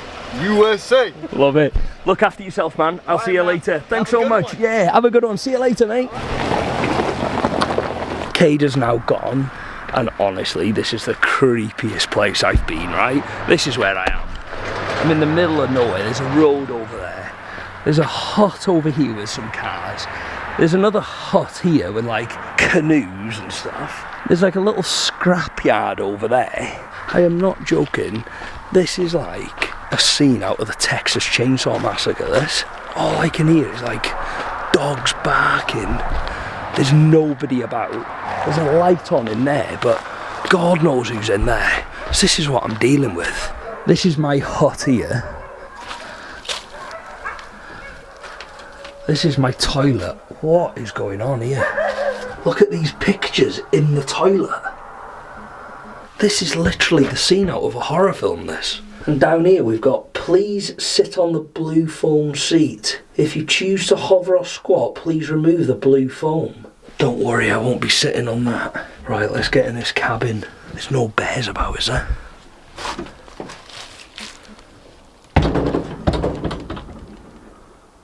Listen to how quiet that is. Oh, this is creepy, this. Right, this is my cabin. I've got a lockbox over here. I need to get the code off Airbnb.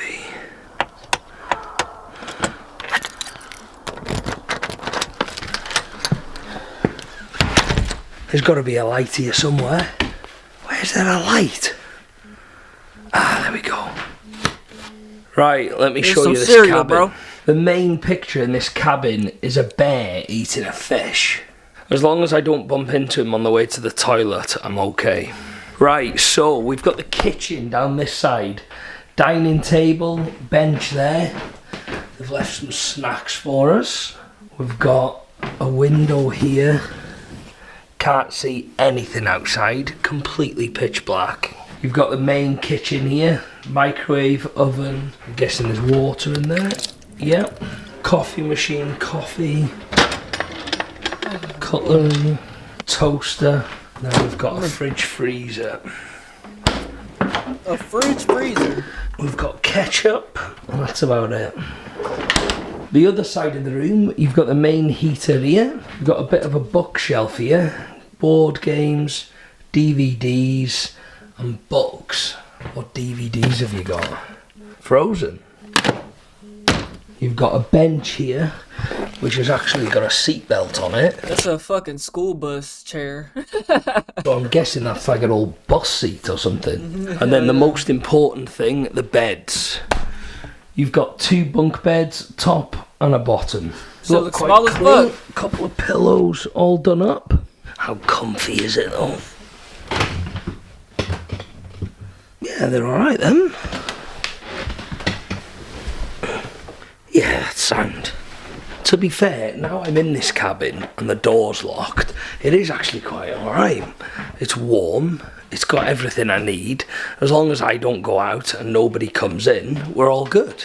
Let's see what's on the telly. Is that the telly? Don't think the telly works. It's got to be the telly, is it? Well, I've tried every remote and the telly's not coming on. I think this is going to be a long night. Well, I've seen there's nothing else to do other than read a book called The Bush Pilot's Wives, or The Day Trees Bent to the Ground. I think I'm going to have an early night. There's nothing else to do, is there? I don't fancy going back out there, to be honest. Can you hear those dogs just barking? I don't know if they're dogs or wolves or whatever they are. It is frozen solid out there, though. Look at it. The whole thing is just frozen. Right, we're in bed, we're comfy. Other than dogs barking, it is completely silent. I'd like to think nothing can go wrong now. Right, wish me luck. Fingers crossed we get some good sleep. We don't have any encounters, and everything will be fine in the morning, and I can actually get out of here. Good night. Morning. The time in Alaska is 7:42. I tell you what, that wasn't actually a bad night's sleep. I think because it was so quiet and it's so dark in here, I've slept like a baby. I was just thinking though I could do with a shower, and I don't remember seeing a shower. There's definitely no shower in here, and there's only a toilet, so I think that'll have to wait. The only problem I've got now is how the hell am I going to get out of here? Oh, that was actually a good sleep.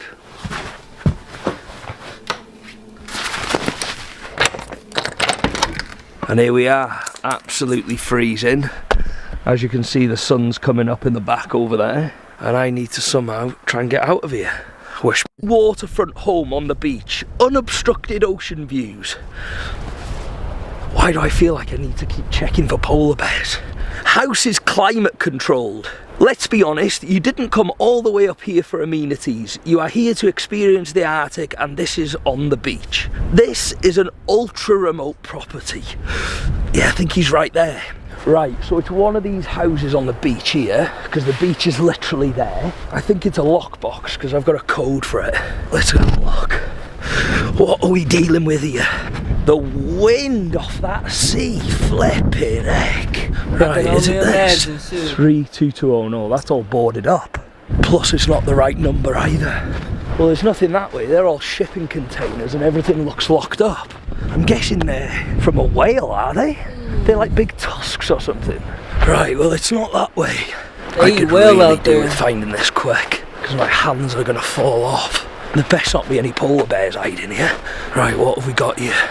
3125, no, it's not that. There's no number on that though. These look like they're lived in. Yeah, the lights on are in there. There's a family that lives there. 3119, we're getting closer. Is it that? Cheers, thank you, man. Absolutely, welcome. What was your name, sorry?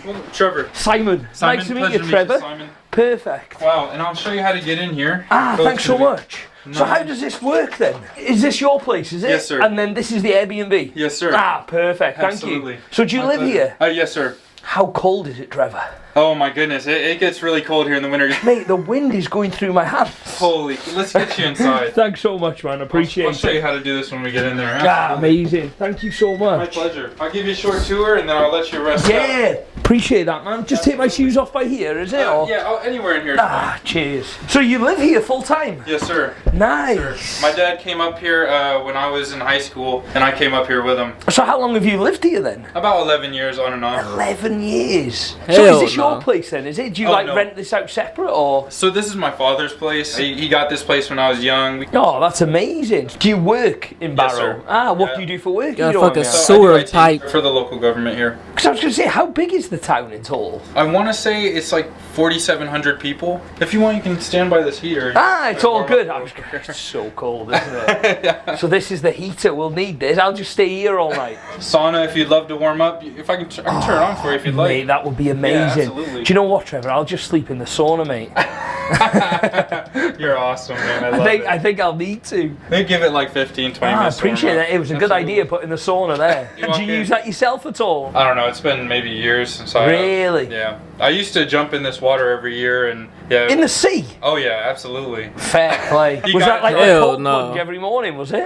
Not every morning. I wish. I'd probably be successful if I did that. It's crazy. I'll give you a short tour. Yeah, appreciate that, man. Like I said, I'd probably be successful. So here's our bathroom. You got washer dryer, towels up there for you. Some soaps already there, but if you like, there's some more soaps here. Okay, extra perfect. Toothbrush up there, toilet paper, and some extras here. And then there's towels as well. Some rags Amazing. underneath. Thank you, man. Absolutely. I don't think I'll be doing any washing anyway. Okay, gotcha. Well, that's probably where you're gonna want to sleep. Yeah. We got our master bedroom in here. And if you want to take this off and enjoy the view, well, you can't really see much this late, but yeah. we got our...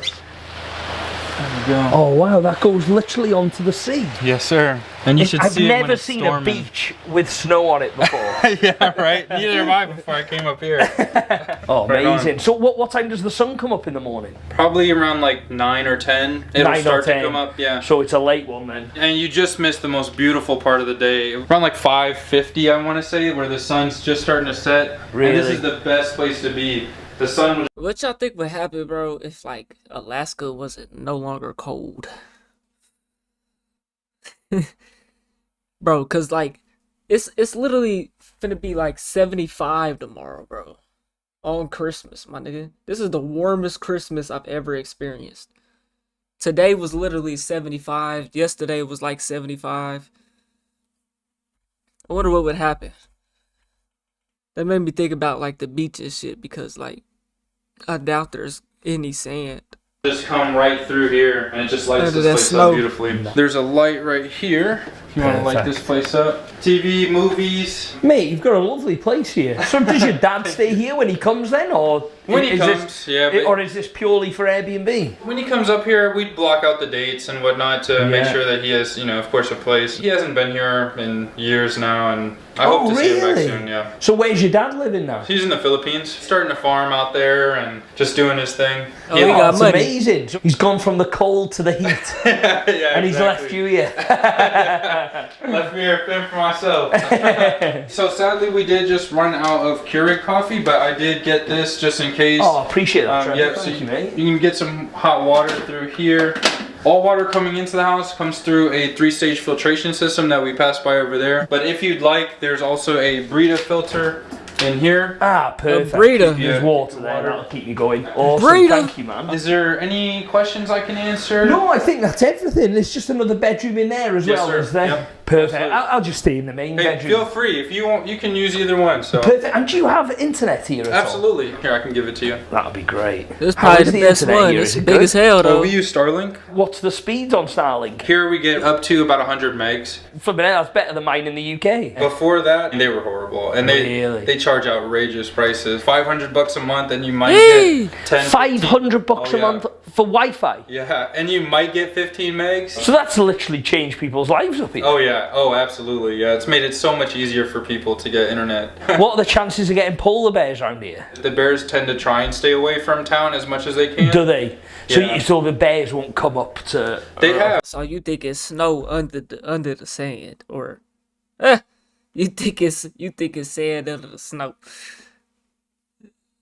Alaska would be, or the world would be, an apocalypse.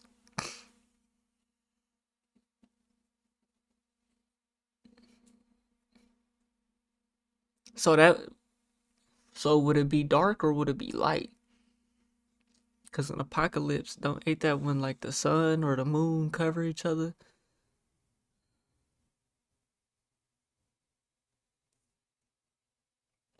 The rest of the world would have to be dark, wouldn't it?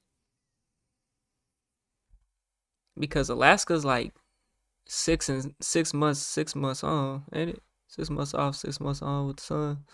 Around here. They have before. Here, I can show you a video. Oh God. Hopefully we won't see any close by tonight. Oh no, so, hey, keep your eyes out. You just might. So if you do plan on walking about though, just be ultra careful. Really? And keep your eyes peeled, especially at night. Yeah, because I mean they blend in with the snow, and you're not gonna be able to see them 100 feet past you. So Really? yeah, you got to be very careful. How many times have you seen polar bears close? I've been within like here to that door of a polar bear before, and I mean I wasn't too scared because there was a bunch of people that I was with that also had rifles, you know, and they were all pointed at it, so I wasn't too worried about it. That's all up. Come back. So that's them right outside no, the door. apocalypse, nigga. I'm fucked up. Apocalypse, like a zombie apocalypse. Yeah, I low-key was thinking that, but yeah. There's a few of them as well. Yeah, it was a mama and her 2 cubs. And that's literally just outside this door? Yeah. Oh, lovely. Show you this one. Mate, that bear is huge. Yeah, massive mama. That is insane. Well, Trevor, I want a thank you pet so polar much for bear. everything. I really appreciate it. It's a pleasure to meet. Yeah, pleasure to meet you too, man. If there's anything you need, don't hesitate to knock, okay? Ah, appreciate that. How's the sauna getting on? Is that? Oh yes, you're at 113 degrees right now, Oh, so perfect. We're nearly good it's to nice go. and toasty in there. Nearly good to go. Thanks so much, man. My pleasure. Like I said, don't hesitate to let me know, okay? If you need anything. Really appreciate that, man. And to lock. If you ever head out, feel free to check out. You can check out as late as possible. Yeah. As long I as you really need. appreciate that, man. To lock the door when you leave, you just hold the pound sign. And it locks it. Okay, yes, sir. Perfect. Trevor, thanks again, man. Appreciate Absolutely. it. Have a good night anyway, well. and I'll catch you later. Thank you. See you later, man. See you Trevor, later. What a lovely guy. Look at this. The sauna's on, the stove's going. I'm toasty in here. I've just noticed we've got a bench press here and some dumbbells. Yeah, I might leave the gym. I'll just stick to the sauna. This place is pretty nice, to be fair. It's massive. I've just noticed. There's one door he didn't show me. Ah, it's a private door. I'm guessing his dad's got stuff in there for when he comes over. Just checking the bathroom again. Got sink, toilet, bath and a shower, and then you've got like this little utility room here. Right, there's only one thing to do before I go to bed. Oh, I tell you what, I need this. It is freezing outside. There's only been 2 times in my life where I've been fully clothed in a sauna. The last time was in the Ice Hotel in the Arctic, and the second time was today. I'd say it's colder here than the Arctic. This has got to be one of the coldest places I've been. Between Svalbard, Antarctica and here, they're the top 3 coldest places I've been. It's lovely in here. Do you want to see my view out the sauna? We've got the Lux Spa, and then we've got the boiler at the back, and there's the heater. Honestly, if you give me a pillow now, I'd probably go to sleep in here. Right, let's go and check out this bed. I'll try and be quiet with Trevor sleeping next door.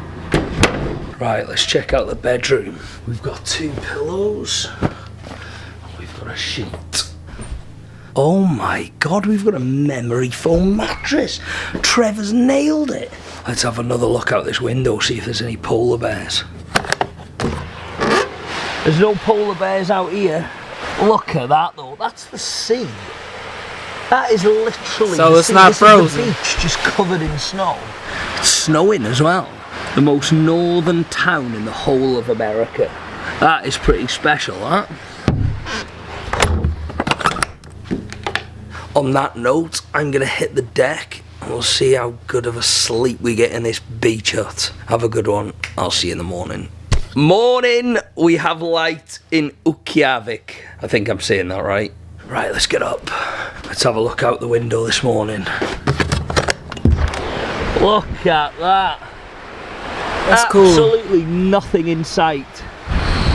Flipping heck. That is the fishiest smelling beach I have ever smelt in my life. Why does that smell so bad? Wow, that smells. I had a good sleep in You that didn't bed. smell that last Feel night? fresh this morning. This is a view from the kitchen. We've got the sunrise. I bet in the that wind back. is cold the as place fuck. is completely covered in snow, and as you can see, it's just started snowing. Wow. I tell you what, it looks cold out there. I've got everything. Zip that up. Lights off. I might see if I can give Trevor a knock before I go, but I'm guessing he might be in work.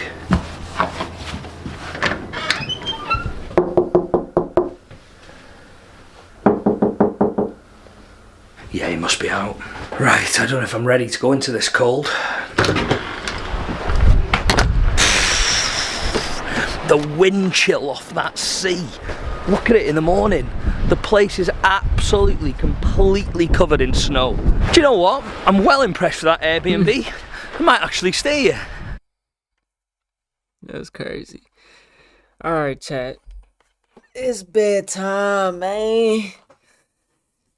We all gonna get up in the morning and get us some presents. Maybe not. You know what I'm saying? Hey, man. Appreciate y'all kicking it with a nigga tonight. We're gonna have to wrap it up, though, man.